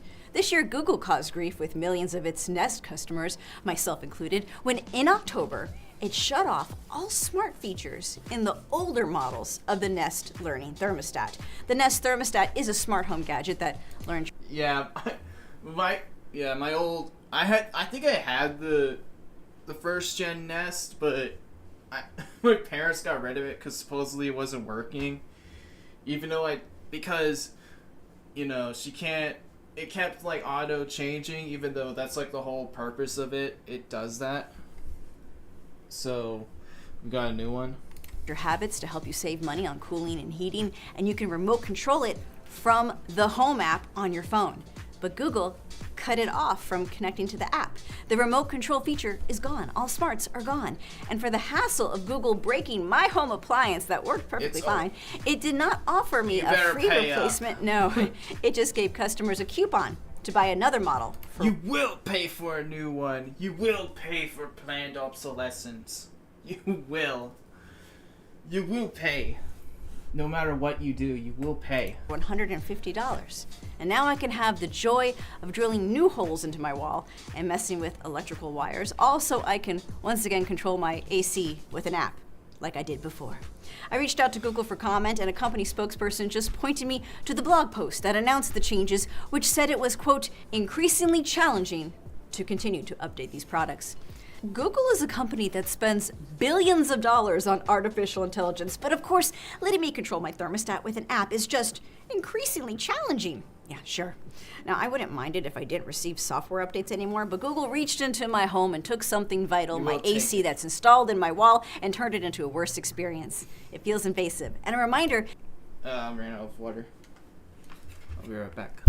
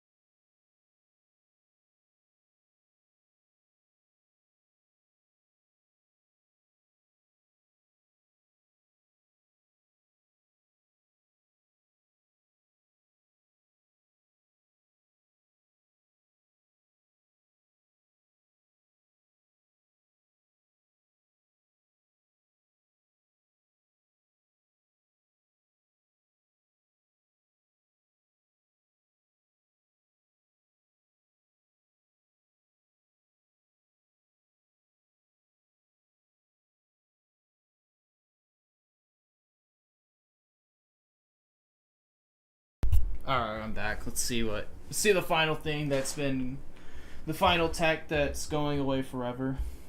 That we own nothing anymore. So why grieve the loss of a technology if you never really owned anything to begin with? But alas, before we get too glum, we should remember that what dies in tech dies return again. Saves. Vine, the defunct app that gained fame for its 6-second looping videos, it announced this year that it is returning as Divine, funded by Twitter co-founder Jack Dorsey.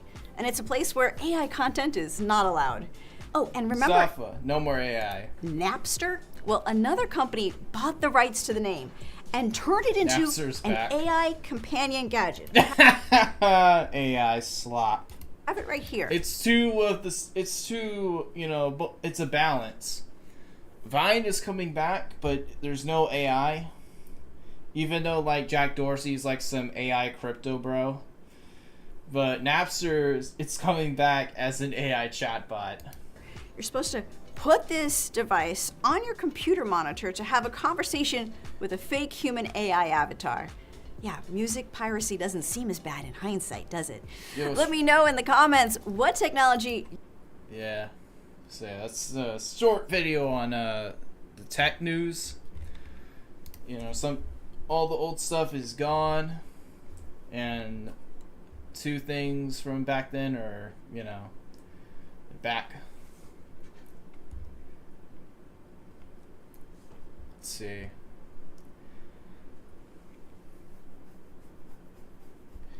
Oh yeah, I want to watch this. Hey, just a quick heads up. I want to watch this because this was absolutely hilarious when this happened.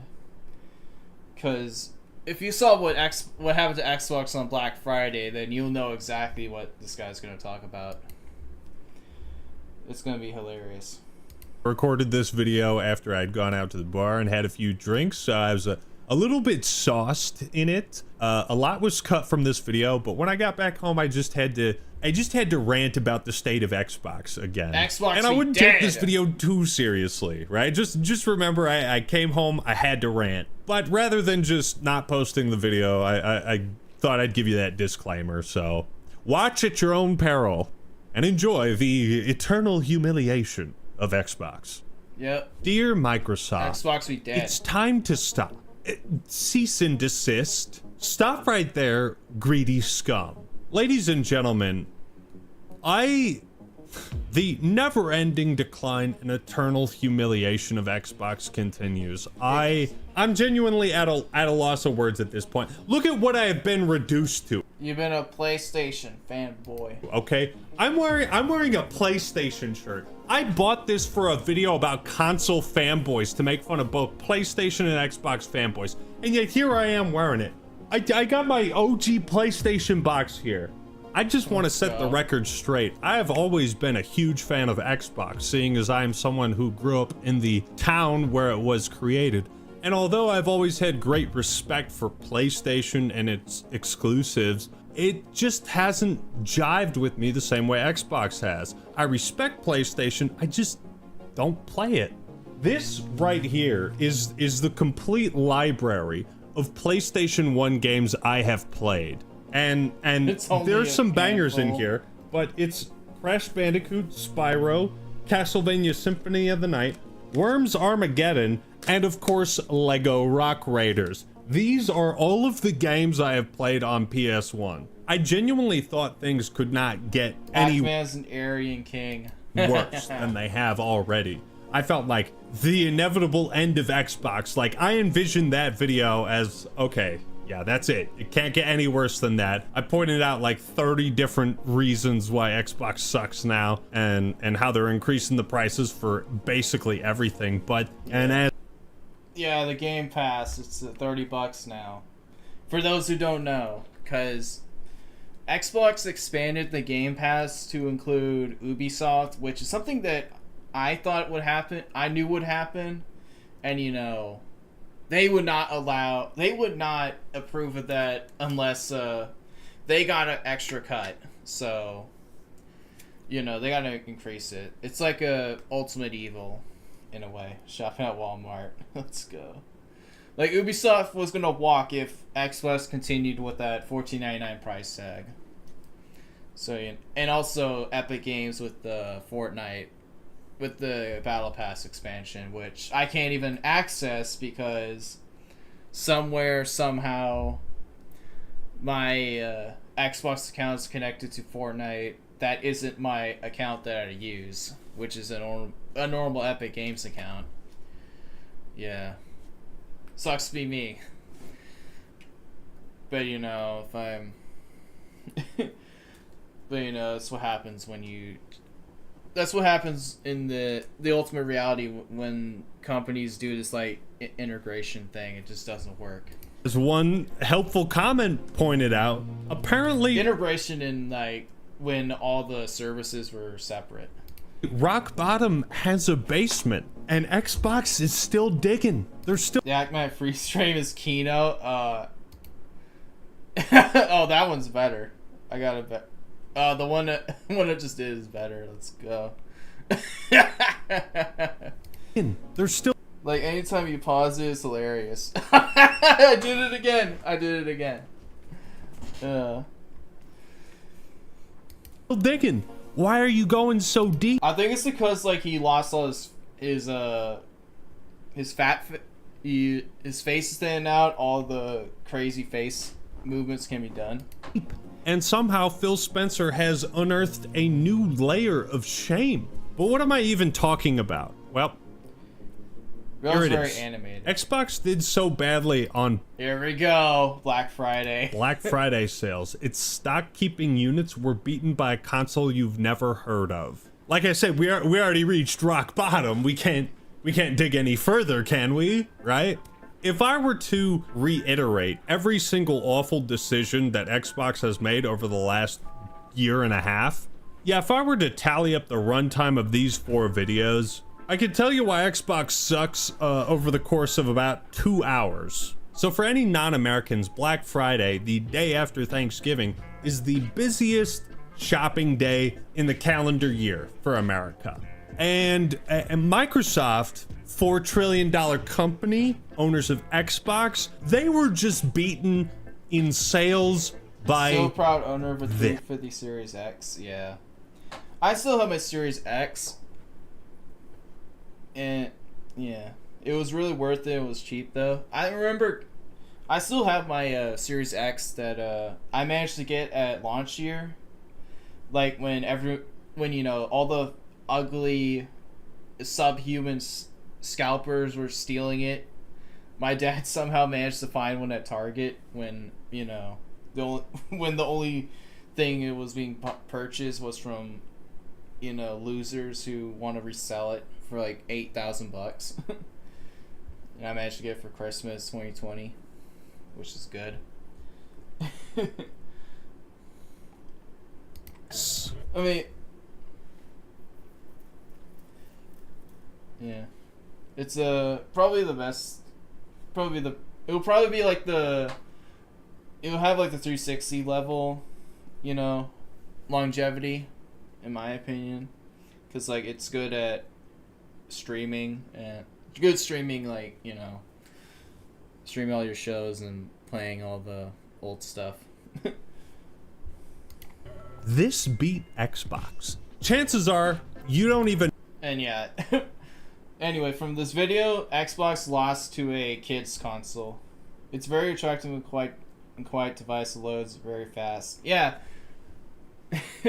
PC manufacturers can, you know, they just cry every night that Xbox just randomly perfected zero fan sound in this one console. Know what this thing is called. This is a standalone Kinect, essentially. But Xbox, this is the guy who buck broke you. This is what Xbox got buck broken on Black Friday. Not even made for Xbox fans, made for families. Now, I just want to reiterate, as someone who grew up in the town where Xbox was created, Phil Spencer has brought nothing less than eternal shame upon my hometown and by extension Bro's a big betrayal to Redmond, Washington. me. I feel stupid for being a fan of Xbox. I remember playing this console. I remember playing Fusion Frenzy the day the Xbox came out at a neighbor's house because they worked at Microsoft, and there was 30 of us packed into the living room. And everybody was just having the time of their life. It felt like after the N64, like that was a real jump in technology that even as a kid, I couldn't fully understand, but I felt it.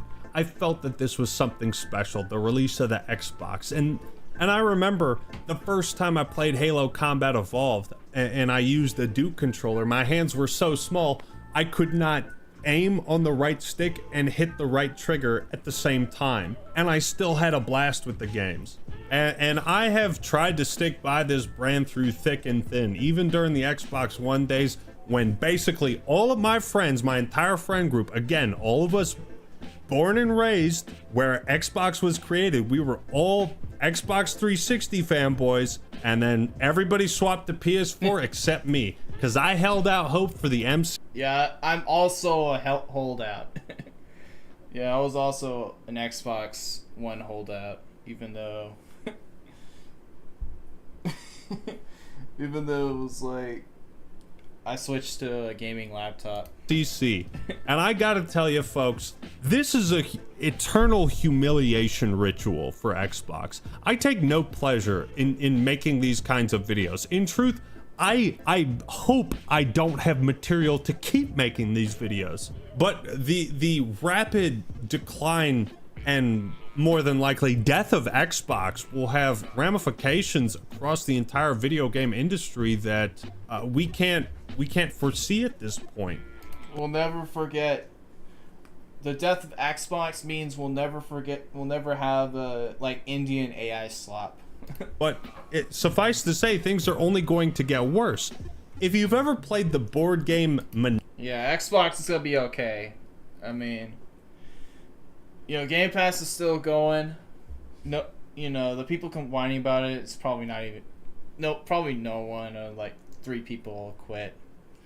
You know, mom is mom is still going to have that auto charge $30, doesn't really care. You know, little Timmy is still going to be playing COD. Monopoly. It's a game that's more fun the more players you have. User space already pretty big. I mean, as long as they keep selling games digitally, it will not go away. Yeah. Because you have less of a chance of getting just completely scammed, right? The whole purpose of Monopoly is that if one player controls the board, the game sucks and everybody stops playing or loses immediately. And with one less player on the board, the gaming industry inevitably gets worse. Microsoft has just flat out stopped trying. That's the most generous appraisal of how they've been handling. You will play Game Pass Ultimate Sal. Xbox is that they have given up. That's the most generous interpretation. More realistically, they are intentionally nosediving this billion-dollar franchise into the fucking dirt to extract as much value as possible that they can from it. That's the Phil Spencer business model. I guess I should talk about this standalone ripoff Kinect that has beaten a $4 trillion company. The Next Playground. Xbox hardware was outsold by a little-known Kinect-style console during Black Friday week in the US coming forth. There is something funny that, like, you know, they got beaten by a Kinect console. Came forth. That's according to Circana data shared on social media, which suggests the family console Next Playground took 14% of the market for the week ending November 29th. I just want everyone watching this video to comment down below and be honest. They literally got beaten out by the very thing that they tried to force on everyone else. Did you hear about the Next Playground before this news dropped or before you watched this video? I just want to reiterate that Costco has effectively stopped selling Xbox consoles and products because Costco only sells things that sell. Costco is physically the biggest retailer in close proximity to Microsoft and Xbox. And even Costco isn't fucking with Xbox anymore. I know this video is just gonna be a sort of incomprehensible rant, but this is the only way I can cope with how fucking bad this brand has been handled and how utterly disappointed and disillusioned with it I am. I take no pleasure in making these videos. Not only has Microsoft twice raised the price of they rose the price, damn, their own console, they didn't even put it on sale for Black Friday. For Black Friday. That's consumer's paradise right there. They didn't even put it on sale. They're not even trying to sell consoles. They are intentionally torpedoing this franchise into what's the lowest layer of Earth? They've successfully penetrated the upper mantle, and they are headed straight towards the inner core. If you want to feel even more embarrassed for being an Xbox fan, let's suffer together. Next Playground is an Android-powered console launched in 2023. It was launched in 2023, and not a single fucking one of us have heard about it until now. one. Which features a motion camera similar to Microsoft's Axt sensor, the Kinect. The console features family games such as Fruit Ninja, a game I have played on my phone for free for over a decade. Fruit Ninja, absolutely. I remember Fruit Ninja. I was like grinding that. When they updated it where they had the swords and backgrounds, I was I think I got as far as getting the, I forgot the sword's name, but like I was like grinding that. They are competing with Fruit Ninja and losing, and it retails for $250. But everyone. But the thing is that Fruit Ninja they updated it, but like they only ever released like the OG or like the first edition. Nowadays, no one even knows about the main iPhone game. But is regularly discounted to under $200. What do you wait? You mean if the price? Fruit Ninja's a great game. This is It's the greatest iPhone game of all time. Affordable, people will buy it? No. Raise the prices. Just keep raising the prices. The Playground has been quietly growing in popularity in the US market, and even briefly outsold PS5 in the week before Black Friday. Now that is impressive to a certain extent. Is it impressive or disheartening? Demoralizing. The fact that Microsoft, as a $4 trillion company, does not seem able to compete with a knockoff of something they already built. And I'll just say this. The Kinect was a cool tech concept. It was cool. The fact that it was... Oh, it's outsold PS 5 times what we were doing. Yeah, it's like, you know, it's a kid's console that, you know, probably is marketed on Facebook, so it'd probably be obvious that parents would buy that. Mandatory for every Xbox One is what killed the Kinect. That's what killed it. It wasn't the concept. Motion controls are cool. VR has popped off, so there's still a market for it. People have fond memories of the Wii. I have fond memories of the Wii. PlayStation Move. Microsoft exited this business without even trying, and now they're being upended by some fucking Ouya 2.0. Although that may be true, it's worth noting that Xbox was not competitive with its pricing over Black Friday, and it seems like there isn't a huge amount of stock in circulation. So it's as much to do with Xbox's ambition with its consoles as it is with consumer demand.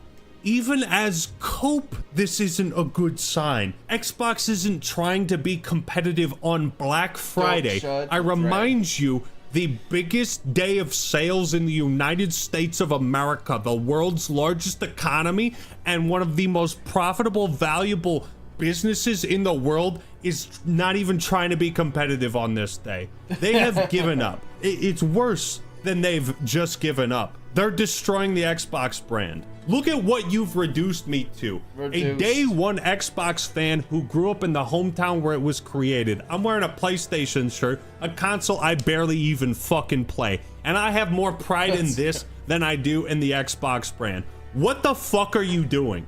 Words do escape me at this point. You might be thinking, well, why do you care so much? First off, this is a gaming YouTuber channel, so it's kind of my job. But also, secondly, Xbox was a point of pride not just in the fact that, like, I enjoyed every moment I spent playing a game on my OG Xbox and 360, but the fact that it was Nate Smokes logged. local, that it was built in my hometown, it was a point of pride. And now you know what's happened? Every single one of my friends that I went to elementary, middle school, and high school with, we can no longer afford to live in our hometown because Microsoft sucks the soul out of everything they touch. They are a poison and But Actman, the libtards are the reason Redmond, Washington is expensive. A plague to the land. And I can tell you from firsthand experience, that is an absolute truth. This company fucking sucks. And I simply cannot articulate properly and put it into words how much I despise them. and their treatment of the Xbox brand. I'm wearing a PlayStation shirt. What more do you want me to say? And I'm making this video because people at least need to be aware of how bad things have gotten. If you don't acknowledge the reality of how things are, what hope do we have of altering the trajectory of our timeline? What's most telling about the state of Xbox is that despite making that console fanboys video, that was at a time when there was a reason to be an Xbox fanboy. And although that video was dude, the contrast is crazy. Was very the contrast between then and now is crazy. Critical of Xbox and PlayStation fanboys, what I failed to do was acknowledge. Yeah, I got the Ozempic face now. He used to be fat back then, now he's got Ozempic face. The importance of console fanboys, and this is what we're all gonna do right now, okay? Console fanboys are important because they are a driving factor of competition in the video game industry. You look at Call of Duty 4 Modern Warfare. When Infinity Ward made that, they were competing with Halo 3. They wanted to take down Halo, and so Infinity Ward made the best Call of Duty they could. While it didn't immediately take down Halo, they set the foundation to be able to do that. Competition is important. It forces everybody to try and do better and one up their competition. When Battlefield 1 came out and fucking blew Infinite Warfare out of the water, you know what Call of Duty did? They went back to World War II. They tried to compete. With Xbox pulling out, just giving up on competition, it leaves Sony, Nintendo, and Valve, essentially. But Valve was not even a contender. It's just they're just a glorified merchant service. The fact that they're giving up and not even bothering to try and sell consoles, try and sell exclusives, it's a very dark sign. Think about this. Halo's coming to PlayStation 5 with a whimper. With a whimper. PlayStation fans are not going to give a shit. Yeah, a lot of like gaming channels, they think that Valve is still this titan in game development, but like they haven't made a game since like 2000s, but they haven't made a full-fledged game since I don't know, since Dota 2, I guess. You know, like a main game that isn't like VR or a scam or a pay-to-win scam. How is Valve going to have a record-breaking console with NVIDIA choking access to the graphics card? It's not going to happen. Yeah, people are talking about the Steam machine, but like, they already made one Steam machine. No one even bought that. Nobody even buys like the controllers, and maybe the Steam Deck sold, but I don't know. They're not being a console titan. It's not happening. About a remake of a 24-year-old game. They have like, you don't even like, no one even knows what the market share for the Steam Deck even is, because like it's probably embarrassing. have avoided playing up until because the company that produces Steam somehow can't sell a Steam Deck. At this point, no PlayStation fanboy is truly gonna give a shit, and it's not even launching with multiplayer. Halo, a series known for being as strong as the community that supports it. Forge, custom games, Infection, theater mode. None of these things are coming to PlayStation. Just a reboot of a campaign that PlayStation fans, if they haven't played, don't give a shit about. Back-to-back reboots for the Halo franchise. AI slop in the latest Call of Duty. Slop. Has there ever been a franchise? I was thinking about this earlier. Is there any franchise or IP you can think of that has done back-to-back reboots? Is that a first in the entertainment industry? Is that how bleak things are? Yep. The entire Halo Infinite campaign was based on the second mission of Halo Combat Evolved, and now they're even more out of ideas, such as they're just remaking the entire CE campaign without half of the game, no multiplayer. Anyways, Xbox is not only in a downward spiral right now, it's taking part in an endless humiliation ritual. And it is my duty as a former hardcore Xbox fanboy to do my best, do whatever I can to make sure these massive pieces of shit, Phil Spencer, Matt Booty, and Sarah Bond, or at least somewhat held responsible, because I care more than they do, and that's what bothers me. I care about Xbox and everything it stands for more than they do. They didn't grow up with it. They grew up to ruin it. This right here pretty much sums up the game plan for Microsoft Game Studios. PlayStation's killing us. We need more games. Raise the prices. What? But there's no Raise the reason to buy an price. Xbox right now. Close a game studio. Dog, we need more games. Costco won't even sell us. Dude, I remember. Yeah, I remember when they closed the initiative. It was like a store in Microsoft. We all the Xbox neckbeards. We all go to Redmond, Washington, and like we stormed the Microsoft headquarters, demanding like return. We will Bungie into headquarters.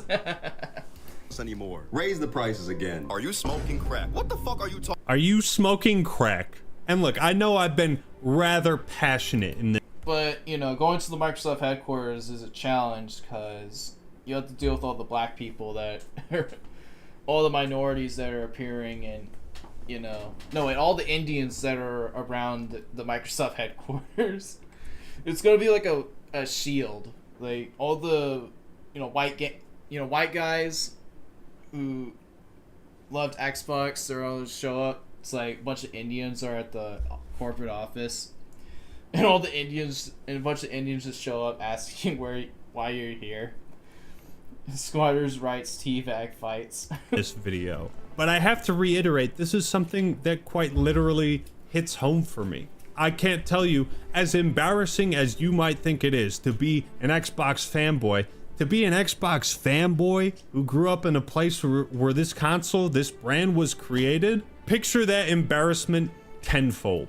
I'm ashamed I ever met Phil Spencer, man. That dude sold his fucking soul to the devil. It is beyond embarrassing, and it's only going to get worse. So that's the only thing we really can do, is just continue to laugh at their ineptitude and their horrible decisions, and then wonder about how this will inevitably negatively affect the greater video game industry, as Microsoft has effectively pulled out of the video game industry, and they don't seem to want to compete in it further. Everything's an Xbox now, and therefore nothing is. The brand, as far as I'm concerned, has successfully been destroyed, and maybe that was the goal all along.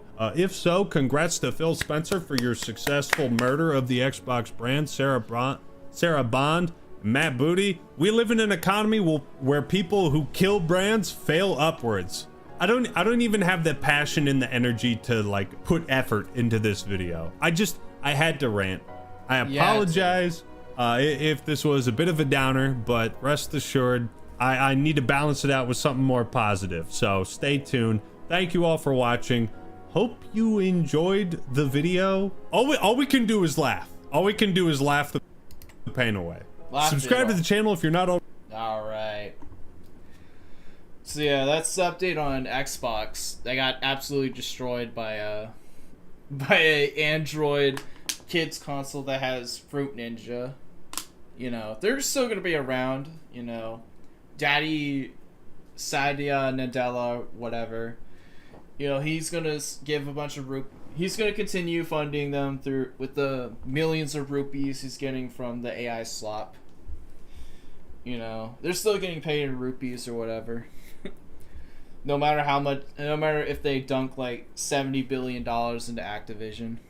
You know, that Indian crow is still gonna show up in the bank account.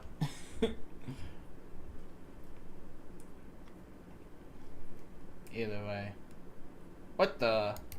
Around a year ago, Apple's upset. What the? What's this guy done?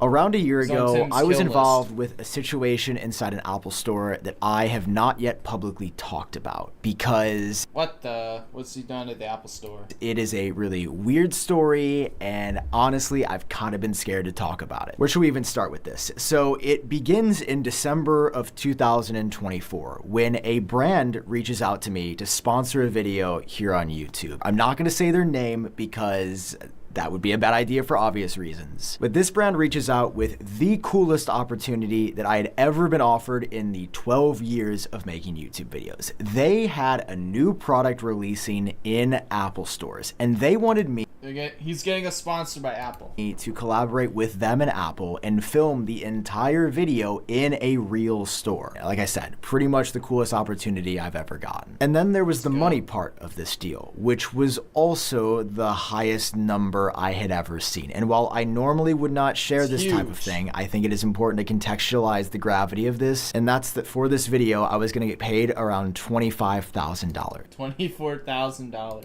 Which was absolutely insane and made it even more enticing to take. So obviously I said yes. We signed the contract and I got started working on the video, writing the script, grabbing my friends to help be camera people, and the product was launching in stores really soon. So they wanted me to get there as quickly as possible, and they asked for the date that I could show up in the Apple store to film all of this so that they could send it to Apple and get everything coordinated for when we arrived. So I send over the outline as well as when I'm planning to go to the store to my contact at the brand. They pass it on to Apple, and I get an email back really quickly saying you have a green light to film at the store, which was actually going to be tomorrow. Again, it was a pretty fast turnaround, so we kind of tied everything together really fast to make this happen. So we pack our stuff up, head to the Apple store, and before we physically walk in, I remember turning to my two friends saying, hey, like, make sure the lens caps are on. I'm gonna have my audio off. Let's just talk to them first to make sure that we are 100% good to go, because I know how Apple is with filming in stores. They do not like it, and I don't want any drama. So with cameras down and my mic off, I walk into the store and I approach the first employee I see, who is super nice, and I explain the situation. You know, this is really random. We're supposed to be filming this video for the launch of this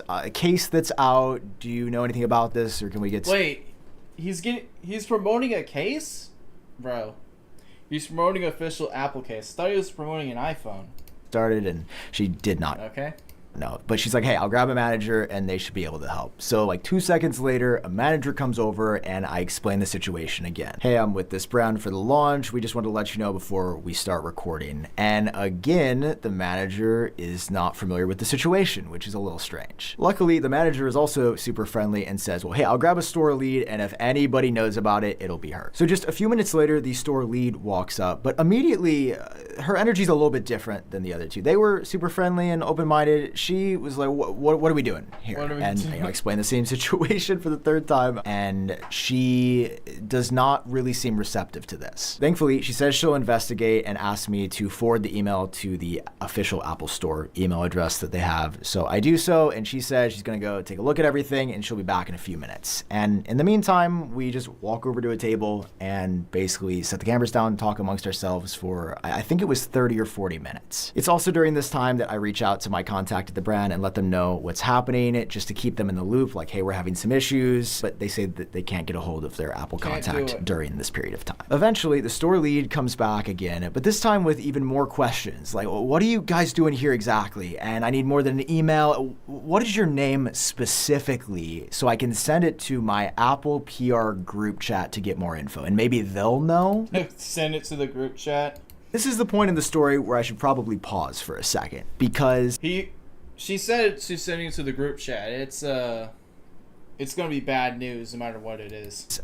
I don't have a relationship with Apple PR. And anytime I've tried to have a relationship with Apple PR, they have not been interested. Probably because I do leaks and rumors, and I'm pretty honest when they mess up. And ultimately, you know, I don't follow the narrative all the time. I am totally speculating here, but that is my best guess. So when she said she was gonna send Sam Cole with Apple Track to Apple PR group chat, I didn't have high hopes, and then she disappeared again for another, I think, 30 or 40 minutes as she was talking to them, trying to get more information. And I do appreciate that she did take the time to help us. Like, that was really nice. During this time again, I think we go back to the same table in the Apple Store and just kind of talk amongst ourselves. And again, no cameras ever turned on, didn't record, not making bits or anything. We're just standing there talking like any other customer. And then finally, the store lead returns for what becomes the final time. And this time, she's not asking questions anymore. She comes back and says, we will not be filming in the Apple Store today, that we do not have explicit permission from Apple PR, she's found out, and that I need to reach out to this email on her iPad, which she shows me is media.helpline@apple.com, which, funny enough, is the publicly available Apple PR email that's listed at the end of every single press release. employees. So I say thanks, and then we grab our stuff, walk out the store, and then, I'm just kind of waiting to hear back from my brand contact over the next day or two, and I don't hear anything until I get a text 2 days later. And what this text says legitimately blows my mind. I'll show you in just a second after a quick word from today's sponsor. Apple is really well known for their commitment to user privacy and security, but there's also,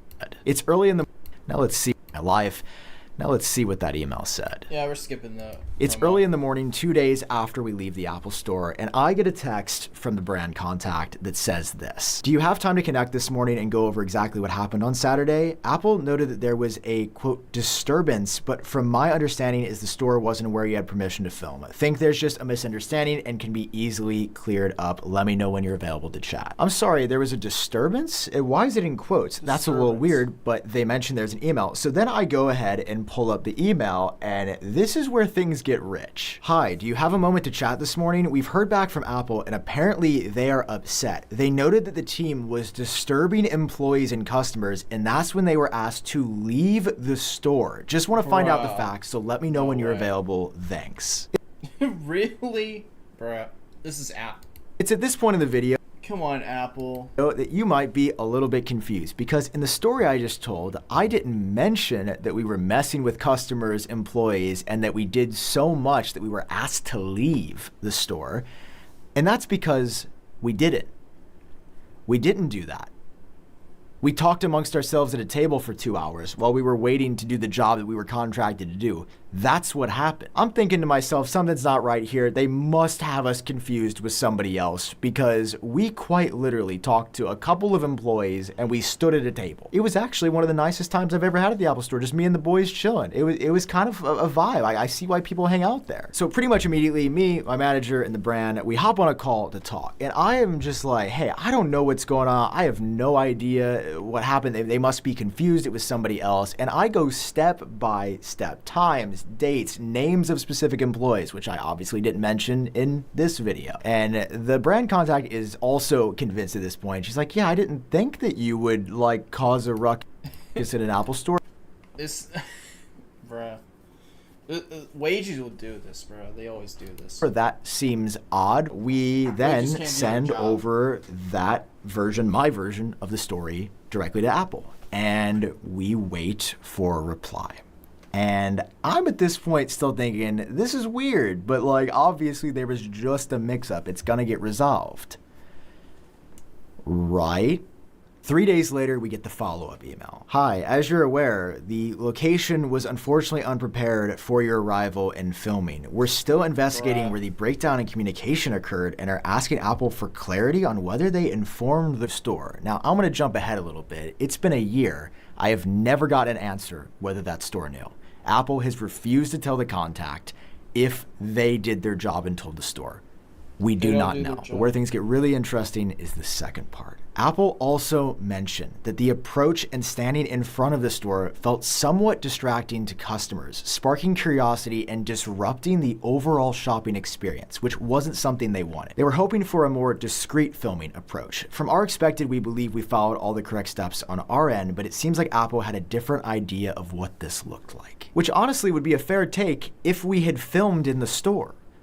But we didn't film, remember? We didn't turn on the cameras. We didn't use the mic. We stood around a table for 2 hours waiting, talking to each other like any other customer in the store. Nothing was recorded. We couldn't be more discreet. It's like, what's 0 times 2? Still 0. And then it closes saying, that said, Apple is currently unsure about allowing us to return for filming. So we're gonna let the dust settle before revisiting the possibility of an in-store activation. Well, looking at the calendar now, I guess the dust is never gonna settle because it's been a year and the deal with Apple is not happening. Confirmed by the brand. Confirmed by the brand that he got scammed.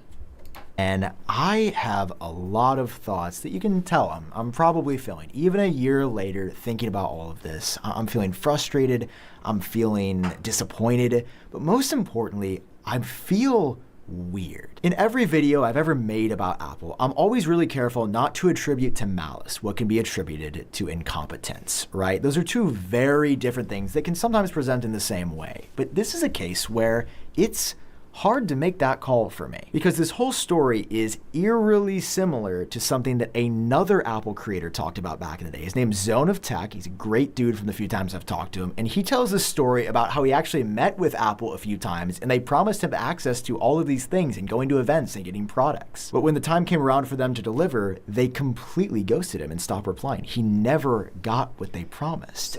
And that sure sounds a little similar, right? I'm gonna show up to the store this time and do this video, and then you show up and nobody knows what's going on? I don't know, how am I supposed to feel about this? Shouldn't he be playing football? A year later. They never apologized. They never corrected the record. What a fake sell. I mean, they're telling this brand that I was causing a disturbance in the store. That's messed up, man. The Apple Store in Houston is just where Mexicans hang out at the mall with their kids for free air conditioning. The employees are all fat Indians and stupid diets. Treated me like a day. They were horrible. Yeah. At minimum, that's messed up. Finally, let's end on a positive note, and that's that my coverage of Apple isn't going to change. I am still going to be making videos. I still love iPhones, and I'm obsessed with Apple products. I don't know why. I'm just kind of insane. But if you think that this experience is going to make me more negative or something toward them, not even a little bit. My only goal on this channel is to be authentic, and that's why I'm telling this story. That's why I say what I say about Apple. That's why I make videos about leaks and rumors. That's what I authentically am interested. Dude, Apple sees all these like rumor videos and they know that you're just gonna be like a nuisance. They know if they give you like official sponsorship and all that, it would just be like a clusterfuck. Cause like then you're gonna make even more outlandish shit that they don't want. That's just gonna ruin reveals or some other BS. And care about. And they know that these people, and they know that you would approve of anything no matter what, so they just do this just to troll you. Apple gives this man a pager. I just want to say a huge thank you to everybody that has supported me, got me here on this journey. I mean, I wouldn't have even had this opportunity of this deal without you guys. The opportunity of a lifetime. Reward the guy. Town needs to do better in 2026. This video was... Alright. Got the puppet, the Muppet guy that everyone watches. Nintendo supposedly is failing, so let's see how they're doing.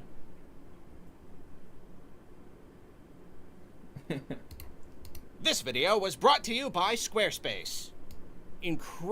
So Nintendo had a pretty eventful year, I would say. Switch 2 generation off to an interesting start. We spent so long speculating. Dude, they're making billions of dollars, they don't care. So long sifting through rumor after rumor after rumor. The first few months of the year, it all reached this crazy boiling point. So it was surreal when Nintendo finally just did it. They revealed the Switch 2, and there it was. And it was all smooth sailing. We were finally getting our new Nintendo console. Everything was good until that April Nintendo Direct. The presentation itself was great. The system looked good, the games looked good, but then there was everything else that came after. Since then, the entire vibe surrounding Nintendo has changed. The whole discussion. Everyone, dude, it's just that it's now the big thing to like hate on Nintendo.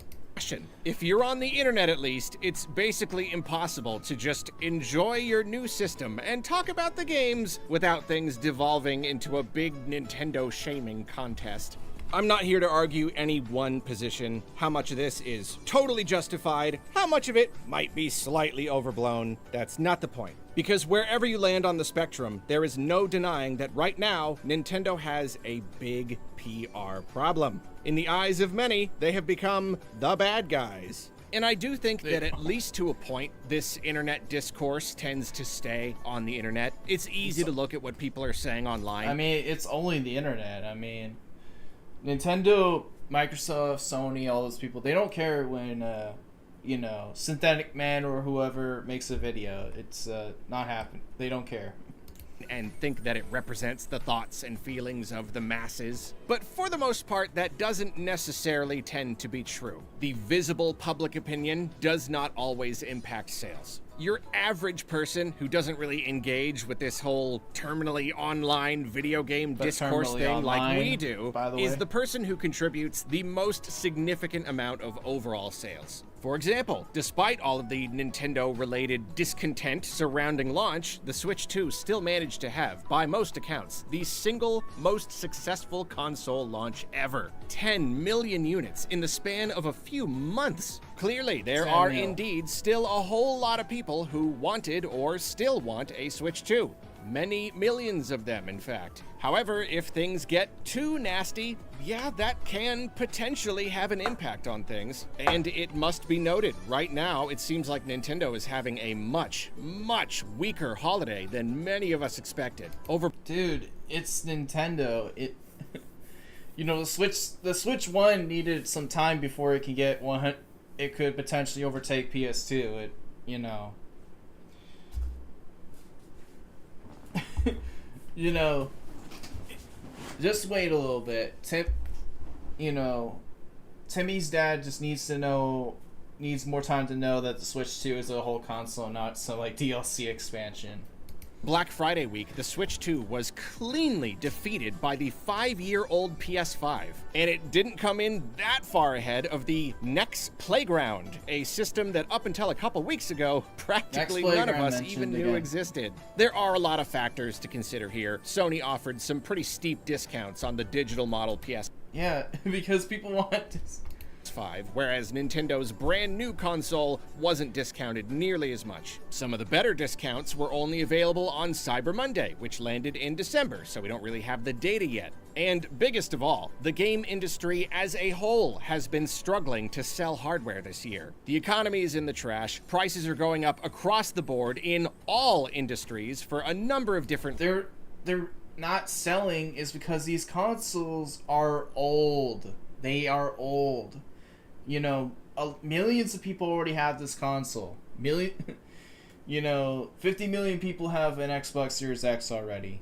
100 million already have a PS5. The only people buying this console new at late as it is are like broke people. Are like the broke people who desperately want a PS5 after, all their friends are clowning on them for still owning a Xbox 360 in 2025.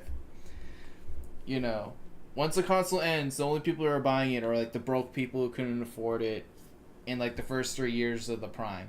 Reasons, so fewer and fewer people are buying these increasingly expensive game systems. I think there's a fine chance that the Switch 2 underperforming is largely thanks to much bigger issues than people are mad at Nintendo. However, I'm preparing for the possibility that we will look back and see that this generation's sales were kind of front-loaded. It's possible that the success of the original Switch primed Switch 2 for a great launch. You had all these enthusiasts who were gonna get the thing no matter what, but then beyond that, other people might take a lot more convincing. They might want to wait for a better sale or a price drop or just until there are more games to play. And of course, much of this will be thanks to there is more games to play. I mean, Switch 2 improved the third-party issue that Switch 1 had. And even then, Switch 1 was better at third-party, but like, they're actually getting better. Like, this whole worry about games is like, no, this whole complaints about exclusive, in between exclusives is no longer an issue. Economic pressure being put on everybody right now, but I also cannot deny that people being mad at Nintendo could potentially have some impact as well. If the discourse gets too negative, if it escapes the lab, it can kind of sour the experience. The Switch did so well in large part because it became one of those lightning in a bottle cultural events. Hype drives sales. And if there isn't really a whole lot of hype for your product, if even the simple act of talking about it on the internet is a morbid affair, then yeah, that could affect things. Nintendo's getting a new movie. Nintendo's getting a new movie. They don't need to, they don't need advertising right now because, all those kids are going to get a Switch 2 after the Mario movie 2 comes out. No, can't magically end the trade war. They can't stop inflation. They can't bolster the inflation, my trade. Dude, the Switch has not increased price, bro. It's the same price, you know, beginning to end. You know, that complaining about the government to why you can't afford a Switch is like, you know, leftist propaganda. the weakening yen. And no, despite what we all want, they probably can't stop being a publicly traded corporation under constant pressure from shareholders to only ever make more and more and more money without ever slipping. Dude, they don't care about the shareholders, bro. They're like one of the few public companies that aren't influenced by that. You know, Nintendo of America, all they can do is just be the yes man for Nintendo.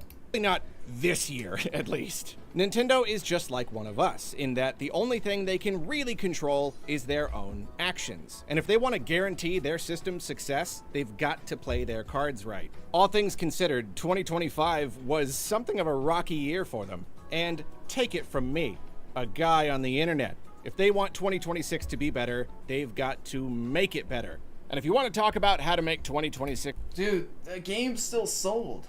Better, there's a real obvious one to start with. No more $80 games, okay? Just don't. I really do believe that this whole thing might not have turned out half as nasty if they hadn't charged $80 for Mario Kart. Like, really. Dude, they were planning to sell the game for $80, and you people still bought it. You people bought $80 connected with the bundle. It's like, you know, the $80 is on you if you decide to ultimately buy it in the end. You know, all these bums, they said like they were going to resist this corporatism, this anti-consumerism. They still bought it day one.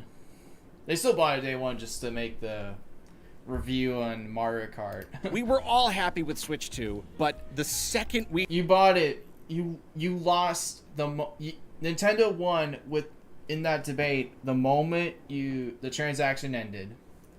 You know, the moment, you know, you went there, you bought the game, you bought the bundle edition.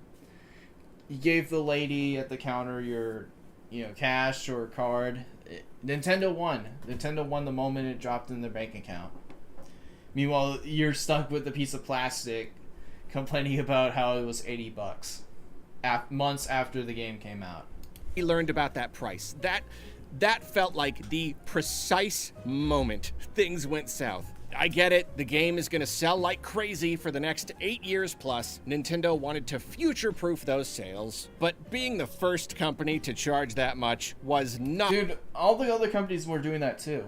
You already finna know I'm going to be spamming W's when the clock strikes 12. Let's go. Not the right move. It just wasn't, because now they're the trendsetters. If the rest of the industry starts charging that much, then it'll be entirely Nintendo's fault for... Dude, companies were doing this like before the Switch 2.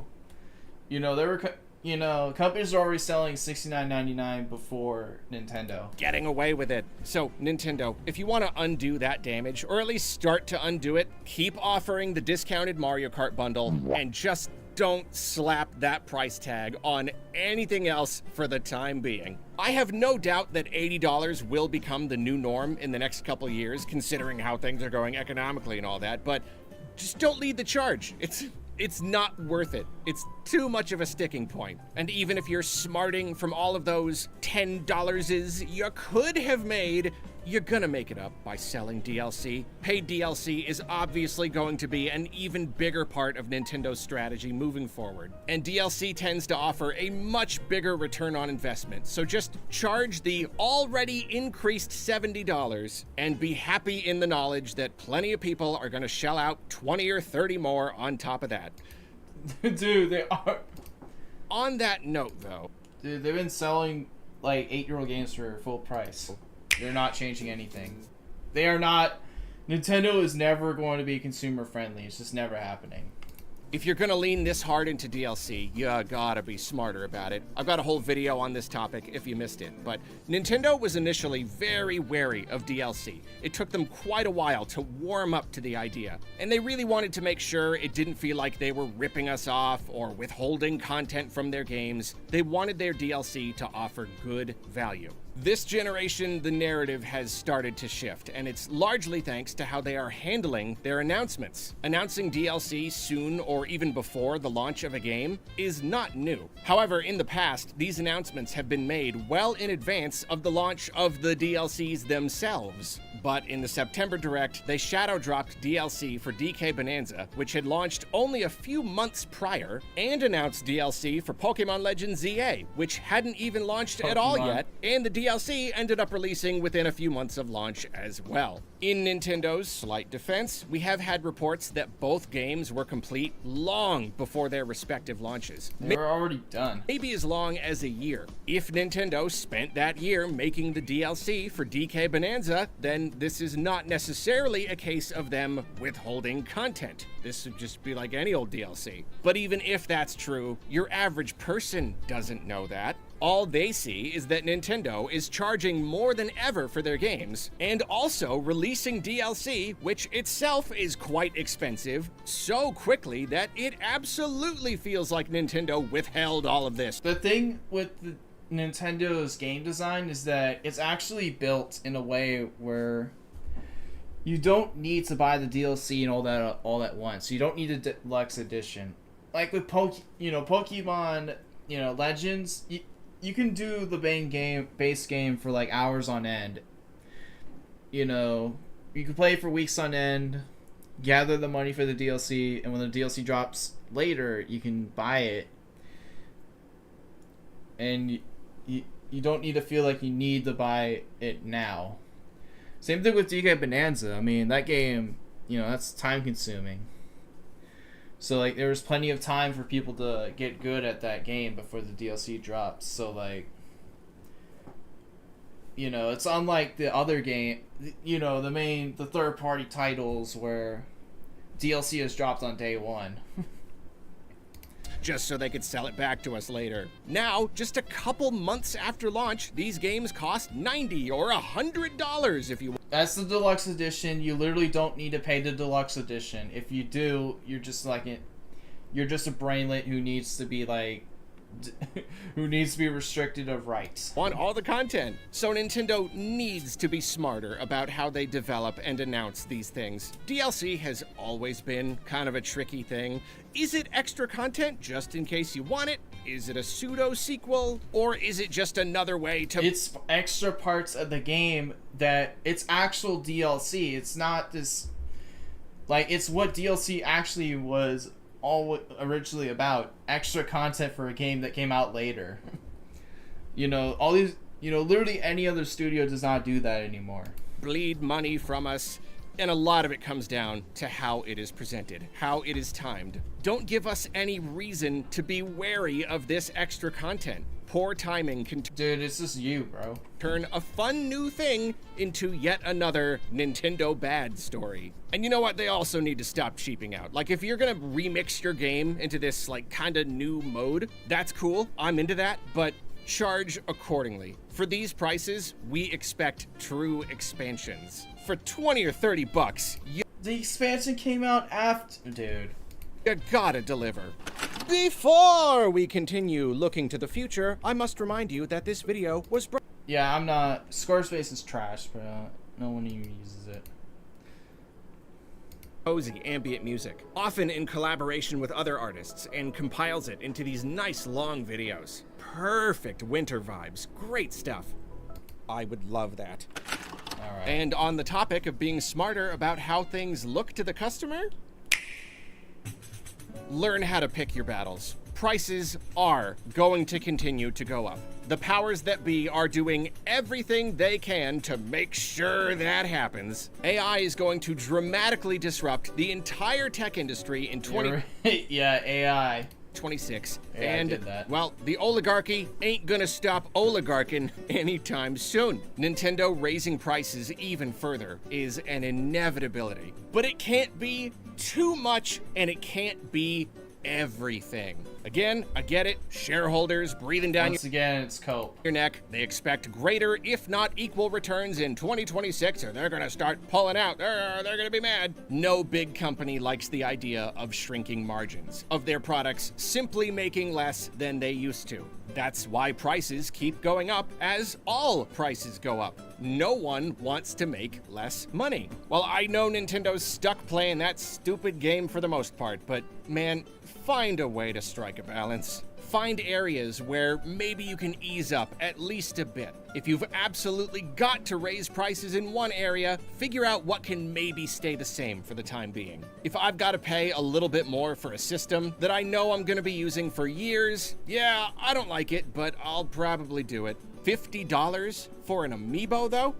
Dude, who buys amiibos? Seriously. For a chunk of plastic? No, just no. Who I don't know even what pays for amiibo that? sales are like right now, but that feels absolutely unsustainable. Dude, I've seen amiibos since like the year they came out, and honestly, I've never seen like any human being actually buy it in person. Like it's always like at my local GameStop, it's full of shelves, and I never seen anyone pick one up and buy it. It's literally a scam. It's a legal scam that doesn't even do anything. Sustainable to me, especially if those prices go up even more. The goal, these guys buy it because they're reviewers, even though no human being actually buys in real life. is to make people grumble, but buy the thing anyway. If you've pushed a huge percentage of your potential audience to just nope out entirely, you're probably losing more money in the long run. Preventing those margins from shrinking even one iota might not actually be the smartest financial move. But of course, what do I know? I'm no CEO, I'm just a schmuck. Similarly though, Throw we us more need more bones. bones. And no, I don't mean bones to pick. We got plenty of those. I mean Nintendo needs to throw us as many bones as they reasonably can. If this whole hobby is getting really just exorbitantly expensive, we need to feel like at least some Nintendo products offer a good value. Value for money used to be a lot more important for Nintendo, but the Switch showed them that you can potentially sell everything for a premium, You will. never ease up on anything at all, and still outsell the competition. Well, those days of easy wins might just be over. And if that's true, don't wait for another Wii U or 3DS situation. Just save the trouble, eat the humble pie right now. Give us some good deals, sometimes. They can even be strategic about it. Look for the products with the wide margins in the first place. Accessories that sell really well because they're so useful, even though they're really cheap to manufacture. Games that'll be plenty popular, but were produced with surprisingly small budgets. A good deal can go a long way. A big problem this generation is that people feel like they're being nickeled and dimed at every turn. All these increased prices, all these expensive games and DLCs They and keep even paying for accessories. it. It's like we're being attacked. That's why charging $10 for Welcome Tour was seen as this like unforgivable sin for some people. It's just like, give us a break, Nintendo. I get it. You spent money on the game. You want to make some money on the game, but how many people even bought it? And was that money worth the damage to your reputation? When pricing things, you've got to weigh the earned or lost money against the potential earned or lost goodwill. And you know what? After being burned by all these expensive games and stuff, Animal Crossing New Horizons Switch 2 Edition, being a $5 upgrade, was like a little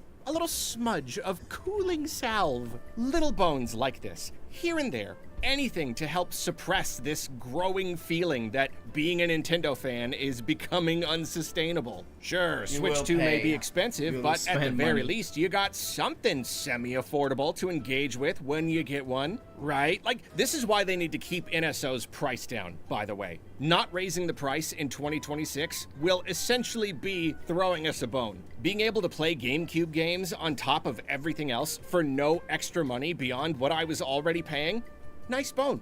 Keep it that way. And you know what, Nintendo? If you need some emergency money or some emergency goodwill, Break the don't glass. be afraid to break the glass. Nintendo's got such a huge catalog of games and series, so many potential fans to cater to. So when times get tough, dig to the bottom of the chest. Compared to developing new games, simple remasters may as well cost pennies. And reviving a beloved classic is always an easy win. Now, of course, this process can be tarnished by high prices. Beautiful remasters of Super Mario Galaxy 1 and 2 should have been reason to celebrate, but look at that, they're too expensive, and now that's all anyone can talk about. Take my advice from earlier. Look for opportunities to ease up on that hyper-aggressive pricing while still making boatloads of money. A nice remaster sold at a good price, mwah, easy win. And easy wins is what you're looking for in 2026. Pure goodwill, pure gravy. You know what? Ramp up how many games you port to NSO. Give us more GameCube games. Inundate us with awesome classics. It can only help. You really want to talk about breaking the glass, though? Nintendo has been hiding a heck of a nest egg under the bed for the last 8 years. Like we were just talking about, they've kept the prices of their games consistently high ever since the Switch generation began because they have simply seen no reason to discount any of them. I think there's a good chance they have been saving these discounts for a rainy day. They know that if things start to go south, bringing back Nintendo Selects or something like it could offer a big influx of cash. And from our perspective, goodwill, even if they don't tend to consider that aspect for some reason. Well, now might be the time. People feeling nickeled and dimed? You're developing a reputation for being super greedy and overcharging for everything? This is Nintendo for you. Dig out those easy wins. There are so many Switch games that have essentially sold all they're gonna sell. There are a lot more people who want these games, but not at that price. I am certainly one of them. This is especially true for smaller games or ones that sold okay, but basically stopped. The thing when Nintendo sells these is that they're not thinking about, you know, the 30-year-old man child who bought this when he was like 28. They're thinking about this in the sense of releasing it new. You know, they know that, you know, they don't care most about the adult fans. Like, let's be real. They don't care about the adult fans that complain and whine and all that. You know, bootlick them. They're thinking about like the young demographic that would pay, that was born way after these games came out. And you know, those kids are gonna buy this game day one, no matter if they see the 2007 on the year date on the title screen.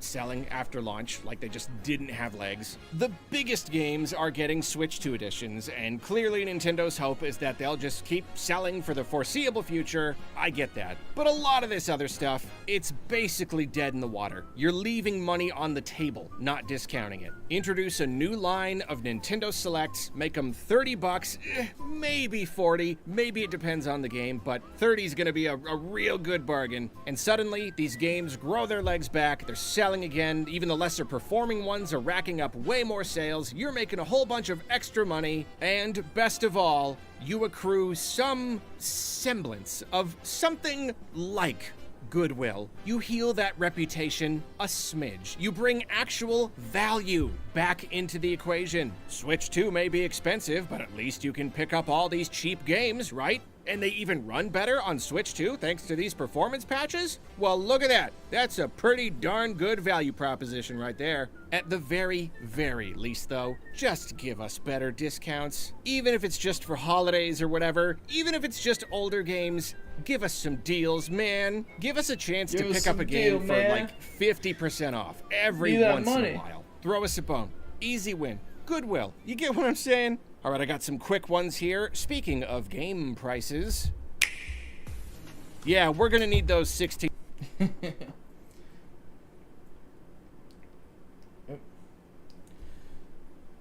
and 32 gigabyte cartridges, the whole game keycard thing has certainly not helped Nintendo's reputation. And if it's true that literally the only option for publishers has been the expensive 64 gigabyte card, then I have no doubt that that has pushed many of them to opt for these game key card releases instead of just eating a ton of profit. It's all but confirmed that smaller cards are on the way in 2026, which is great, but I figured it was still worth mentioning here. Please, Nintendo, do everything you can to keep those silly little proprietary cartridges from thinning those margins and encouraging publishers to ditch them entirely. Also, to quote John Green's brother, don't follow your dreams, follow your tools. The Switch 2 has a lot of strengths. Lean into them. So far, my online experiences with my Switch 2 have been leagues above anything on Switch. Keep delivering solid online, improve the online you already have, keep marketing the idea that Switch 2 is a perfect social system and not just because of game chat, and keep updating Mario Kart, which should have been your great big online game from day one, but that goes without saying, doesn't it? And the Switch 2 really is a highly capable system. Keep them performance patches coming, please. Because think about it, having backwards compatibility with a massive library is a selling point the original Switch did not have. This obviously goes hand in hand with the Nintendo Selects idea, because selling a bunch of really terrific games for cheap, and they all run better on Switch 2, that really is such a massive selling point. You want to give people every reason to either upgrade or jump in for the first time. Then, obviously, this isn't the sort of thing that can be implemented within 1 year, but I still must mention that in order for Nintendo to have a good 2026, Nintendo is doing fine. they gotta bring the games. On paper, the Switch 2's library for its first half year on the market is crazy. Mario Kart is the biggest system seller Nintendo could ever hope for, and it was there on day one.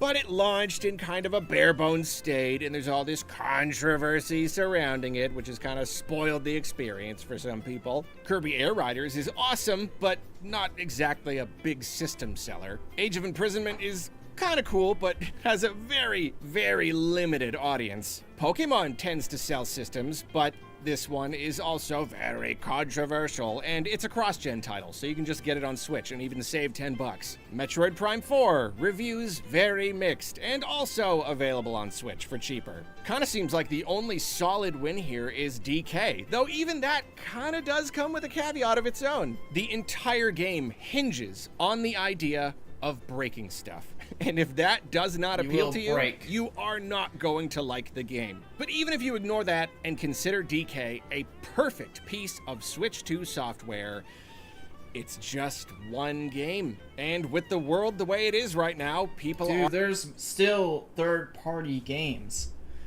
You know, Switch 2 is, more capable of third-party more than the mainline Switch. People talk about, they do this whole thing about exclusives, but like Nintendo is the exclusive console.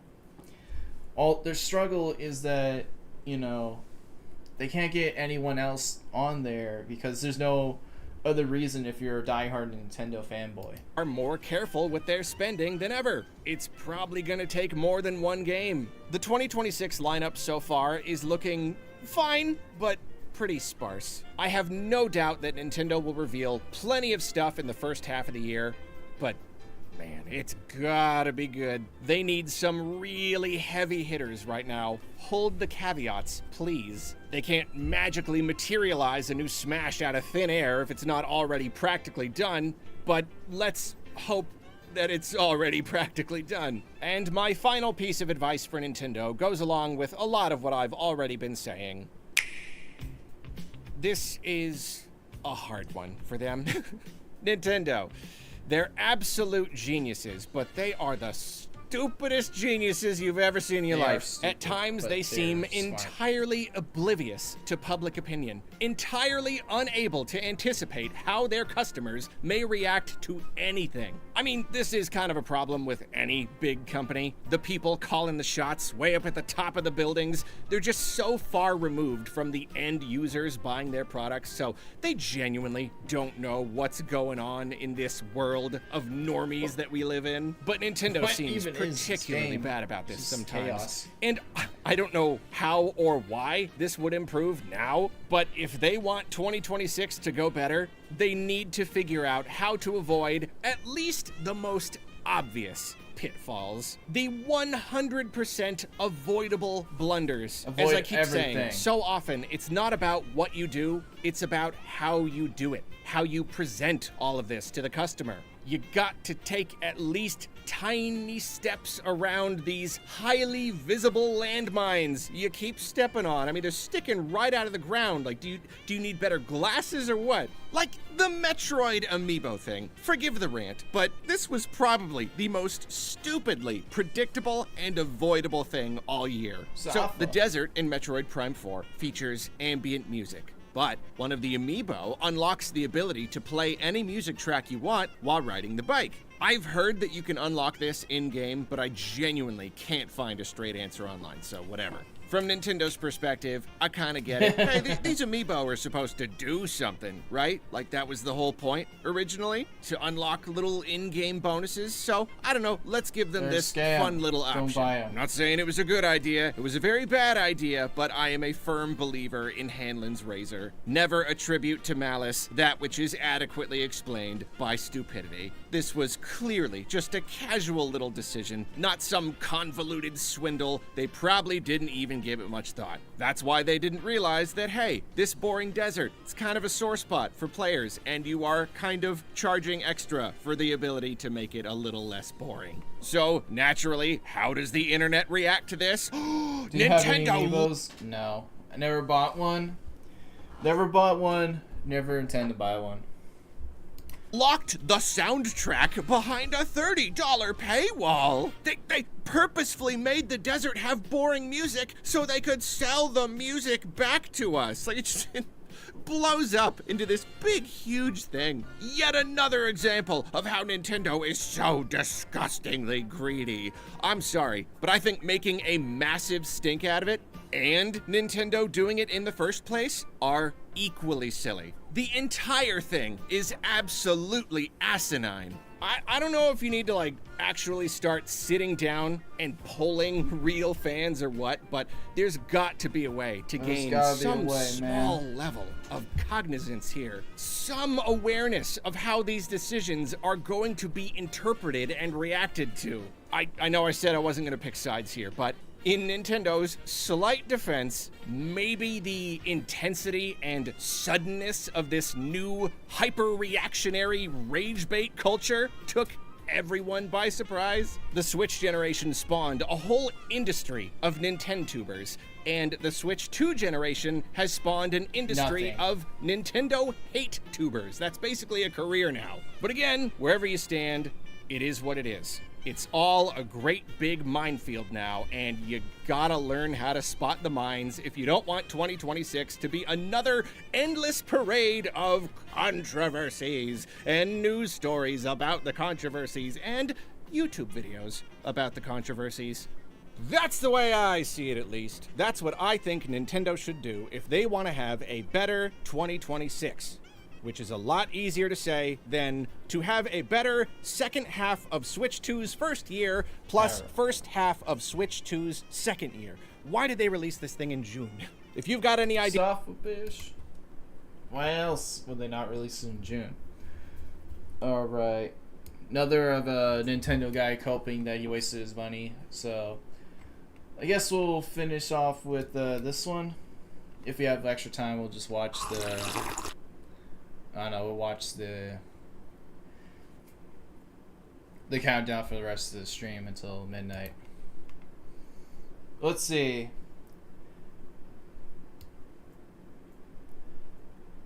The great 2025 timeline.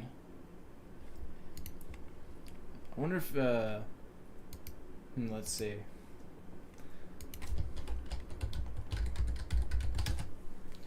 Did that other person make it? No.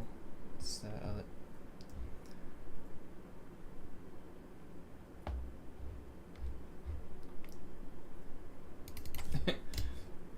The other person did it. Because there was other person that made it. Made a recap and it was funny.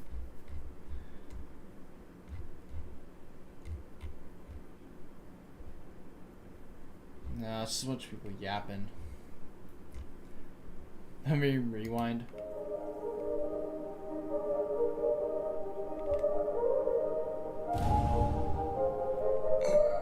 No.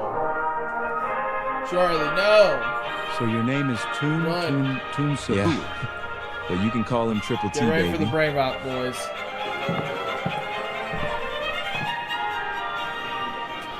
이 자리에 오신 여러분을 Mirror 진심으로 starts now. 환영합니다.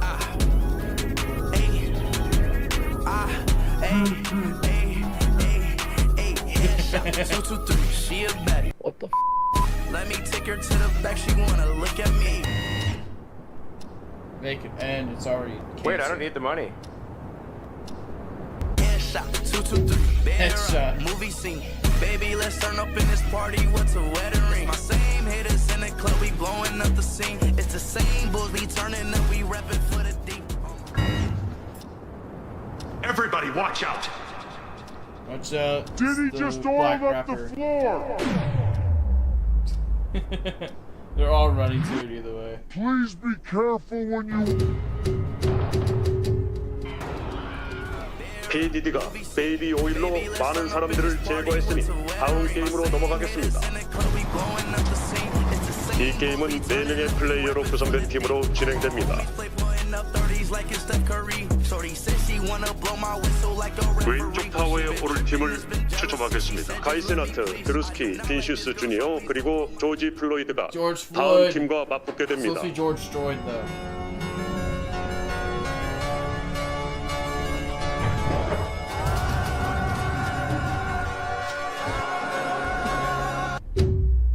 다음은 팀 1입니다.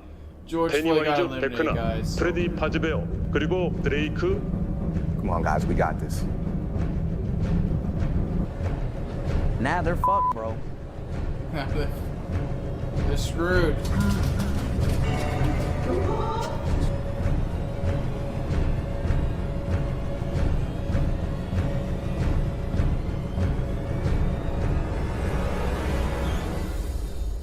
Wait, why are you 3? The 4th is coming. A little friend of mine. Oh no. Drake is cooked.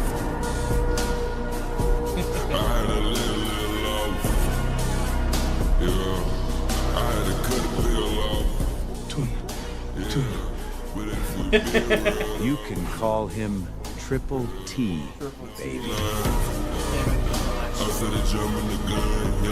I'm losing brain cells.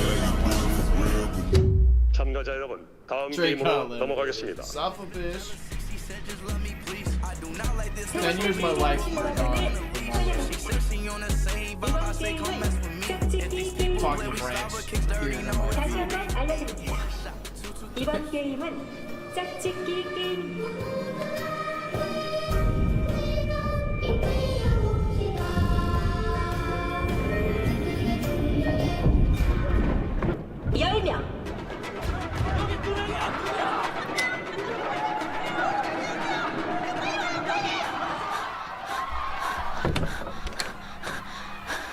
You wanna know what degloving is?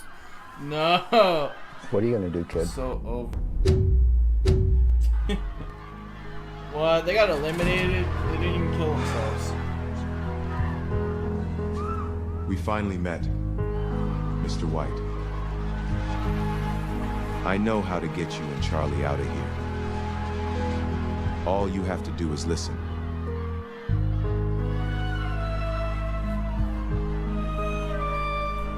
As soon as I woke up here, I knew something was off, but I just couldn't prove it. Until I saw something really weird. There was this big-headed man hanging out with a bunch of blonde guys. There he is. I noticed a strange thing they were hiding. I knew that had to be mine, but I couldn't do it alone. Save us. That's when I met John Pork. I told him I needed someone to distract the guards in the first game. Save the Squid Game. John Pork told me he had a plan. When everybody was playing the first game, John Pork called the guards to distract them. Thanks to John Pork, I was able to grab a couple of those strange things these men were. Got the fucking the network. I know it's hard to believe, but take a look. John Charlie. Pork got the white. Mr. White. The white monster. All you have to do is drink one of I'll do it. I'll drink it. Drink I the just white wanna monster. Be free. I'll drink it too, Walter. You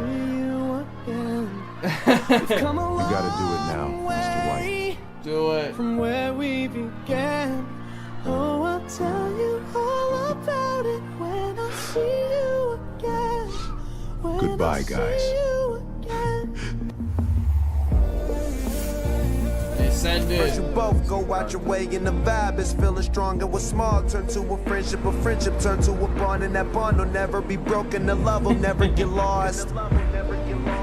Need for Speed ending. And when brotherhood come first, then the line will never be crossed. Established it on our own when that line had to be drawn, and that line is what we reach. So remember me when I'm gone. Been a long day without you, my friend, and I'll tell you all about it when I see you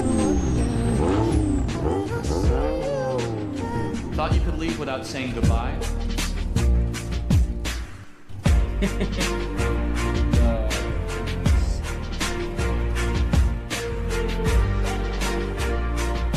going to Agartha, guys. They're going to Hyperborea with Yaku. I hope you can rest now, Charlie.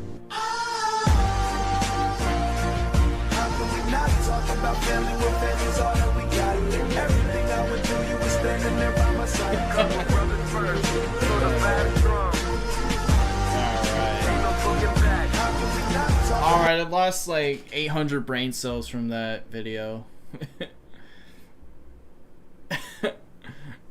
I lost.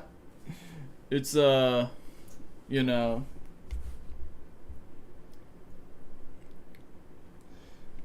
Yeah, I don't think my mind can handle the brain rot. The best and worst. But, you know, let's watch more brain rot. First trends of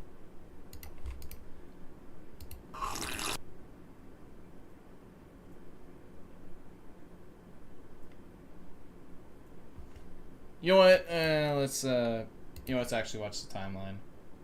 Here we go. The timeline. This is gonna be like the big recap. It's gonna be great. Let's go. Sorry, I had to take a drink because this year's been a lot. 2025 is officially over. This year for me, out of all the 2020s, has felt as close to 2020 as can be. As in a world event happening every month with a mix of dumb brain rot memes to distract us from it. You know how this goes. I thought I would do a timeline on everything that happened this year that we actually cared about. Because a lot of these timelines every year are trash or boring to me. We cover in the juicy politics, pop culture, memes, social media, entertainment like always. So without further ado, let's go over the 2025 timeline. January 2025. We start off the year with it officially being the first year Gen Beta babies are being Gen born. Beta. And they're Dude, Gen Beta is eternally cooked. Like, they didn't even start, they didn't even begin and it was already over. You're gonna be called a beta for like your entire life. If you know, history managed to keep you from existing until Generation Beta. Generation will go from January 1st, 2025 to December 31st. It's over.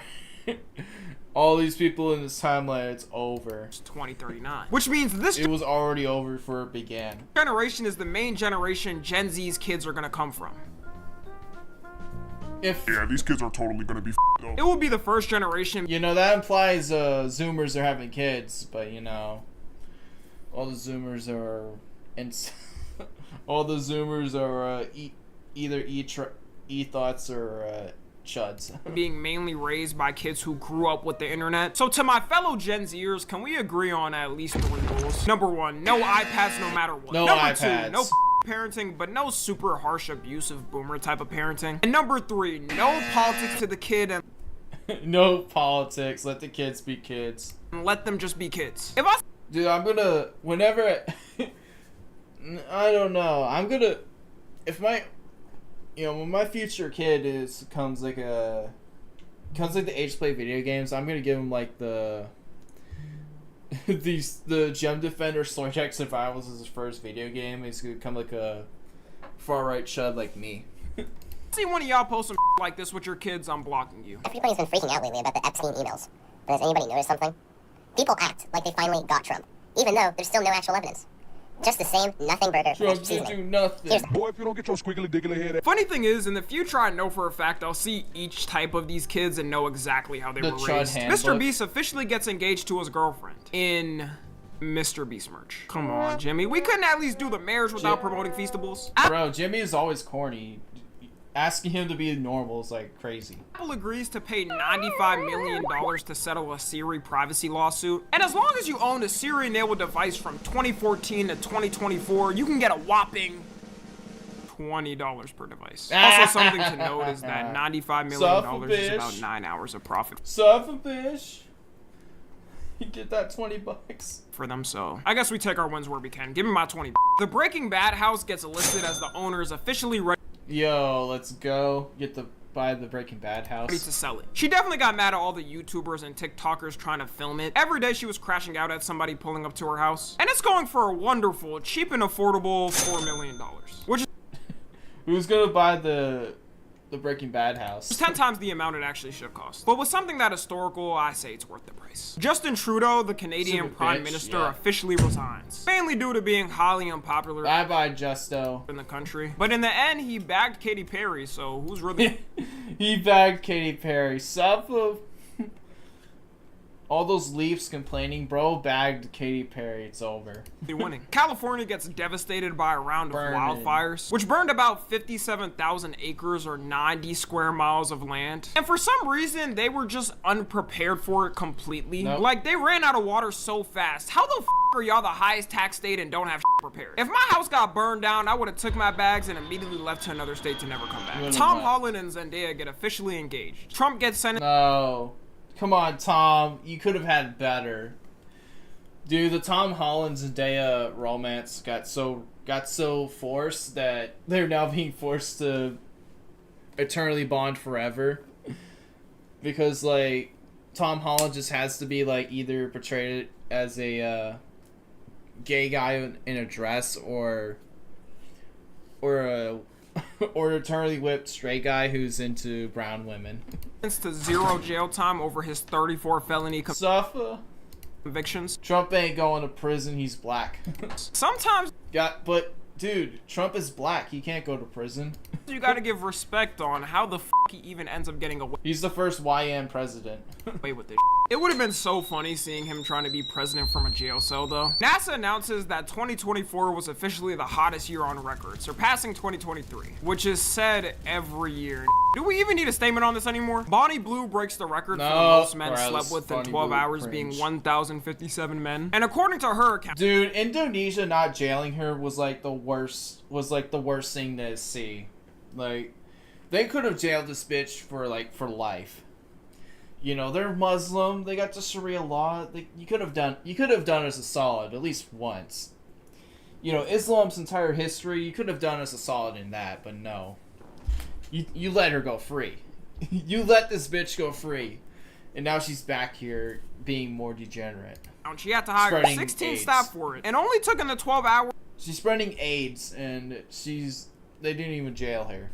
For 6 minutes of breaks. Yeah, I believe this as much as I believe Epstein ended himself in that cell. Bonnie Blue probably turned a lot of non-religious people religious this year because the amount of depravity was wild. Sadly, the way the world works, there will be someone who comes along eventually that is worse than her. Red 40, aka some would say the miracle powder sent from above, officially gets banned in America, and companies have until 2027 to change it. Almost every country has had it banned for years.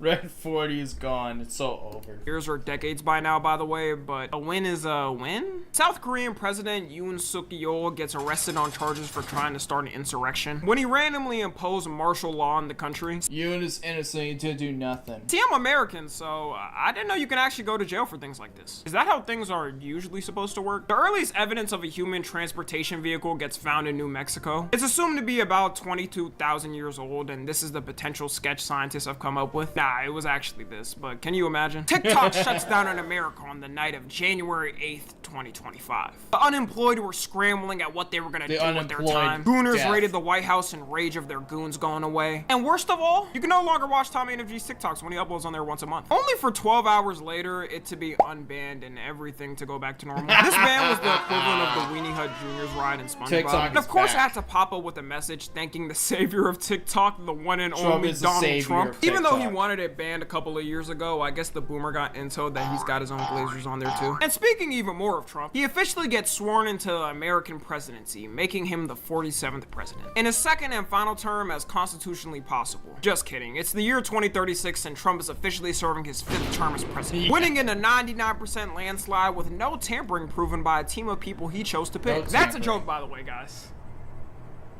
Hopefully. Also, the inauguration went pretty normal, I would say. Typical presidential things with leaders from both political parties present. Nothing off at all, and we can move on from this because it was totally normal. Let's go. The Gulf of I am Mexico Adolf gets Hitler. renamed to Gulf of America, which for some reason was the top of priority first day. Netflix raises all of its subscription prices, as they do every year in a greedy manner, with the standard price going from $15 to $18 a month, and the premium price going from $23 a month to $25. Luckily for me, my costs have gone from $0 a month to $0 a month. I mean, I watch everything. It's perfectly legal, guys. We're totally watching it legally. And as legal of an avenue I can, but just know I can't give you the sites I watch on. Kanye West officially becomes a billionaire again. And not only 1 billion, but 2.7 billion. Suffer Jews. They try to really take down Kanye. He's back to being a billionaire again. Now he's like, he's now on like, he now has like the notch level freedom. Things are guaranteed in life. Oxygen, taxes, and Kanye becoming a billionaire again no matter how much he digs himself in a hole. New York, for the first time in 30 years, has no shootings for 5 days in a row. Let's go. That we have to celebrate things like this, but this is the standard we've reached now. Nvidia loses $589 billion stock value in a day, making it the largest stock loss in a day in US history. This was due to DeepSeek, a Chinese competitor, making a similar AI to the rest for not even close to how much US companies spend. That AI bubble is hitting a real clock, and one way or another, it's coming down. The Weeknd releases his album Hurry Up Tomorrow, selling 490,000 copies first week and becoming one of the highest sold albums of the year. The memes of this month were things like Elon Musk salute, the Goonacide, I've played these games before, dog closing eyes, and unemployment guy. February 2025. Trump releases the start of the US trade war, hitting Canada with a 25% tariff and a 10% tariff on energy imports, hitting Mexico with a 25% tariff on all their imports, and China with a 10% tariff on top of what was already on it. Throughout this whole year, the whole tariff thing can be best described as a toxic relationship where one person runs back every time. With Trump, it's basically do now, then figure out when actually gets up, pull out, or getting some type of gift or crown from a country, then dropping the tariff immediately on the country. I can't even put in this video what country and what day they may have been tariffed because it'll be too much. Luka Doncic, who is one of the top NBA players right now, gets randomly traded from the Dallas Mavericks to the Lakers. I'm not even a big basketball fan like this, but the way this shook up social media for the day was crazy. And it was even worse considering they traded for a player that's considered utterly washed now. Like, for y'all that don't get it, LeBron James and one of the top young NBA players are now on the same team. It's basically like having Kakashi and Naruto tag team on a fight. People were making up allegations saying it had They really gave up Luka for a washed up black man. had to be some form of witchcraft for someone to pass this deal. Luka himself didn't even know it was gonna happen. You can see people stop everything in their tracks just to react to this. That can't be real. That can't be No, it's not real. It's not real. It's not real. No way. It's not real. I didn't put it. The cope is real. The total Dallas death. Because why would you trade Luka? He's 25 years old, the face of the Mavericks. He has put that team on his back. He is a spring chicken in his prime. This has to be like the FBI, right? No. This has to be like the Federal Bureau of Intelligence. To this day, people Take the still L. don't know why this trade happened, and everyone got used to it. Kanye had one of the worst crash outs in his history of crash outs, and that's saying a lot if you know his history. You hear about slavery for 400 years? For 400 years? That sounds like a choice. For 400 years, be a choice, man. On the night of February 6th, 2025, 9:03 p.m., Kanye decided to start off with the words, free Puff. Throughout the next week of him tweeting, he decided to make a tweet worse than the last. Tweeting, I'm a I love now what Virgil. Virgil, by the way, was one of his best friends in the industry before he died of cancer. So he's making fun of his friend who died of cancer. And to end it off, he tweeted to everybody that this was supposed to be some sort of social experiment. Yeah, buddy, you ain't Mr. Beast, alright? We could have came up with a better excuse. Stop a bitch. It didn't even matter though, because right after that he tweeted, I don't like that I said social experiment. I tweeted everything I felt and I'm not fixed nothing for everyone. He also somehow managed to air a Super Bowl ad while the Super Bowl was happening. Not everywhere, but in a couple places, which is still crazy because who the hell gave this clearance? So what's up, guys? Like all the money for the commercial. You're on Oxy. On his new teeth. So once again, I had to shoot it on the iPhone. Versus Nitrous.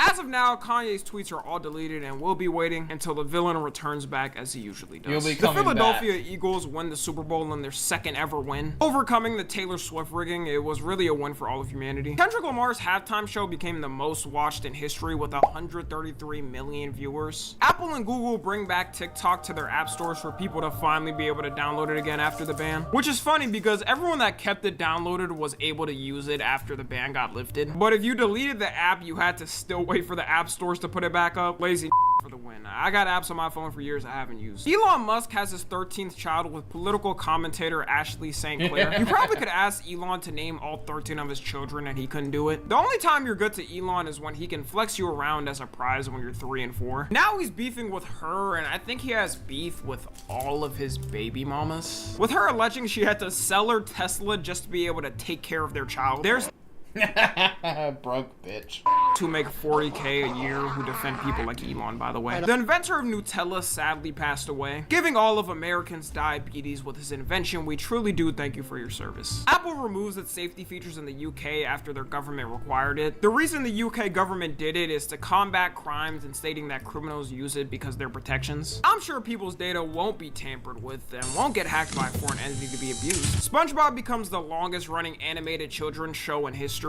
It beat Arthur, which aired for 25 seasons until 2022. It would have been better if they ended the show like 10 years ago though. Friedrich Merz wins Germany's elections to become holy noggin. Oh, look at that Norwood. Chancellor. Trump announces the gold card, a visa that wealthy foreigners and basically anyone who can cough up $5 million can get a path to citizenship. I got it for free. It sucks to suck for them. And you could just tell by the look of the card that Trump 100% designed it by himself. A Japanese professor comes up with a calculation that according to trends now, Japan will only have one child in 695 years, which means one child will no longer have Japanese food, will no longer have anime, and worst of all, no more maid cafes. Dude, Japan has kids. It's just, you know, they still have kids.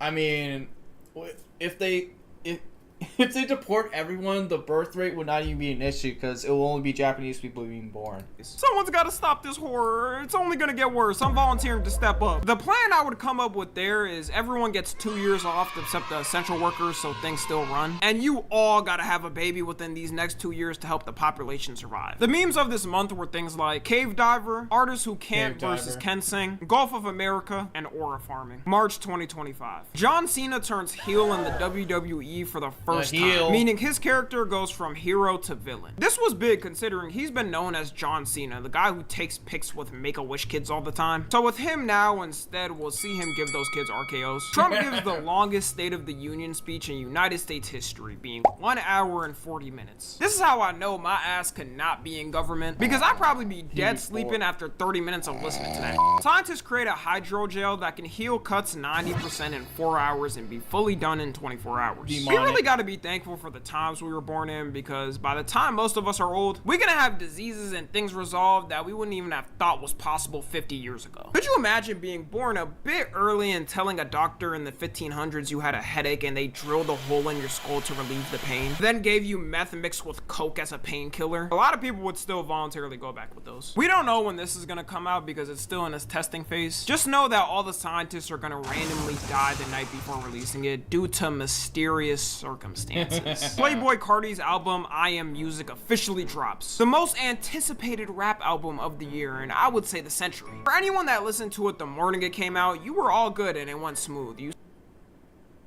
Anyone that stayed up to listen at midnight, this was the worst album drop experience in history. I was streaming that night to listen, and never in my life have I seen an artist delay his album on the release night 4 times. In the middle of the album drop, he was calling Kai Cenat and doing this. Hey man, I love y'all niggas like a motherfucker. You know what I'm saying? Like, you know what I'm saying? Like, I love y'all like a motherfucker. Hey man, you know I'm grown in here. Like, I ain't delay it, no, man. No shit. mystery shit. But like, I just like to be by myself. You know what I'm saying? I got too much sweat. Like, you know what I mean? Like, I can't be out here like just giving the swag away. What's the Kai Cenat literally getting scammed midstream by Playboi Carti. Even for an album that isn't even good. estimate? What they talking about, Cardi? Unable to translate. Bro's high. He's on fat. Shit, I about. For 4 years of wait time, you would expect this to be like the Thriller of rap. A lot of people thought it was good, but they still liked his other albums better. I mean, even Google has it at a 63%. It sold 298,000 first week, but Carti said it's actually 320,000 because they didn't include physicals and digital sales. And he might be right, because so far it's the most sold rap album this year. Gas prices hit a 4-year low in America. NASA astronauts who were stranded in space for 9 months officially make it back to Earth after a save mission. They were supposed to be in space for 8 days, but due to technical issues, NASA had to keep delaying it, which somehow got delayed to 9 months. One of them could have had a kid and bring it back to Earth when you really think of it. NASA, y'all get way too much of my tax money to be fumbling this. Like, come on. And out of all companies, SpaceX was the one to send the capsule to bring them back. This might be the only W thing Elon has done this whole year. Finland gets ranked as the world's happiest country for the 8th year in a row. The World Happiness Report includes satisfaction, trust, social support, and freedom. Some other countries to note is the US being in 24th, right next to the UK being in 23rd, Israel being in 8th. I guess it's easy when you don't care about the people right next to you getting 5 bombs dropped on them an hour. And the last country that barely made the top 25 is Belize, which is crazy considering Belize's population is around 420,000. The original Family Guy pilot finally gets found, and everyone oddly looks different colors, and Quagmire looks like this. Would have been better if they kept him looking like a typical normal guy and not the freak we know now. NBA YoungBoy gets released from prison. Some say the day this happened, the Atlanta streets roared with thunder. YNs got ready to put on the tightest black jeans they could find on Shein. Nike Techs got blown off and dusted off, ready to serve at YoungBoy's will. So far, he's managed to not do anything arrestable in a year, which to me shows he's changed and perfectly sane in the streets. Aiden Ross gets unbanned on Twitch after 2 years of being banned. Doesn't seem like he'll stream on there anytime soon, and if he's gonna keep acting like his kick self, he'll probably get banned forever if he does anyways. Memes of this month were things like Italian brain rot, Ashton Hall morning routine, JD Vance Photoshop, and the 2025 meme drought. April 2025. US freedom finally liberates the country again when Trump launches sweeping tariffs on every country. Doesn't matter if you're a country that's a friend, doesn't matter if you're a country that only has penguins on it and no humans. I'm actually not joking, that's a country that got tariffed. As long as you existed on this god green earth, you were hit with the tariff. Countries were finally gonna pay their dues to the US. And ignore every leading expert who's been studying this for decades saying this would cause economic disaster and consumers are the only ones who actually pay it. The US needs its revenge. Over 96 countries on this day were hit with a tariff, and different ones have different rates. In total now, the US has a tariff on a total of 157 countries. Some overtime got removed, some overtime got increased. It really depends on his mood on a certain day. If you give him a crown, negative 1,000% tariff. But if you talk very meany, 1,000% plus increase. Eminem becomes a granddad after his daughter has a baby boy, which is amazing and congrats, but can someone just tell him to hang it up now? Hang it up. Minecraft movie releases. Even though it was pretty trash and people were hating on it from the start, memes might have been the thing that single-handedly saved this movie from flopping. People were dressing up as Minecraft characters to watch it in theaters. People were blatantly destroying movie theaters for a meme. But everyone was mad that the Minecraft movie was like the biggest independent film, like in a year where it was all sequels and reboots. Let's give a moment of silence for all the movie theater employees that had to experience that for wages are broke. Chicken junkie. Let's go. Look at him go. Chicken junkie.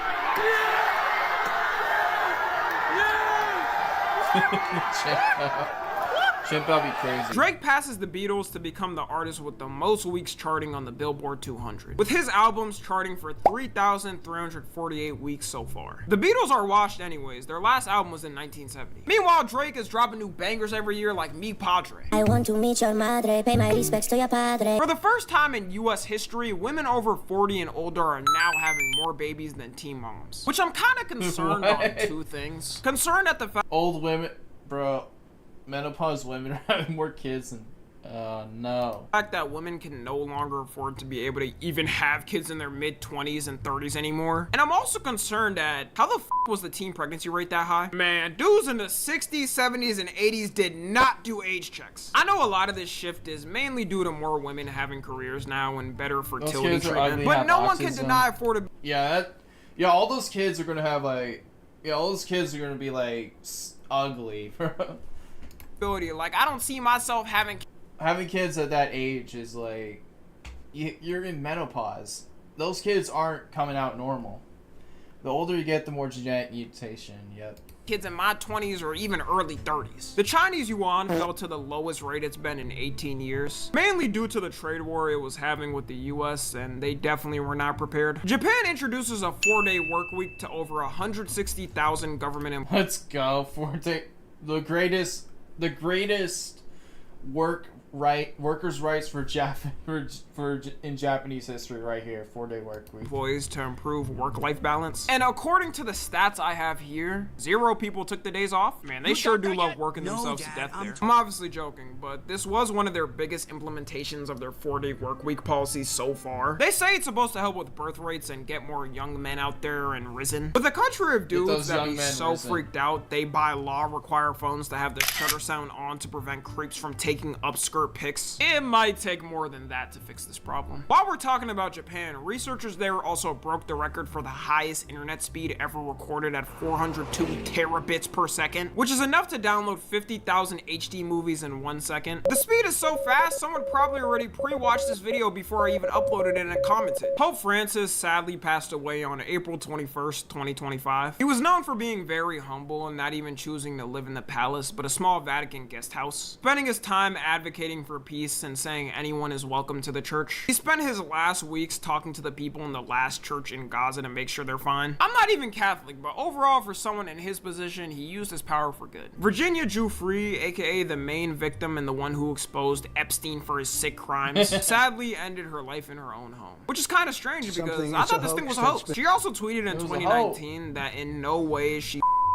and if something happens to her to not let it go. And even her father states he didn't believe in the story. It is really sad she died without seeing any justice being done. Being the main victim of this disgusting freak too has got to be the worst outcome as a teenage girl. California becomes the 4th largest economy, surpassing Japan. With a $4.1 trillion GDP compared to Japan's 4.02. It's over. California taking over.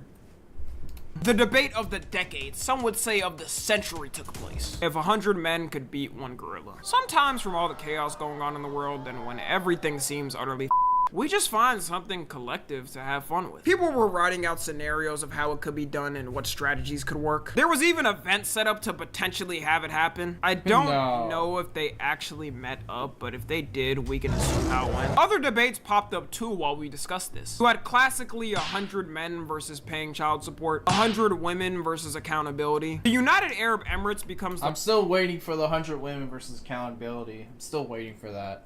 The first country to have AI right laws. They mainly focused on laws, judicial rulings, and public AI are people too, according to Arabs. Services to be done by computers. To them, they say it helps them be more precise, and to me, I won't have to worry about that because I'm never going. Canada elects Mark Carney as Prime Minister of Canada. China launches its first commercial 10G network for the public to use, which has download speeds from 9,000 megabits per second and upload speeds up to 1,000 megabits per second. The real question is, when do we get to 10G? I'm pretty sure I'm still on 5G. Did we skip over a couple of steps, or are they that ahead? The US passes the Take It Down Act, which makes it illegal to non-consensually deepfake someone in a sexual manner, and platforms have to enforce the rules in 48 hours from a victim telling them, or the reign of the US law will hit them. So yes, every once in a while, the government can actually get something right. It's always good to have something universally passed that no one can disagree with. Memes of this month were things like Chicken Jockey, Tung Tung Sahar, 100 Men vs. 1 Gorilla, and Sigma Line. May 2025. GTA 6, the most anticipated game in gaming history, gets delayed to May 26, 2026. And at this point, they can just keep it because we're done with the waiting. I don't even think this game exists, and it's just a government psyop to keep people from ending themselves. Because the last thing holding some people back from ending it right now is GTA 6 releasing.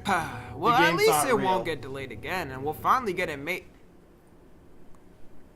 God damn it. Lady Gaga sets a new record for the highest attended concert ever for a female artist. It was a free show in Rio, Brazil, and had 2.5 million people in the crowd. She also managed to do all this without an Astroworld incident. Still never forget this could have prevented this. So good for her, and congrats on the record. TikTok gets fined $600 million by the Irish Data Protection Commission for transferring European user data to China. Warren Buffett, one of the richest men in the world. They fell for it. But then the man who owns the companies whose stock is the most expensive share price in the world. I'm sorry, but $755,000, there's no way a piece of this company's worth that shit, dog. For that price, the stock better be able to rub my feet at night when I get the itches. Announces he's retiring at the start of next year at the age of 95. The crazy thing about this is the fact that he's lived till 95. He's known to eat purely fast food and have one of the worst diets ever. Just goes to show, if you're rich, you can get away with it. Bro. Health bros hate this man. He defies all health.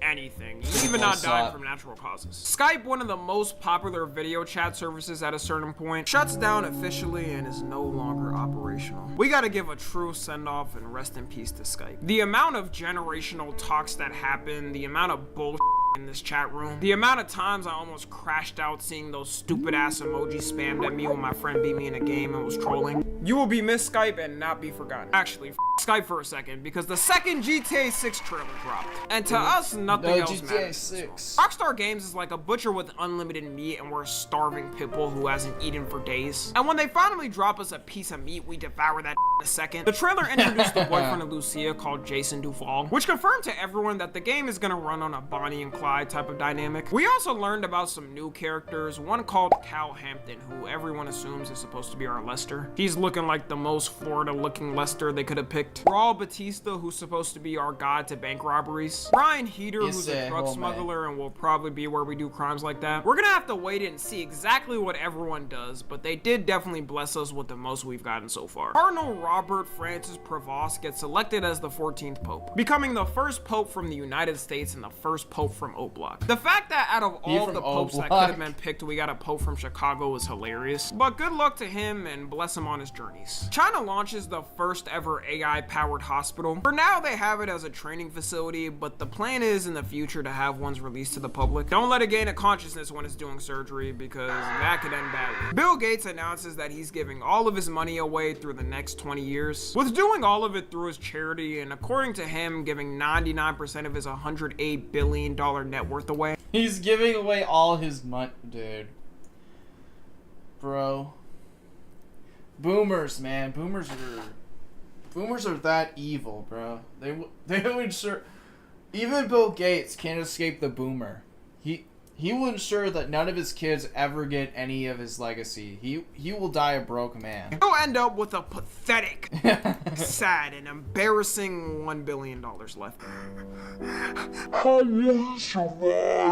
All of us should go out and buy 10 Windows subscriptions we never plan to use to make sure he's fine financially. On the real, this is a good thing, and a certain cracked out, weird face-shaped billionaire should follow suit too. Too bad no matter how much money Bill Gates gives, this picture still exists on the internet. Bill Gates could have gone down as one of the most goated billionaires, but that picture does exist. Chris Brown, aka Beats Brown, gets arrested for the who really knows how many times at this point. This was due to an assault that happened in a London nightclub. Like, this man really cannot keep his hands to himself. This is embarrassing at this point. He was released after a week of being in jail, and he is currently walking the streets casually, so be careful. Outdoor Boys, the channel that blew up from him showing his camping trips through wild places, announces he's retiring because the fame was too much and he wanted to protect his family's privacy. You want to protect my privacy, man?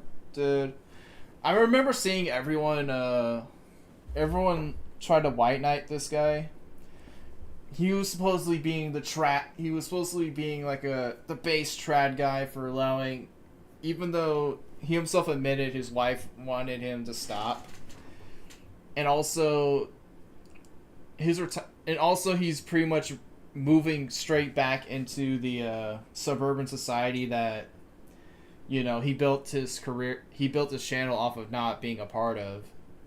You know, sending your kid, even, like, it was even implied he was sending his kids to public school, which is, like, good going. You're gonna end up with the same problems that you literally create your career to end. Joe Biden gets diagnosed with an aggressive form of prostate cancer. While I didn't really like Biden and the old-timer fell a bit too much for me during his presidency, he was running the most powerful country in the world while having cancer, so I gotta give respects for that. And I'm wishing him the best and hope he recovers well. Elon Musk announces he's departing from his US government role in his Doge organization after months of the public seeing him high on ketamine in the Oval Office, crashing out at people any chance he could. The tyranny of Musk has come to an end. He states his leave was due to his legal time as a government special employee ending, but this also so happened to be a week before he started trashing the big beautiful bill and tweeting that Trump was in the Epstein files. Strange coincidence, they definitely don't align with each other. Trump pardons NBA YoungBoy. Am I reading that right? Oh, I am? He did.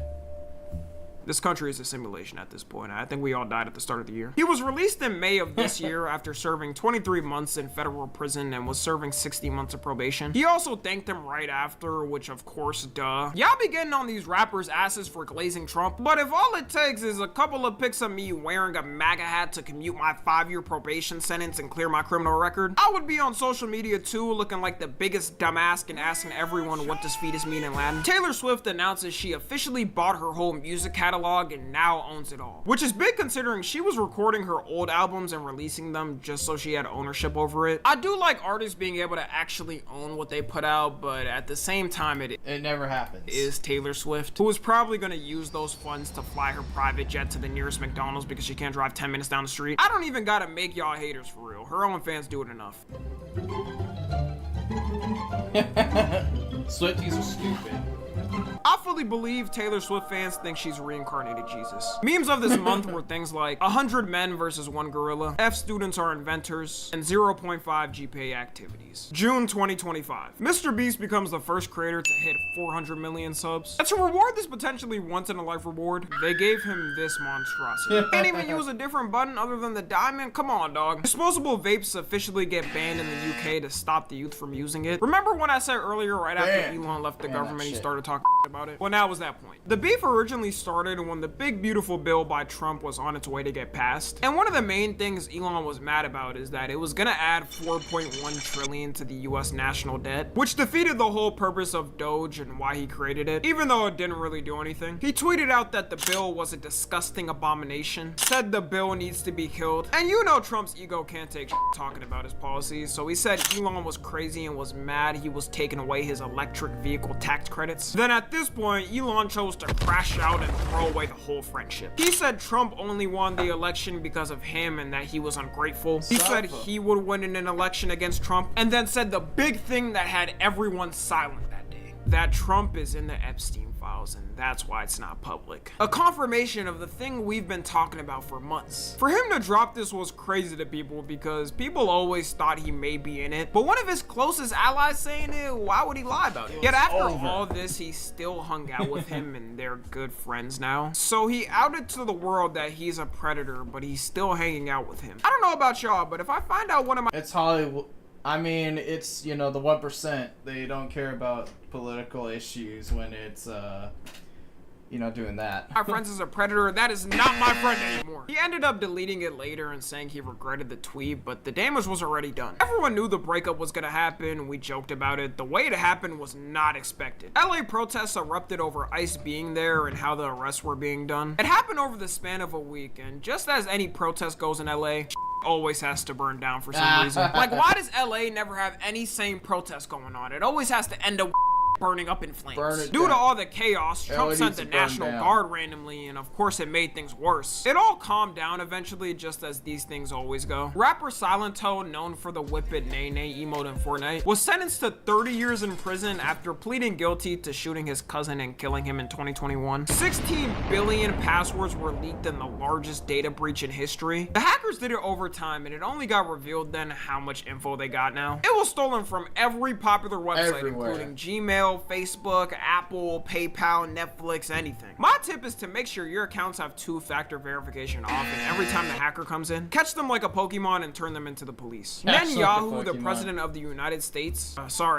Trump, decided to launch a missile strike on what they call key Iranian nuclear facilities. This was to help aid Israel in their fight with Iran and put pressure on their officials. The Trump administration's response to people asking proof that they were making was, and I quote, "I don't have to show you nothing, shut up." Luckily, this didn't start a war, but tune in for next year. The Oklahoma City Thunder won the 2025 NBA championship, becoming the youngest team to win in 50 years. PewDiePie drops out of the top 10 most subscribed channels after a 12-year run. I can feel my gray hairs already developing, but things always have to change. Global debt hits a record of $324 trillion, which makes no sense because we can all let bygones be bygones and forget about it. North Korea opens its brand new beach resort to the public. And as an American citizen myself, I'll say that I'm perfectly comfortable and fine visiting. I'm sure my devices won't be tapped into, and freedom of speech laws are amazing there. Seriously, who gave Kim this idea? That resort is never making Who would even go to this? Money back. Surprisingly, people have went though, mainly Russian tourists because of how close the two countries have become. Squid Game Season 3 releases, becoming the first series in Netflix history to be #1 in every single country it's in. That's a different type of emotion, all for a mid-ass ending though. I know it's been a while since it came out, but I still won't spoil things in case anyone hasn't watched it. All I'm saying is, me personally, I'm chucking that thing off like no tomorrow. If you watched it, you can understand what I mean when I say chucking that thing off. The man who owns Labubu becomes China's youngest billionaire. Being a piece of does do you wonders in 2025. And memes of this month were things like job application, Sabao, guy pointing to himself, and World War III. July 2025. The Diddler, aka Sean Dickie Combs, has his trial officially wrap up, and we're all expecting justice to be served. How many years we were thinking? At minimum 10 for the freak-offs alone. A maximum death penalty for this haircut. And he got a heart-wrenching, jaw-dropping total sentence of 4 years. With good behavior for real, that's like 3 years. Man, the rich really get away with anything in this country. He got convicted of 2 of the 5 counts that were originally put in, with one of the biggest ones, racketeering, being not guilty. Trump signs in the Big Beautiful Bill, one of the most controversial bills in US history. The Department of Justice announces their conclusion of the Epstein files and case, stating that there's no client list and there's no evidence Epstein blackmailed people. Said like a person who got blackmailed. And they shut it down. Also confirmed that Epstein ended himself in that cell. The internet's reaction was exactly how you would expect. And Trump hit his classic be fake demons pose. Epstein list didn't matter. It was only a part of his whole administration's campaign before getting in. And their whole interview after was absolutely embarrassing. You said Jeffrey Epstein committed. People don't believe it. Well, I mean, listen, they have a right to their opinion, but as someone who has worked as a public defender, as a prosecutor, who's been in that prison system, who's been in the Metropolitan Detention Center, who's been in segregated housing, you know when you see one, and that's what that was. Sir, I've been segregated, sir. Segregation proof he killed himself, sir. Himself. You want me to? I've seen the whole file. To my friend Jeffrey Epstein. Rest now, brother. We have the watch. And I'll see you in Valhalla. R.I.P. our true friendship. These two guys were screaming for years that he didn't end himself and the list was real, but this was also the first time we've actually seen the whole MAGA movement kind of fragment. And after this, things slowly started to split Trump from his base. A South Korean soldier breaks the world record for the most pull-ups in 24 hours, being 11,707 reps. Scarlett Johansson becomes the highest grossing actor of all time. Her movies have earned over $15 billion worldwide, with a major part coming from Marvel. It's a hack to be a character that's always in every Avengers movie that you know is gonna do good. She also debuted in Jurassic World Rebirth, which she's in Marvel. Like, what else is she gonna get? Did really good in the box office. NVIDIA becomes the first company ever to reach a $4 trillion market cap, which is crazy because in 2023, they hit $1 trillion for the first time. But you know, some out there making 40K at McDonald's says they shouldn't be taxed, so it, let them hit 10 trillion. Let them hit 20 trillion as a matter of fact, and don't tax them a piece. That's what the founders would have wanted. The Superman movie releases, having the best opening weekend for any Superman movie at $217 million globally. It also is the highest grossing superhero movie of the year, and well deserved because it was good. The UK government announces its plans to lower the voting age from 18 to 16. Having kids who are brain rotted voting. Kids voting? That's crazy. Kids really do be voting.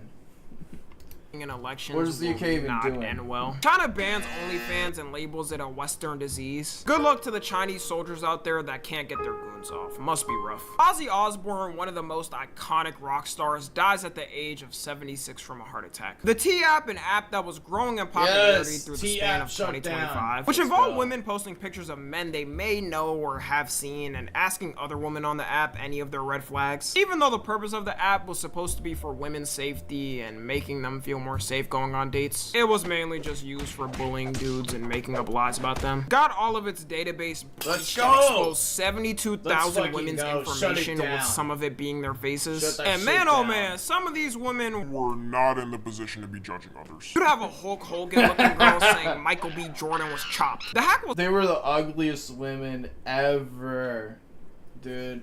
Dude, I was celebrating the moment that happened, cause like Elliot Rodger was looking down, absolutely starstruck and like celebrating when he saw that news.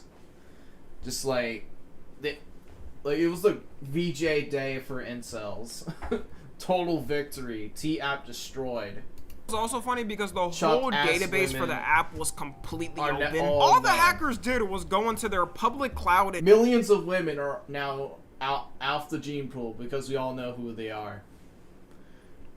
And take everything. Imagine if you were someone who spent money on this app thinking it was safe just for everyone to be laughing at your face on the internet. Memes of this month were things like Jet 2 Holiday, I Can't Prove It, and Labubu Matcha Dubai Chocolate. August 2025. A child set a record for being born from an embryo created in 1994. Meaning technically if they were born then, they would be around 31 years old now. Buddy must have been living it up, swimming in a pool and chilling while the world burns down. If only this could have been all of us and we could pick a date when we wanted to leave. Roblox versus Schlep. Roblox banned the YouTuber Schlep, whose videos was focused around catching predators and turning them over to the proper authorities. He was also good at it, managing to get 6 people arrested. They banned him, saying what he was doing violated their terms of service and said it undermined their safety efforts, even though he was the one who was literally helping with safety on the platform. It was even worse too, considering he got groomed at a young age on Roblox and Roblox staff did nothing at the time. And after this, I don't think even he expected the firestorm that was about to erupt. Every YouTuber started covering it and learning the horrors of Roblox's moderation. All of Roblox protested in Schlep's name and walked around with free Schlep signs. Politicians started stepping up for him and saying Roblox needs to address safety. You had states sue them over negligence of enforcing child safety. And all Roblox had to do was simply unban him. For some reason, they did not want to. Like, I don't know what he did to them, but it made things worse. At the peak of the drama, Roblox lost 12 billion stock value value in 10 days. The fact that some 20-year-old dude did this alone makes it peak fiction. I like when the little guy wins against a big corporation. Roblox still hasn't recovered from this and probably won't for a while. Every day they're getting some type of new lawsuit over it. Hopefully they learn their lesson to take child safety serious. Probably not. Ronaldo proposes to his longtime girlfriend after a decade. Trump deploys the National Guard in DC over what he calls a crime emergency. And it led to some pretty interesting interactions. Tell you guys something special real quick.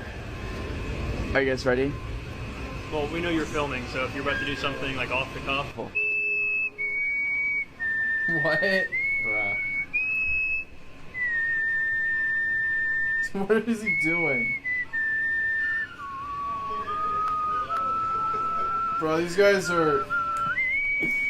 This dude's face, bro. He can't believe what's actually happening in front of him. Mr. Beast breaks the record for the most money raised in a live stream event, raising $12 million in 16 hours. The clips of the event was less focused on the money raised and more on how mad Mr. Beast was getting. People must have forgot they called him Mr. Beast for a reason. Do you like Feastables? No.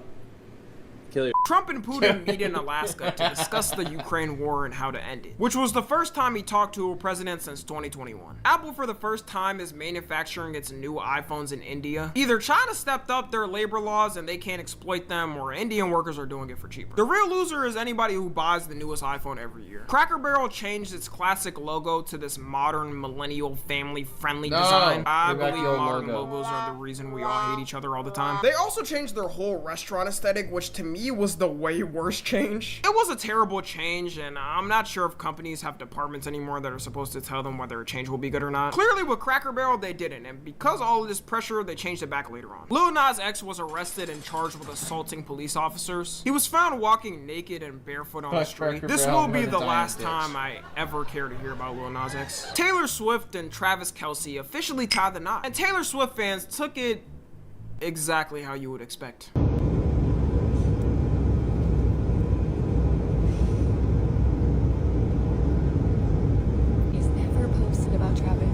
This is her hard launch 1 and 2. She's never ever shared any of her songs. So like the Taylor Swift engagement, super shocking at first, but now that I'm like actually processing that the artist that I've known for the longest in my life sat there for a moment and I was like, holy like she's Remember kids, Swifties are, no matter how bad Swifties are, they will never procreate.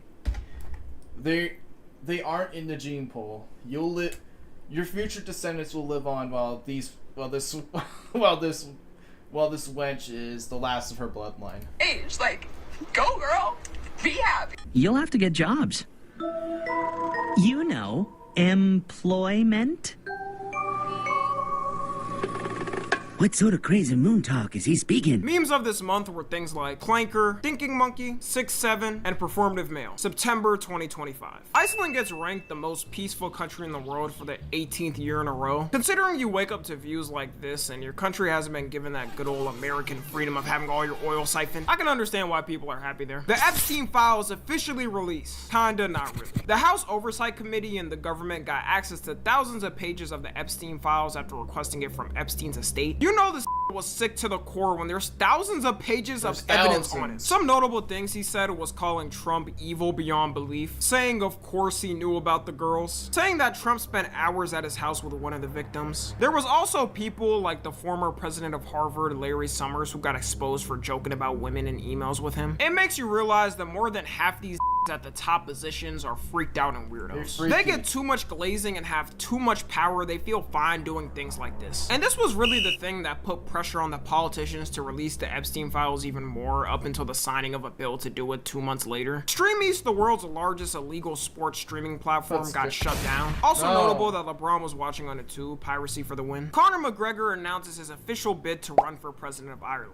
and dropped out 11 days later after none of the politicians voted for him. I think the world is done with celebrities being politicians. The method's been patched. Giorgio Armani, one of the biggest fashion designer brand founders, dies at the age of 91. Mike Tyson and Floyd Mayweather announced that they're fighting and have signed contracts for spring of 2026. After the Jake Paul match, ain't no one want to see Mike Tyson in the ring again. But some sucker out there will spend $100,000 still for some floor seats to the More Epstein files, with the most incriminating one being a letter Trump sent to Epstein in 2003 that stated they have things in common. And may every day be another wonderful secret. I don't know, I prefer to think the secret was something like they both prefer mint chocolate chip ice cream over chocolate chip, or they didn't like the last Shrek movie. Trump denies it, saying that isn't his signature, and then filed a lawsuit against the newspaper company that released it. The Nepal government this month got completely overthrown by Gen Z protesters. It wasn't no Gen Z 2020 BLM protest with people making TikToks thinking it was gonna have an impact. They burnt down their government buildings and the prime minister's office. It all started when the government randomly banned all major social media platforms for not registering locally. The older generation should know the one way to get Gen Z pissed and outside is taking away social media.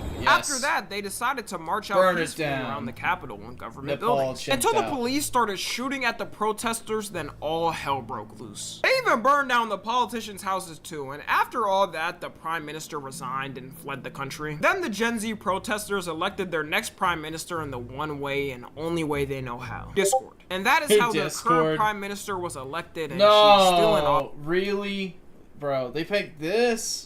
No. Office with everyone happy. They even helped clean up the rubble after the overthrowing. So wholesome. People after this started asking why the US Gen Z doesn't do this. I don't know about you, but I'm not going against a flying Dorito in the sky. The US government released a video of a UFO getting hit by a missile and not budging. The quality, as you know, has to be in the worst quality possible. It wouldn't make it a real UFO video if it wasn't. Russia sends drones to Polish airspace, being the first country to get hit by Russia after the Ukraine war. Poland then sent out fighter jets to shoot them and said it was an act of aggression. Brazil's former prime minister gets sentenced to 27 years and 3 months in prison for trying to stay in power after losing his election. A body gets found in the trunk of an impounded Tesla that was registered to David. At first it was kinda brushed off because he had an excuse, like he was on tour and the police dismissed him. But then more and more information started to come out and it started to get creepy. The victim's mother mentioned she had a tattoo that David also had, saying that her daughter said she was in a relationship with a guy named David. Then the picture started to come out. David on FaceTime calls with her, David doing a whole Twitch stream with her, David having a song with her name in it. And as stuff started to come out in this moment, if you were a David fan, you realized that your goat is actually a monster. As of me writing this, David is still not arrested and on the loose, which makes it very creepy. And why hasn't he been questioned? Rest in peace to her, and the fact that she was so young makes it so sad. Charlie Kirk, one of the biggest political commentators, gets assassinated out in public. The two reactions you had was the right stating that this was a tragedy to America and that free speech is dead. Also, Semi trying to start a civil war, which was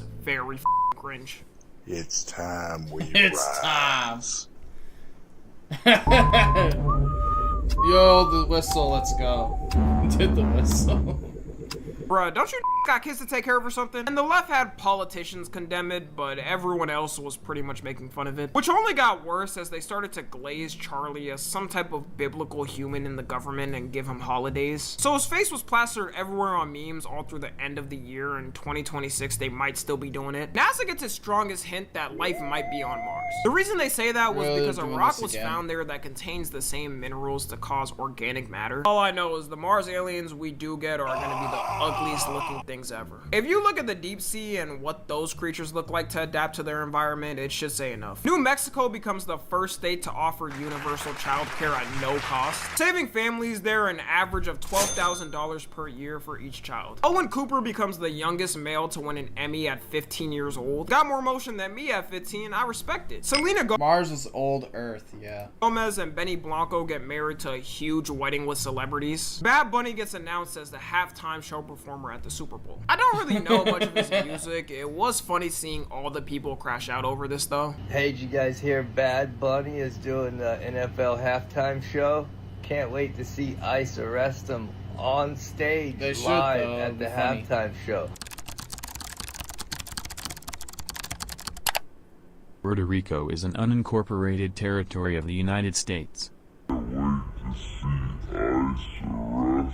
Kai Cenat becomes the first Twitch streamer to hit 1 million subs. And by Kai Cenat, I mean me and Kai, because I donated over 10,000 subs to make sure we hit the goal together. That's Dude, that simping is crazy. So W, me, and Kai. The U.S. government shut down after Congress couldn't agree on funding for the year, which ended up becoming the longest government shutdown, being 43 days. And in the end, both sides still didn't really agree, so there was no point in this whole thing. It's insane that you can work for the U.S. government and not get paid for your own work because the government is arguing. It's like your mom and dad arguing as a kid, and if they don't agree, you don't get fed. Memes of this month were things like 6'7" kid, Tylenol autism, W speed, and Michael Jordan no. October 2025. Taylor Swift releases her album The Life of a Showgirl, selling 4 million albums in the first week, with 3.4 million being physical and digital purchases. Like her or hate her, there is no one close to her sales right now. This is also the first Taylor Swift album where I haven't seen Swifties doxing people for saying it's ass. People should have known it was gonna be ass when she had a whole song on there dedicated to her husband's meat. Whatever you do, do not listen to that song. Japan elects its first female prime minister, Sanae Takachi. Israel and Hamas agreed to the US peace plan ceasefire, putting one of the most controversial wars in modern times finally to an ending.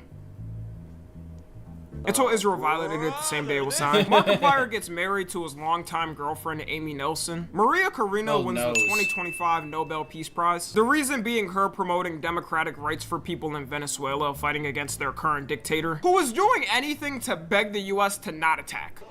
Don't worry, be happy. La la la la la la la.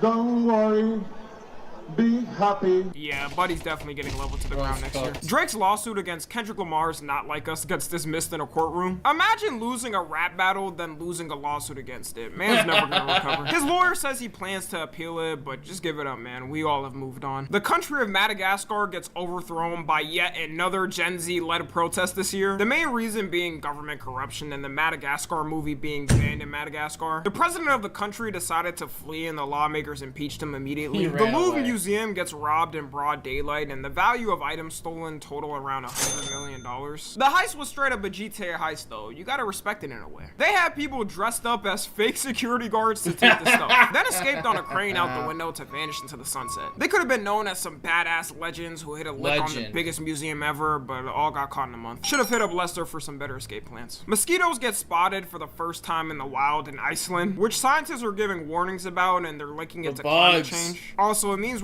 Iceland has the bugs. We're probably gonna have another even hotter summer. Like, we're already suffering. Can we please stop? Ireland elects Catherine Connolly as the 10th president of Ireland. Scientists create a serum that regrows hair in 20 days, meaning Turkey may go bankrupt and baldness may be cured soon. They conducted tests on lab mice for the serum, and their bald patches fully grew back after 20 days. The lead researcher himself tested it on his own leg hairs and had his hair fine, bros.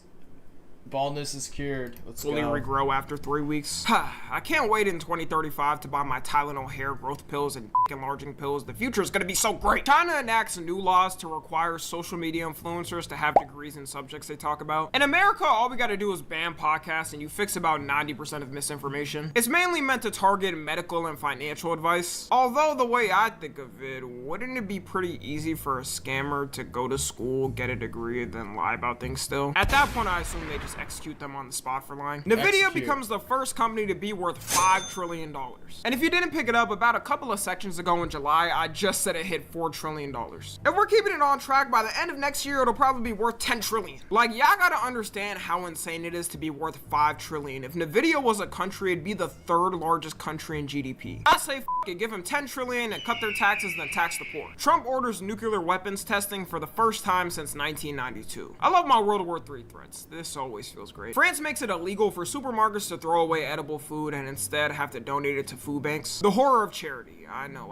Neo, the first household robot, officially releases for pre-order in the US. Its main functions is supposed to be helping you with house chores like washing dishes or folding clothes. Make sure to turn it off when you sleep though. Dude, I've seen people like abuse the robots. I don't know why people keep trying to make these things. They just endlessly abuse them. You don't want that freak potentially hopping on you at night. You can get it for a monthly price of $500 a month or $20,000 to own. And technically for now, it isn't fully automatic. There's gonna be remote human operators controlling it. Doesn't that defeat the purpose though of automatic AI robot? It's still gonna get sold out on first day release anyways. Jamaica gets hit with the strongest hurricane in its history, with winds of it being 185 miles per hour and causing over 100 deaths. Rest in peace to those that passed. protest. It's wild how only 100 people died from 185-mile-per-hour winds. Great job by the government for evacuating people and helping as many people as they could. For the first time since 1990, the Billboard Hot 100 Top 40 chart had 0 rap songs. No rap. With people saying this is the end of rap and it's getting the rock and roll treatment. Nowadays, no one's trying to be original and everyone's trying to get a hit on TikTok, so I'm not surprised. If only Ye didn't become Ye, he could have saved us for real. Prince Andrew gets stripped of his royal titles and kicked out of the royal mansion. Due to all the Epstein controversy, and you can never forget about clips like this. We're staying at the house of a convicted sex offender.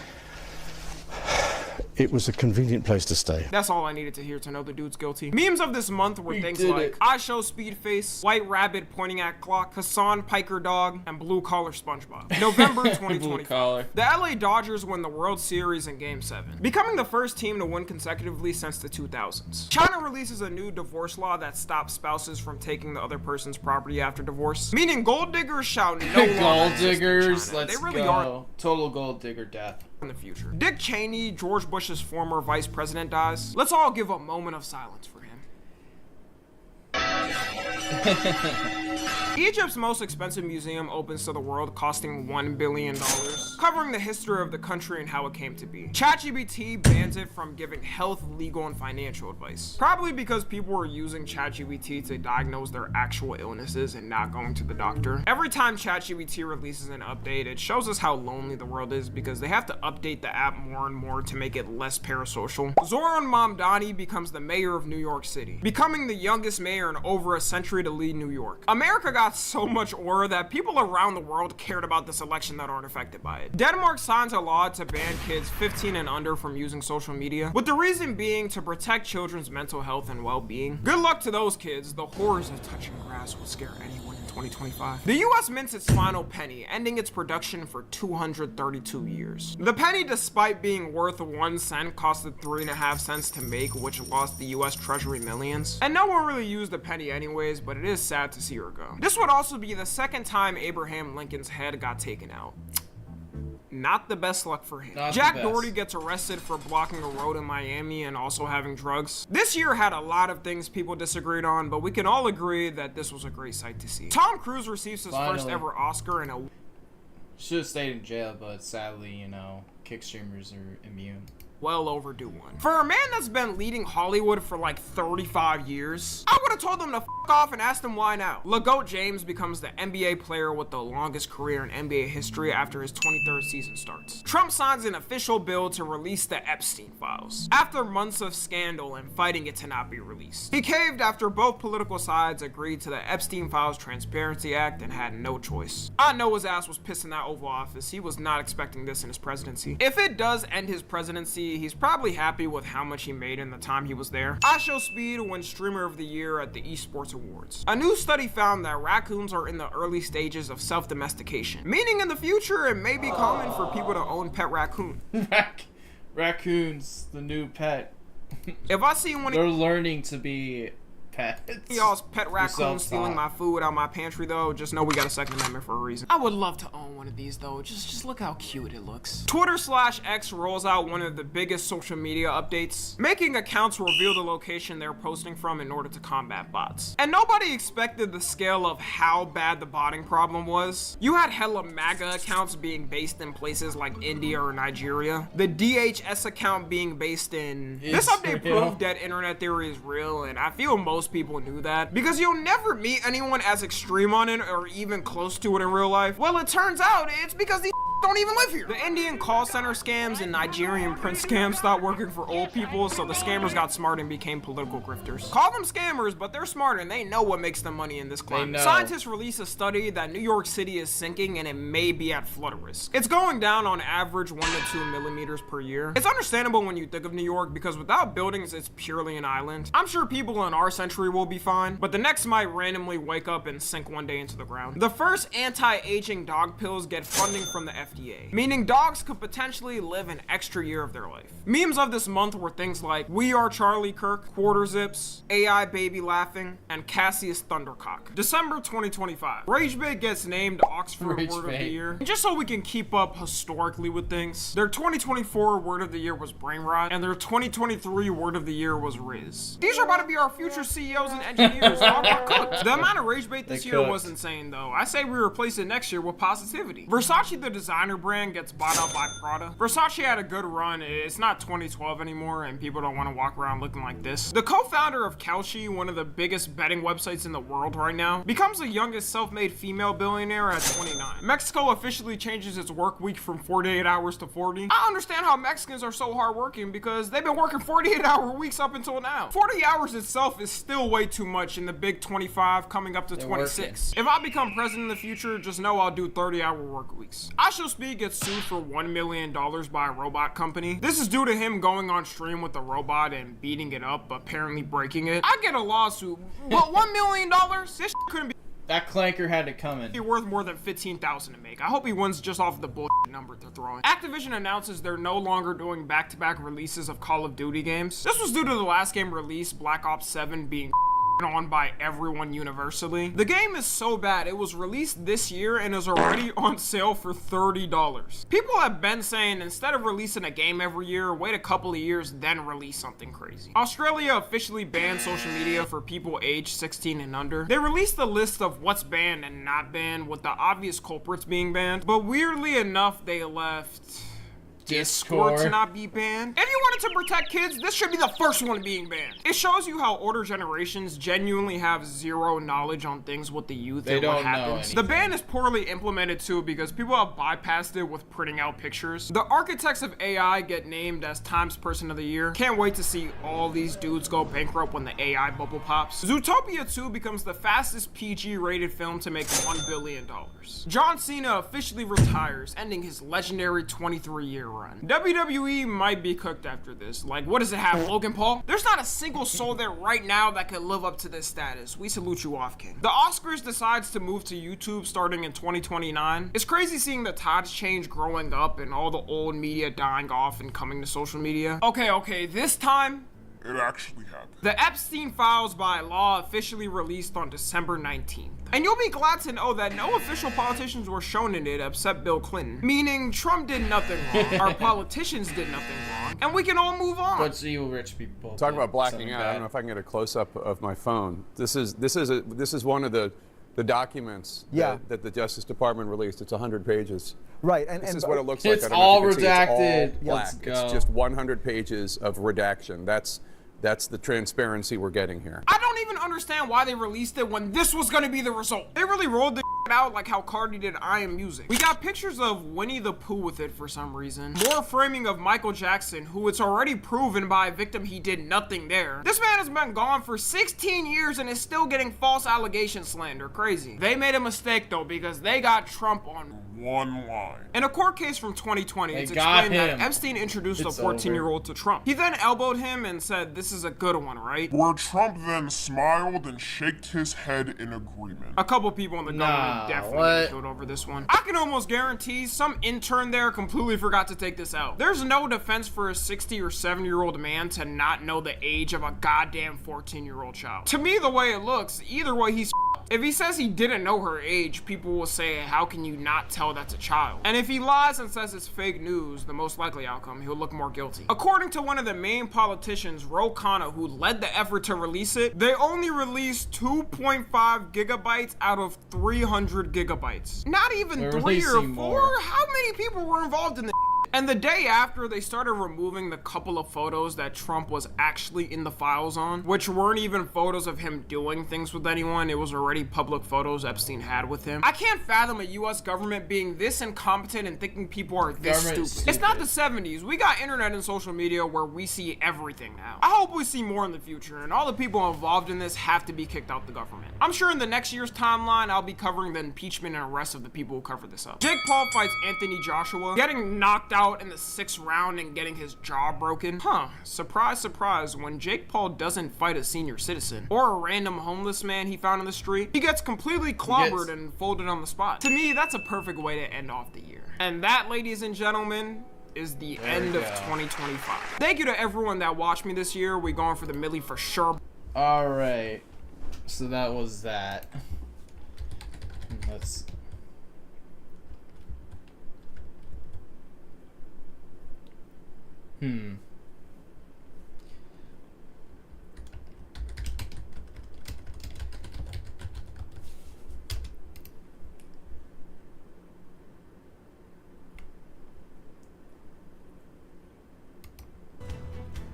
Is there anything happening here?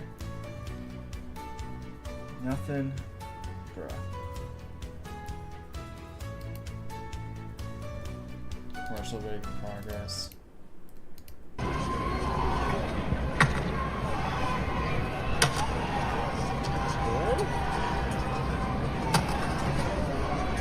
Alright, that one's terrible. We're still waiting. The great meme reset countdown, bro. What are we doing?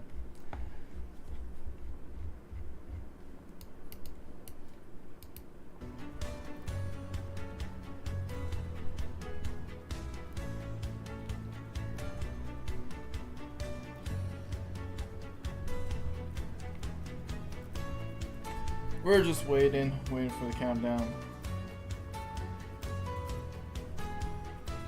Still going.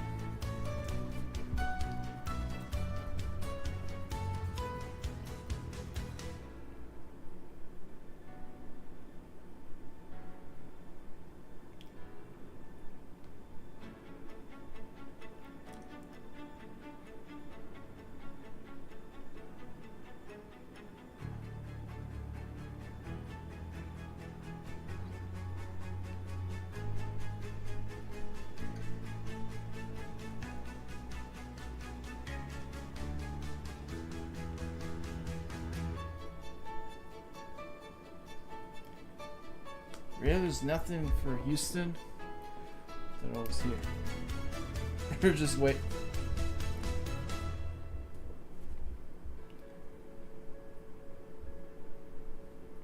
I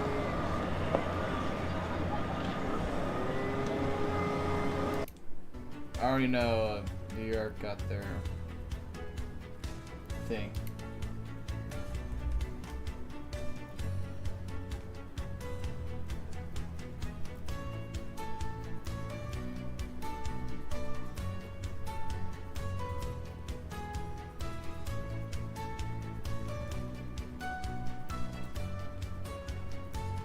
The joys of being in Central Time Zone. It's you get to see New York already doing their New Year's thing. Well, say forever. We had to wait an extra hour for me for New Year's.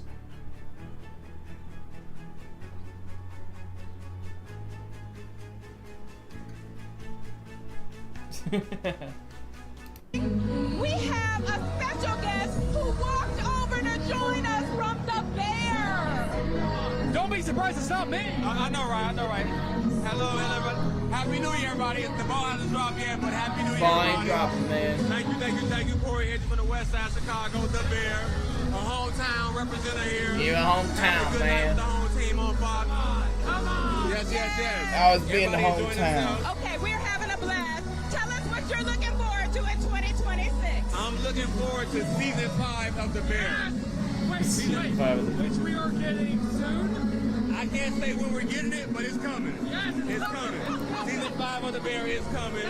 So look forward to it. Look forward to it. I hear you have a movie coming out too. I also have this. It's a movie called Moses the Black, starring Omar Epps, Wiz Khalifa, produced by 50 Cent. And if it were gonna come out on a certain date, what they think they probably should come out like January 30th. Let's check it out. That's something to look forward to the new year. Yeah, 2026 is gonna start out right. Oh, it's gonna start out real right. Yeah. All right, let me ask you something. Yeah. Why is The Bear the best show on television? The Bear is the best show on television because even is The Bear. It's authentic in 2 lanes. It's authentic to the food industry. It's authentic to Chicago. Yeah. So that's why. Yeah. is that you guys could have shot anywhere in the country. You guys shot here. We had to. It wouldn't be the same. It wouldn't be the same. And I think like Chicago's the third character in the show, so we love it. We love it. The city's a character. And it adds to it that people from Chicago Oh yeah, born and raised, so you know I get a chance to add a little bit. You know, it's all love. It's all love. You know who hasn't been on the Bear? What? We have not been It's on a the Jew Bear. thing. You know what? What's wrong with that? We got to get y'all maybe like season 7. We got y'all. Season 7. Season 7. Season 7. Like, I mean, it takes time. It takes time. I got a lot of things It takes time, brother. It takes time. We got to work on our portfolio. Y'all work on our portfolio, man. I can The Chicago white boy makes food and black girl We boss already have a pastry chef, but I mean, we'll figure something out. We'll figure something out. Yes, chef. Yes, chef. Local reporters. Now, there we go. Local reporters. Listen, Corey, we've had a blast hanging with you. We're so glad you came over to hang with us. Thank you. We love the Bear, and blessings on you and everything that you're getting ready to do. Do you know Bun B? Do you know who Bun B is? Do I know who Bun B is? Do you know who Bun B is? UGK? Do you know who Bun B is? Boy, all the Texas. Bun? Come on now. Stop it. Stop The it. legendary. Stop it. The one and only. But is it Bun B? is coming up now. It's Harold from Texas, where legends are born. We'll kick it at dawn, original screwed up clip. Adam Prince, Ellington Robinson, skater. We finna turn up one time for New Year's Eve. Let's make some noise, baby. Make some noise. Who? Bun B. You know we draped up and dripped out. Well, it's Big Bun Peter, baby, Mr. Wood Grain. With diamonds up against the ball and through your hood, man. Man, I'm blowing on some good, man. The color purple, not the movie, but the kind that have you going in a circle chrome. Looking more classy than the Transco Tower. Car dripping candy paint like it just came It's out just a the video of shower. Scientology doing it through clip where Prince Holly lands. With 100,000 around my neck. Looking He's real pissed funny. You himself. can see me from a mile away. Thought you were doing it till I came and took your smile away. Pull up on your side in the turning lane. Hop my trunk, break you off, chunk of juice, and I'm Cadillac turning, man. I'm gone. Swing to the left, big swing to the right. My plate scraping and I'm sliding the pipe. It's super tight. He So just don't bobbing. try to knock us, baby. Don't try to hate, that's how we do it in that Lone Star State. Get it straight. We be draped up and dripped out. We draped up and dripped out. Know what I'm talking about. Draped up and dripped out. We draped up and dripped out. Know what I'm talking about. Draped up and dripped out. We draped up and dripped out. Draped up and dripped out. Draped up and dripped out. It's New Year's Eve and we draped up and dripped out. Know what I'm talking about. Chair covers okay, that's right. Just if we get too saturated with that. Live from Houston, Texas, I'm the Trill OG, Bun B, repping UGK for life. And we're going to do one more song for all my international players and playettes in the building tonight. So if you know you looking good in the building and you looking good out there in the world, let's turn up one time. Come on, put your hands up. Put your hands up. Come on, my chicken choose it. Cover never come without My chicken a rubber. choose it. Never in the sheet, like it on top of the cover. Money on the dresser, drive a compressor. Top notch pros, get the boat, not the lancer. Trash like a cup for $40 in the club. Messing up the game, man, you get no love. She be cross, got to give it all that she got. 1,000 a whop, I'm pulling billies off the lot. Do you watch your theories on that shit? I don't know. Every time we hit the I never even knew that Show League existed until like saw YouTube stuff about it. Same with the rest of it. Yo! Psyop Grunch, 7 for the follow. We're vibing. We're vibing this New Year's Eve. Now everybody in the house scream. Hey, come on, I choose you. And if you can see me right now, you've been chose. You know what I'm saying? Tap in with your boy. Hey, come on. Pimpin', you been rolling solo. Time to get down with the team. Grass is greener on that other side. You know what I mean? I show you And so I've watched Seinfeld since watching Friends.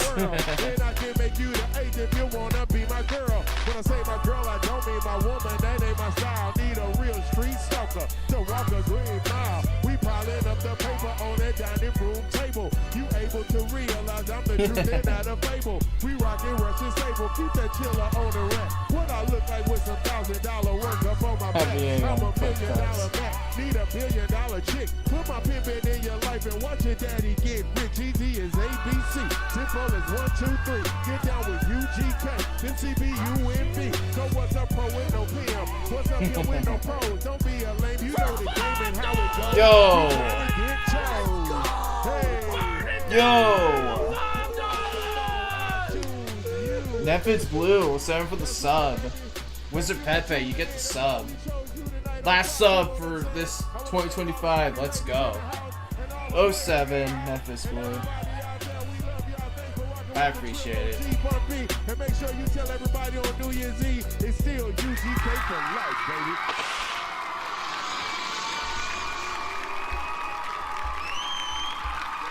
Give it up for Bun B. Let's go. What an amazing performance, and you look so dapper. They got the Roaring 20s I alert. appreciate it. So, Bun, this year you're celebrating 20 years of Trill, your first album. It's a I got Roaring a chance to watch you 20s, perform and leave it all on the stage at the House thing, of Blues. You but even they're told all your black. storybook about how it all came Why aren't together. there Tell any me what white this year women? means for you. I mean, this was an amazing year for us, people not at just this, as a brand, but for me personally. To Roaring be able to 20s celebrate lark. this album 20 years later, I was, very uncertain about what was going to happen. Pimp had just went to prison. I had to build a solo career to keep the group alive, to keep his name alive. I had a great team around me. I had the great support of the people all around the world and buying the album. And 20 years later, here we are. We're still celebrating. It's an honor and a blessing, for real. And we're celebrating with some Trill burgers. I'm Yes, looking around, looking for the burgers. You show up. When Bun shows up, I'm looking for the trays of burgers No, coming that's through. right. Congratulations on that. Tell me where you are at this point, because you're always working. You and Queenie. Shout out Yes. to Queenie, by the way. Absolutely. Always working. Yeah, well, next year we're going to expand with Trill tenders. Everybody's been asking, where can we get the tenders? Right now, you can only get them at U of H. So next year, we want to make sure that more people in Houston, more people around the country can get Trill tenders. So look for a Trill truck coming to the city real soon. All right, and do you have any thoughts about Mid-city New Year's resolutions? I know kind of when you start something, you don't have to wait till the end of the year, but is Right. there anything moving forward? Normally, people's New Year's revolutions build around diets, but I need people to eat burgers and tenders. So my New Year's revolution is Burgers and save the diet tenders, till let's go. February and eat all January. That's right. Do Trill Burger Cheat Day. Yes. All right, stay Trill. UGK for life. For life. All Thank right, you, Coco. thank you. Of Thank course. you guys so Bun much. B, bringing in 2026 with us. We've got plenty more. Stick around. What's going on? Oh, switching. And welcome back. We're live downtown Houston, the post HTS. 9020s, all of these niggas segregated. Countdown, guys. Please. And the crowd is Keep them separate. We got lots of people bringing in all the positive energy for 2026, including our executive producer, Matt Horn here. Who put all of this together? Great job, man. Thank you. I appreciate it. And the thing that we should 2 all be minutes excited left, about is guys. the bottle of champagne. Yeah. Let's go into that. So we can go ahead and pour this Central right Time now. So niggas. Chelsea, here's the New mic. Year. I love it. I love it. They opened the champagne early? Come on, man. Come on, man. Really? You're supposed to pop it at midnight. Are you short on grapes? He's got extra Short on nuts to go grapes, around. anyone? And I'm Short on making sure that grapes. Lisa's going to give me a cup. This is a really bubbly pour. Yeah, no, Yes. it's wonderful. That's But a I good said sign. you're That's a actually good sign. doing it this year. You're having All right, grapes. one I love it. You didn't Yes. partake the years before. Chelsea, you did it last year. I did it last Did you have year. a great 2025? I had an excellent 2025, so I'm definitely doing this again. All these black Carolina, women yapping. You got to tell me, what is the point of the grapes, though? Okay, these are your wishes for the upcoming year. There's 12 grapes signifying the 12 months. So each grape is a wish for 2026. I'm running short on grapes. I am overflowing with blessings. There we go. One more minute. One more minute, guys. Yes, coming through prosperity. Yes, We're all just of bringing it. all the good All stuff. of it. Love, blessings, everything. All guys. this way. Okay. All right, we got to Salud. cheers. Salud. Cheers. Okay. And then Grapes for everyone. Grapes for everyone. Besides me, I don't have any grapes. All right, but we oh have well. a little over a minute right now. Yes. Oh my gosh. getting close. You got the full screen ready. What are you looking forward to in 2026? I'm looking forward to a larger New Year's Eve show next year. Ooh! And I'm also looking forward to hopefully getting summer ready with my summer body. Okay, I love that. I mean, I'm on Bun B's page right now. I'm going to be eating all of January. Yes. We'll correct it later. Don't let Bun B mislead you. We'll now. start in February. He's going to be rolling with Chelsea instead of Chelsea. Isaiah. Why do they always laugh? Like, why do they laugh so easily? All these like black news reporters say laugh so to the much. United States, Mexico, and Canada. I am all over it, so you better tune into that. And baby, let's go Colombia, USA. Absolutely. I don't know what she's talking about. All right, guys, we got 40 seconds. Here we go. We're going to learn something. But we're excited. We're looking forward to 37 seconds. 2026. And of course, it's been a great year. And we are counting down. Yes. 30 seconds. 30 30 seconds. Do we want to wait until 10? Let's We gotta wait till 10. Well, my clock is a little So bit. guys at home, get ready. Well, their We're clock is preparing slow, to count so down. I You're in already the see city of mine is Houston. 12. Ignore the bootleg fireworks. The real ones are coming your way in a minute. But anyway. Go ahead and pour your glass if you haven't already. Okay. All right. Here we go. Here we go. Here we go. It's coming. Where's the countdown? Oh my God. I'm hearing the Right, fireworks. we're here. The fireworks. 8, 7. Let's go! We did it. It's a new year, guys. Let's go. We did it. Beautiful.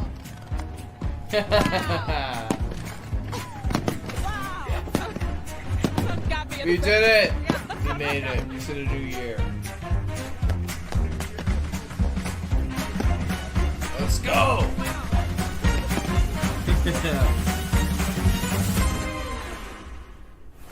We did it. We made it. Let's go.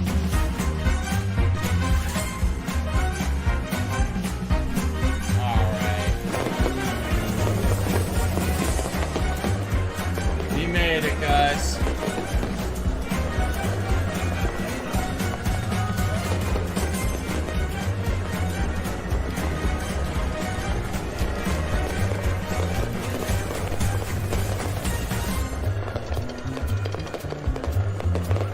Let's go.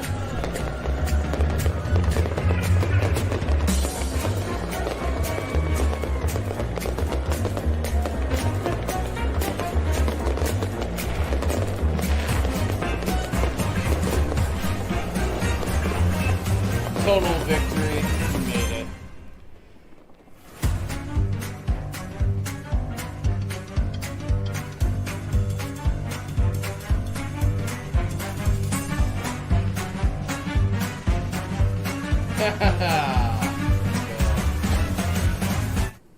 All right.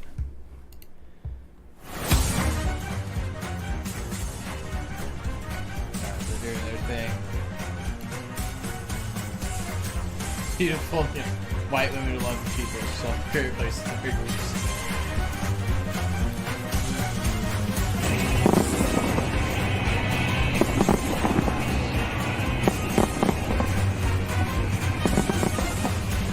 There it goes. Look at that.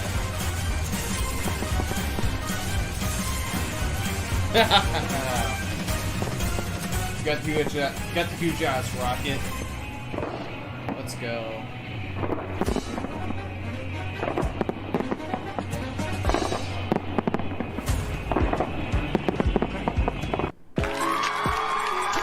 We did it. Let's go. Here we go. Hey. Brand new day. Brand new year. Here we go. Brand new year.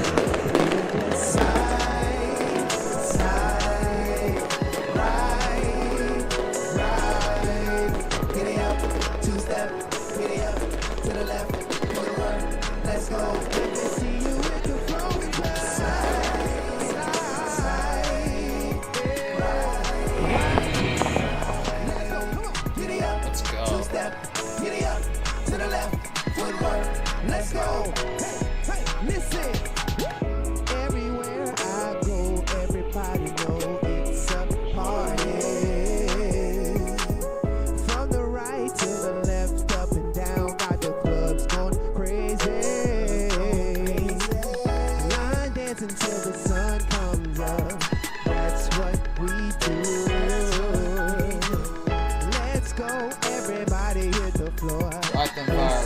for you. So let me see you slide, slide, right. 2026. We're no longer in the year of rain rot. We're in a whole new year. Let me see you hit the flow and just slide, slide, slide, ride it, ride it. Giddy up, two-step, giddy up, to the left, footwork, let's go. Let's go. See you hit the flow and just slide, ride it, ride it. Giddy up, two-step, giddy up, to the left, footwork, let's go. Let me see you hit the It's how a real drone show happens. everyone all around the world. We're gonna dance together. So many problems, We're gonna make it better. Everyone all around the world. We're gonna dance together. So many problems, We're gonna make it. Let me see you just slide, slide, ride, So much fireworks. giddy up, two-step, giddy up, to the left, footwork, let's go. Let me see you Let's go. just slide, slide. People who complain about fireworks being dangerous are just gay. Like, they're straight up gay. They're whining about fireworks being a hazard. Like, kids know how to light fireworks. Like, they learn quickly how to do it safely. You're just act like a faggot if you're going up to the town hall and whining about making the neighborhood anti-firework. It's like, fuck you. It looks cool.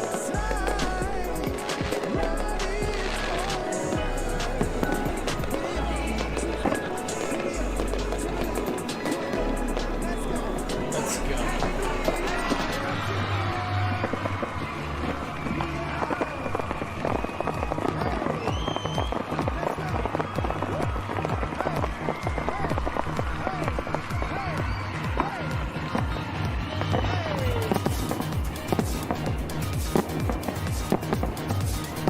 Look at it go.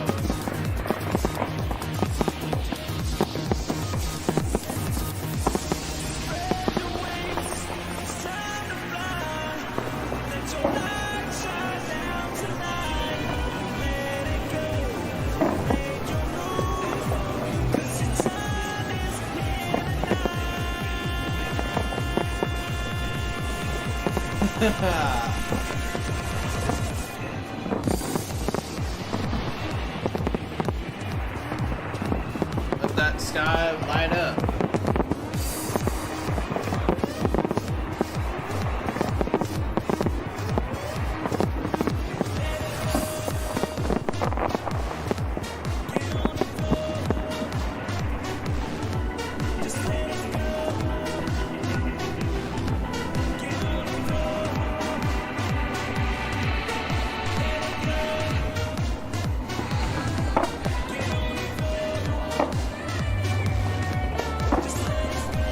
Yo, they're playing the K-pop Demon Hunter song in the background.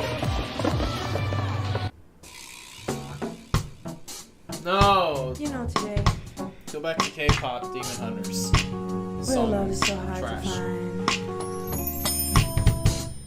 So many games, social media, so many sad stories. But here today, What even on is New this Year's beat? I got a story for you. Let me tell you how the story began. Yeah, we met through a mutual friend.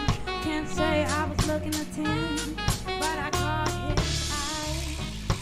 Late nights on the phone, like damn, I couldn't leave him alone. But I could tell by the voice in his tone that I was his type. We could go to a picture Just play the show. music, man. Background. Nope. George will run the stream. Don't worry about my ex, 'cause you are next. Next, nigga. Can I play for y'all? Let's go.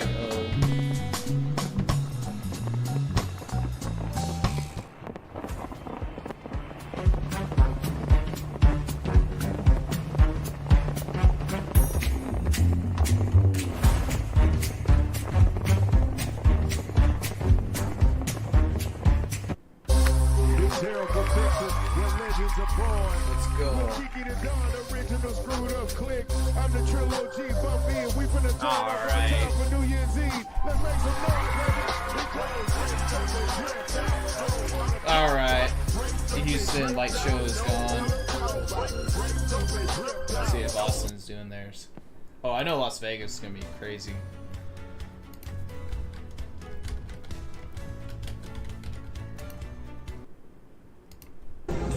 I think we all need like. I want the firework.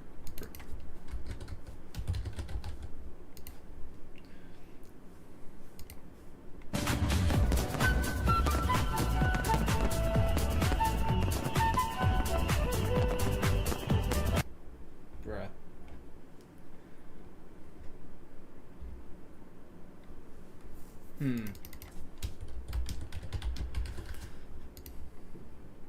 Are they doing their...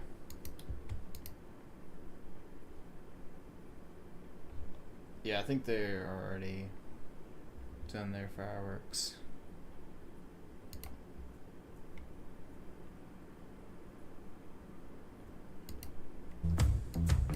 Alright. Alright. So yeah. That's the new year. We're in the new year of 2026. It was a fun stream. We had you know, just vibing with y'all, waiting for 7 hours, and now we're in the new... Started in 2025, now we're in 2026. So, yeah. So, yeah. Hope y'all enjoyed the stream, and you know... I will, It's over. Yeah, it's Jover. Stream is officially Jover. Griper 2025. Yeah. GN. Yep. Hope you all enjoyed the stream, and I'll see you on the next one.